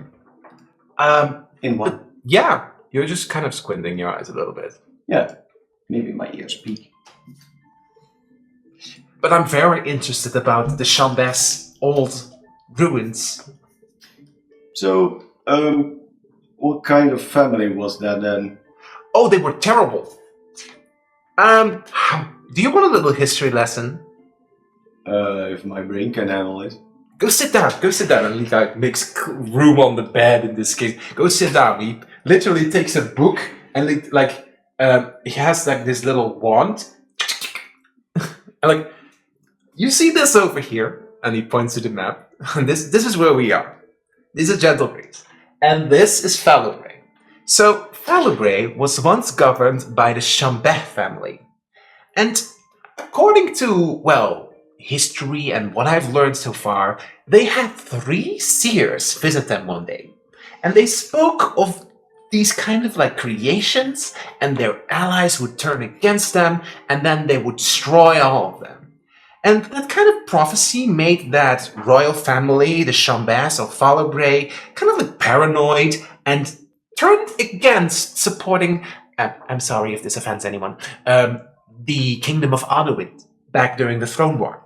And he kind of like looks very awkwardly at you too, because just for lore information, the human kingdom, the kingdom of Arnowin, deployed terrifying beast monstrosities with metallical things, and during the Throne War, there was a magical great influx of energy that released that created your race, the Aetherians. And he is kind of like telling a little bit about this. Anyways, when that royal family were visited by those seers, they actually isolated themselves from the rest of the kingdom, and, well, the royal family of the Ragnarthanes didn't believe the Chambes' warning of little significance, and, well, in kind of a twisted turn of fate, and here comes something awkward, the predecessors of your kind, and he says it like that, the predecessors of your kind actually destroyed that town first. Ah. Oh, So, I'm sorry, I did not mean it like that. so are there any of those common bears left? No, they're all dead as far as we know. Oh, all right. That's tough. ancient history.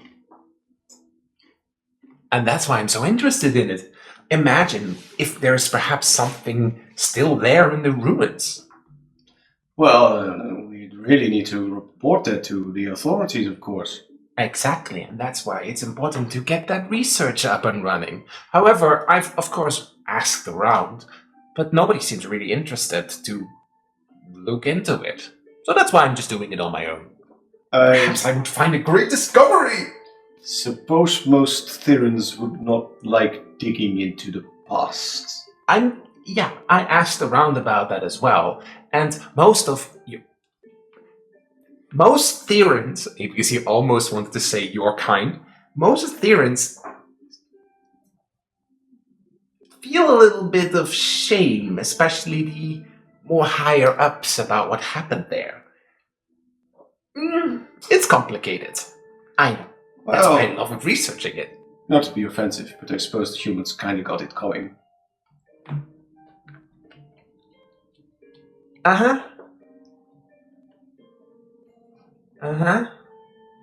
Jenny staat daar ook. Like in Alaric's hoofd, yeah, you kind of created monsters, and the monsters turns onto your ass, so that's kind of your problem, right? Yeah. But the Chambert family didn't. All their allies surrounding them did. They isolated themselves. But the family was still very cruel. I do wonder then how or why, whatever those, ik ben even de naam kwijt. Subterfuge, thank you. Why those subterfuge turned against them. Maar goed, dat komen we misschien ooit nog eens.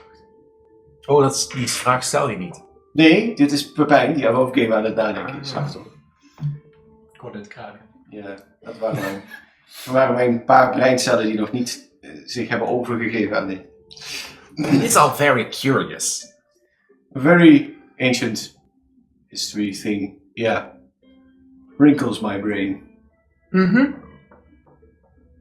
And, well, there's still a lot of things that aren't known about the entire era of beasts and why that town fell. And, well, they're kind of like your ancestors. Don't take offense to it. And there's still a lot of knowledge that's, like, he's like an actual nerd, like, happily talking about this. There's still a lot to be learned from it. Well, maybe if they can find stuff to help, like, the common people. But, like, who knows? Maybe healing magic or something. Interesting.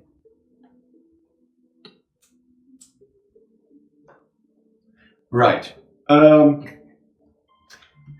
So, you don't need anything else.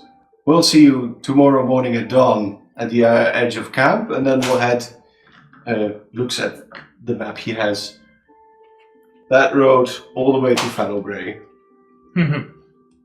From the distance that we need to travel, if we pass the first little ravine towards that region, there's a big open field, and we could camp over there.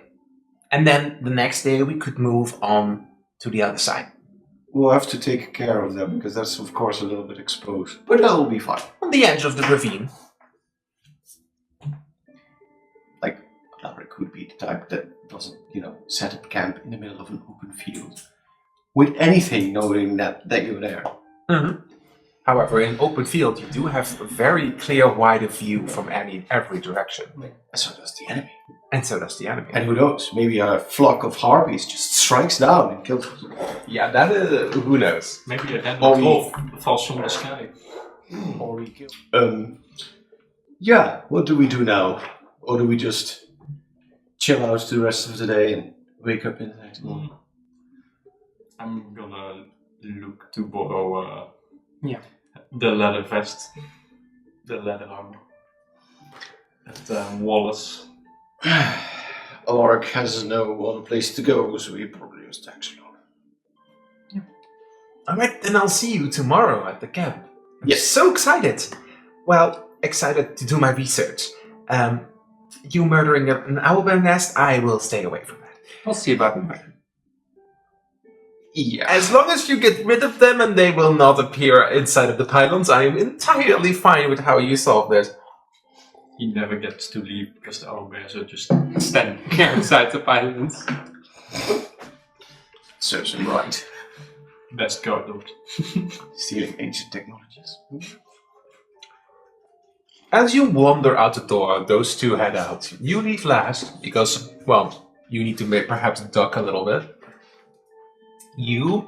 Can you make a perception check for me, please? Of course. That's 2, so that's 7. All right, moving on. You three wander out the door, and now are back onto the street as... Bye! I'll see you there! And Bye. he just waves back awkwardly. And you're back out on the streets. Strange little man. Got a bad feeling about this.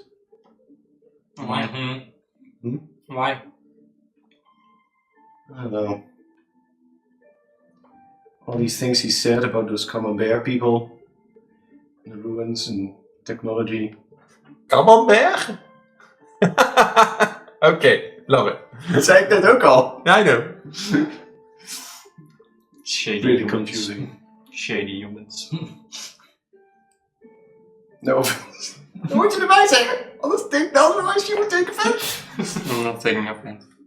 I know I'm not one of those ones. It is difficult for Ginny to identify, indeed, that humans have such a almost like a low standing here, in the sense that they feel very mistrusted. And from the little bits of history, all the humans have cornered up in one side of the continent. Yeah. It's so odd, because you two are from down south, where it's much more open, even just passing the border. You don't really recognize basically Alaric's prejudices. But it's the other way around too. You've of course heard perhaps a human talk very negatively about the other Therans. Yeah. It's just odd. Right. Let's head to the armor shop. Yes, let's see if there's a chance to borrow it. Heading to the armor shop. This time,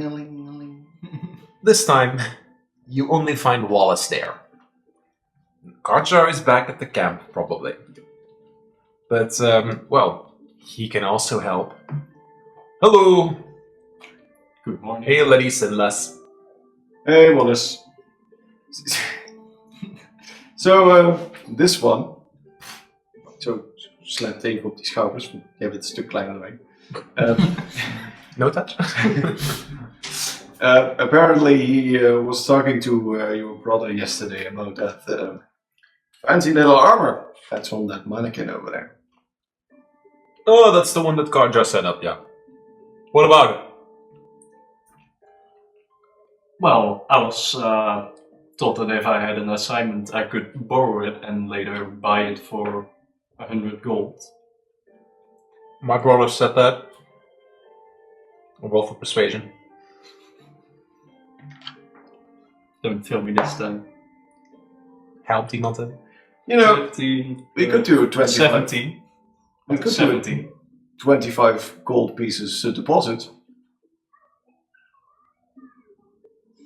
Well, if my brother said that, sure, give me 25 gold pieces deposit.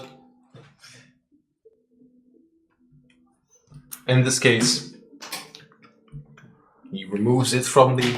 Well, take it off. Asks you to... They're very casual here. But I'll do my best not to put it on backwards this time. Good lad. Do the other two turn around as he basically undresses again? Yeah, I'll turn around. Alaric is a military man. He Yes, doesn't really care about that stuff, but just for his privacy, he might just... besides, Alaric is probably drooling over fancy armors. Ooh, this one has beautiful feathers.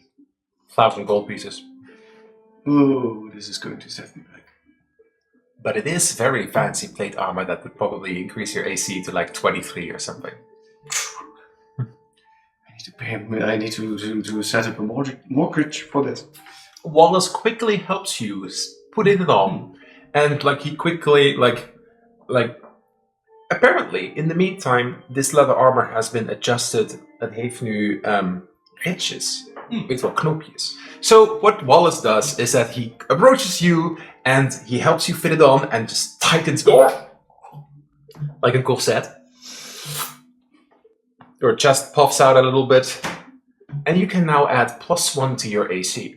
So now it's 16 instead of 15. Oh, it was 14. Then now it's 15. You poor sod.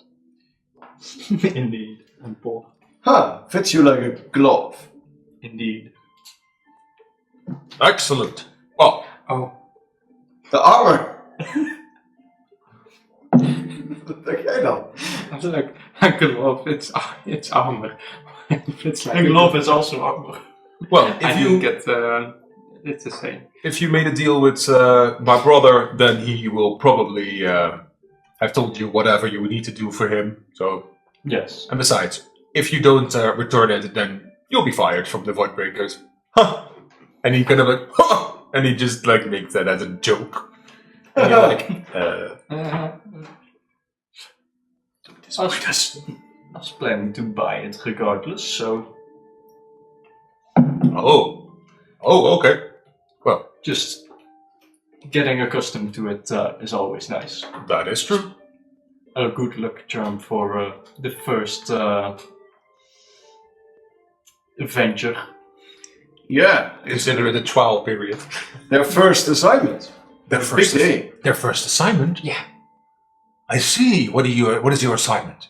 Did you see the notice board outside of the tavern with that piece of paper that is basically faded away? Oh yeah, it was hung up by that human. Yeah, we're going to Fallowbrae and we're going to help him set up his research camp. Oh, I've seen him wander around town last month. Apparently he didn't have much luck in getting the Voidbreakers to join up with him. There's also not much to find there. Besides, well, I can imagine that perhaps the Council of Gentle Breeze has been trying to dissuade anyone from going there, considering the painful history. Yeah, I understand. That's also why we're keeping an eye on him. Wink. I see. He can't wink back because you can't see his eyes. But, I see. Right. So, Laddie, Les, can I do something else for you? Or are you gonna keep drooling over me fancy eyes? No, I'll be back when I'm rich and well established. Exemplar. No, I do not have it in stock, but perhaps after this assignment, we can talk about a pavis for you. Ooh. Though I am more accomplished with a hammer. But we'll talk about it. Whatever suits you. Alas, laddies. Thus. See ya. Bye. Bye. Bye. Just bye. Ik altijd zie bij serieuze mensen doen gewoon precies hetzelfde als jou nou. Gewoon jouw op te doen. Do you still need to do something else in town? Otherwise, we give you the opportunity to just rest out the rest of the day. Perhaps do a little combat training, and then you will leave next morning. Lorik would be inclined to find Exemplar King. Of course. Then we will do that right now. You return back to the camp. It's still early morning. You've done what you needed to do. Do you head to the tent? Yeah. I'll just send those two off for breakfast. Do you two head out to breakfast? Yeah, we'll save you a plate. Thanks. Me? Make it two. Sure. I need to do errand. Wolf business. Sure. All right. Then you head. Bye. Bye. As those two head for breakfast on the Voidbreaker camp, You head to Exemplar Kane's tent. What do you do? Well, can't really knock, so I announce my approach. Exemplar, I wish to speak with you. Come in! As I do. As you step into the tent, Exemplar Kane is sitting behind his desk. And what do you do? Alaric, what can I do for you? Is there anyone else in the tent? There's nobody else there. So, we want to talk to that strange little man that got us the assignment. I have an odd feeling about him. He also had these pillow things that he got from the foxes or something. If you are worried about him having an exemption, I have it right here. Oh, It was given to him by the Royal Ragnar family. oh. Well, he was droning on about some ancient history and looking around and digging around for things that would have to be related to what happened at that town. I'm trying to remember what he exactly said, but... I doubt there's anything of very real interest there. But we can always learn from the past. Yeah. There are enough stories to tell, but that is why probably this task has been delayed so long. That's, well...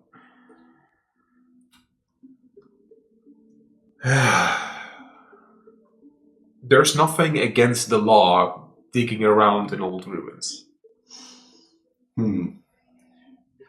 Let's just say that it probably will be wise to, from time to time, send someone out there and check up on him. If only to ease people's minds, because we wouldn't want him to dig up anything that anyone else has missed that, could be considered weaponry. You bring up a good point. I mean, he reacted really strangely when I suggested that perhaps some of the things we could learn from it could be helped for people, like, to heal them or something. Alaric, you know what the history of the humans and our kind ourselves wasn't about healing. No, of course not. But there is a difference in trying to find something to help people or trying to find something to hurt them. That is very true. All I'm saying is I don't really feel like I should trust him that much. I understand your sentiments. Just keep your eye on him, and if you do spot anything strange, you are a journeyman of the Voidbreakers, which means that you can arrest him. I know what my duties are, example. Just be mindful that if he's dead, then we can also be in problem. Well, I wasn't going to kill him, but we'll keep him alive. And I'll keep my ears pointy and my snout in his business for as long as I can. Are you also recommending yourself to do this stakeout on him from time to time? Well, maybe some fresh eyes would also work, but I don't know. It's weird business.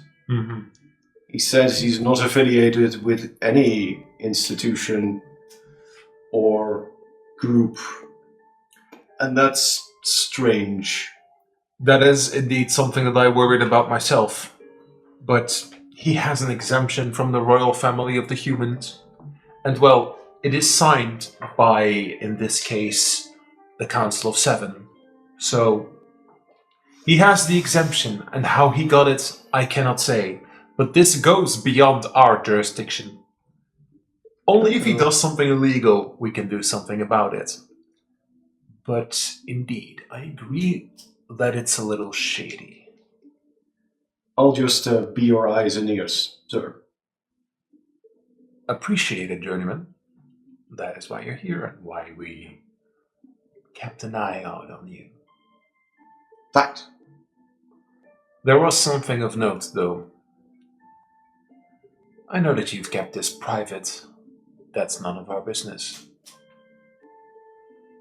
He showed me a few things on his maps and charts and documents. One of the symbols that I saw matches the one that you have on your armor. Ah, yeah, one of his maps, we visited his room, also had similar symbols.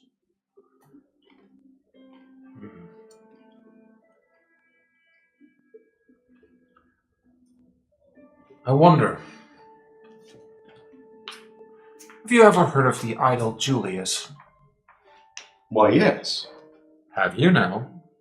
Well, he's not well known, but funny story. When I was younger, like I was basically a pup, I came across some storybooks about him and the great things he did. You know, it kind of inspired me to do this stuff. Mm-hmm. Those runes do match some of the stories of him. Yes. Just keep an eye out. There's something odd about this man. I'll do my best, sir. Mm-hmm. All right. If you report anything strange, then I do expect you to return immediately. Even if you have to drag him with you. I'll make sure that he'll be comfortable. Mm-hmm. Right. Like I said, no harm can fall on him, especially with this signed document of the human royal family. Because if anything does happen, I suppose you'll have some explaining to do. not some explaining, a diplomatic incident. Oh. Yeah, I'll do my best to keep him alive.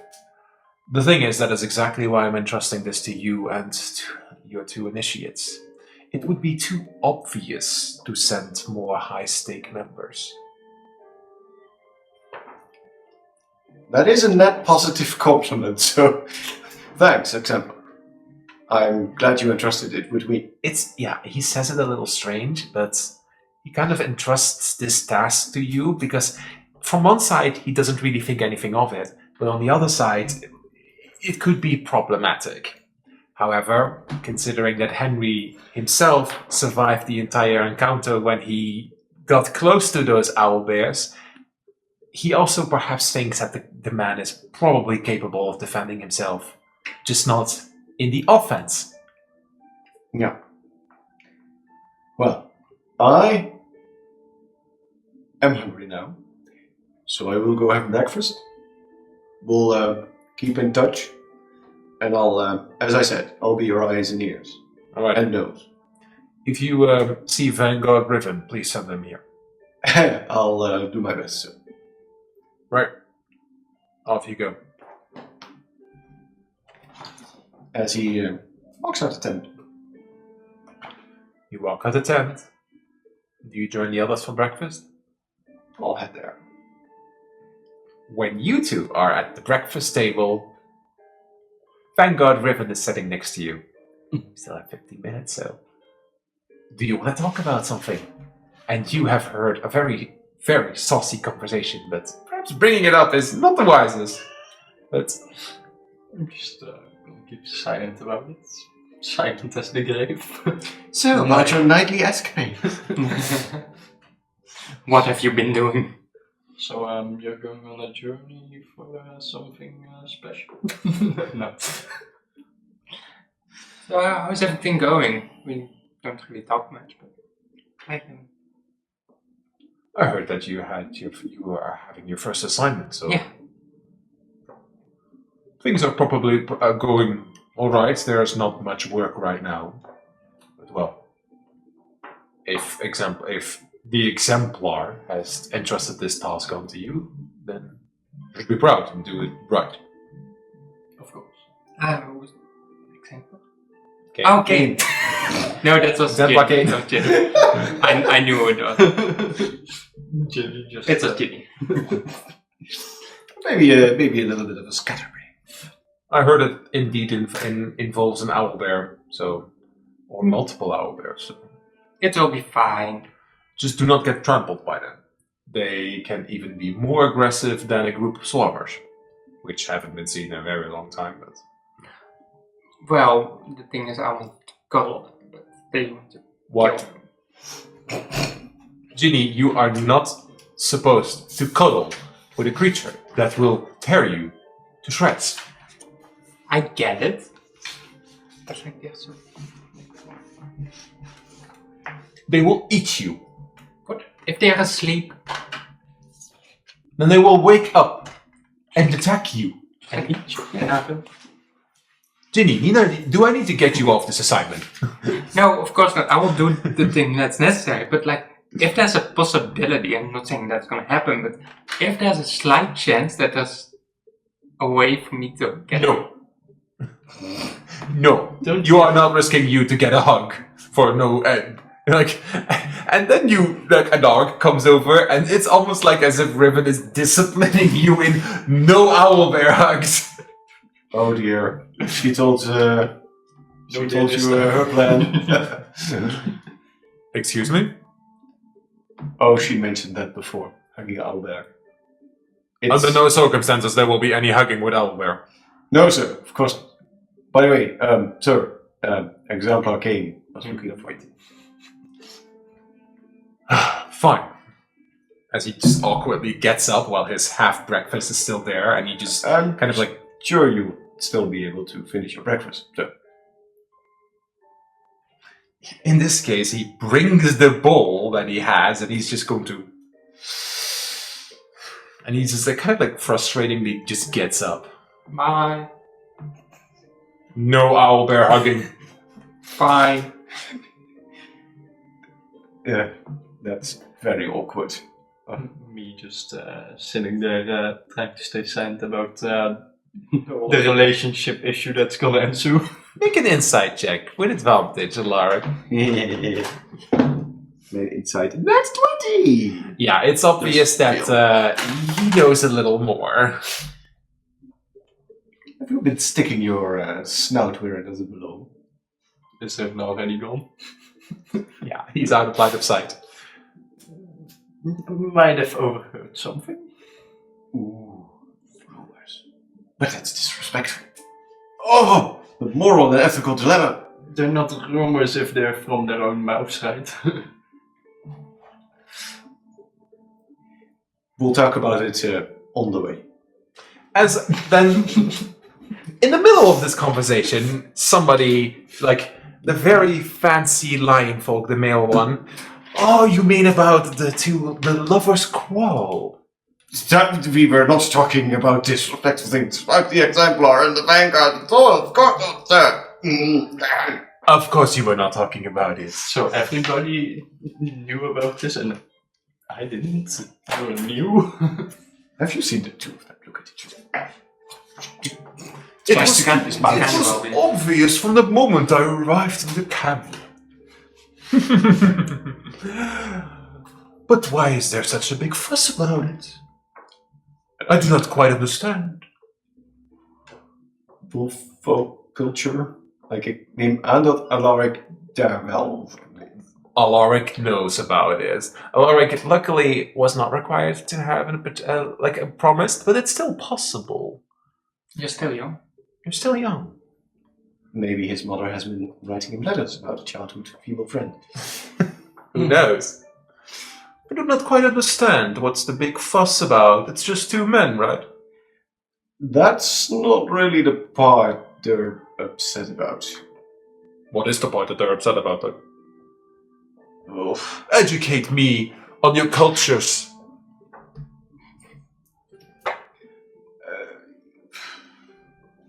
Alaric voelt zich een beetje bezwaard, maar gaat in algemene termen praten, zodat het in ieder geval niet lijkt alsof hij het heeft over Commander King. So, most wolf folk, we have this tradition that you have promised, which is essentially your bride, and then to propagate our kind. And that's like a sacred duty or something that you don't really get out under. And yeah, it doesn't really matter what kind of meat you prefer, but you still have to do it. How close-minded. That's Very unlike how we see things. But I suppose if the arrangement is complete,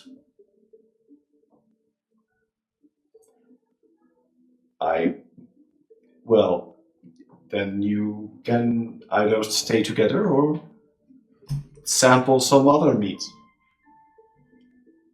so what you're saying is that. So what you're saying is that Cain prefers. Oh God, you don't say. No, It's go- don't say that. Okay. Let's No, say exactly. he prefers turkey. Yeah, you interrupt him. over, goose. You interrupt him and say it like that. Ah. But unfortunately, he will have to eat goose at least once if he follows the tradition. Oh my, eat. And if he doesn't follow the tradition, well, let's just say that is considered reason to expel some people, especially from the more traditional communities. Alric, do you promise? Well, not really. Not yet, anyway. How Well, undignified to be exonerated from your own community because you do not want to do something. I have noticed it's a little bit more unpleasant with most wolf folk that, we tend to appreciate like loyalty and stuff. So if you find someone that you want to be loyal to, but then also have to do your duties to your kind, that is a conflicting matter. Especially if you prefer turkey over geese. I see. So that's what Cedric meant.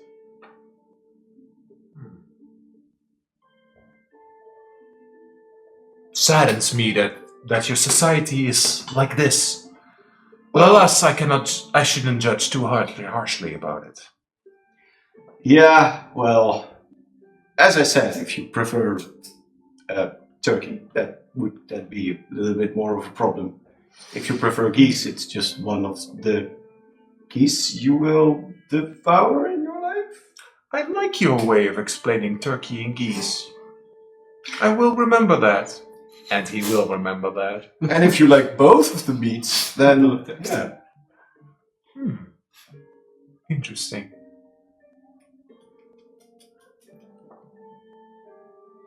Thank you for this little cultural teaching.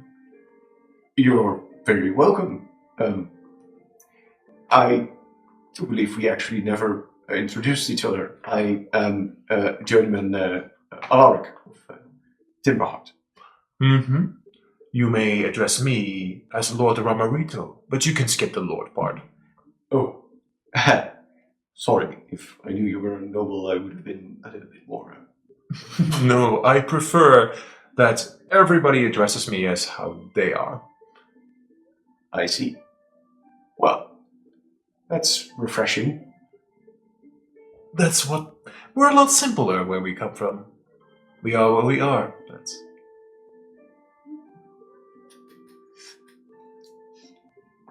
Alas, I have to go find Cedric. I heard that you visited my sister, the two of you. Yeah. Interesting. Did she say something in particular? Well, she showed me some cards and I picked one, and it was insightful. Was the same with you? Yes, quite the same. Curious. Have you visited my sister? I have not seen reason to intrude upon her business. Not really intruding, but you could... Have been busy. Well, you could introduce yourself to her, just like how you introduced yourself to me just a moment ago. Well, maybe I will then. My apologies, I actually never even addressed your name. I've never asked for your names. I'm Genevieve.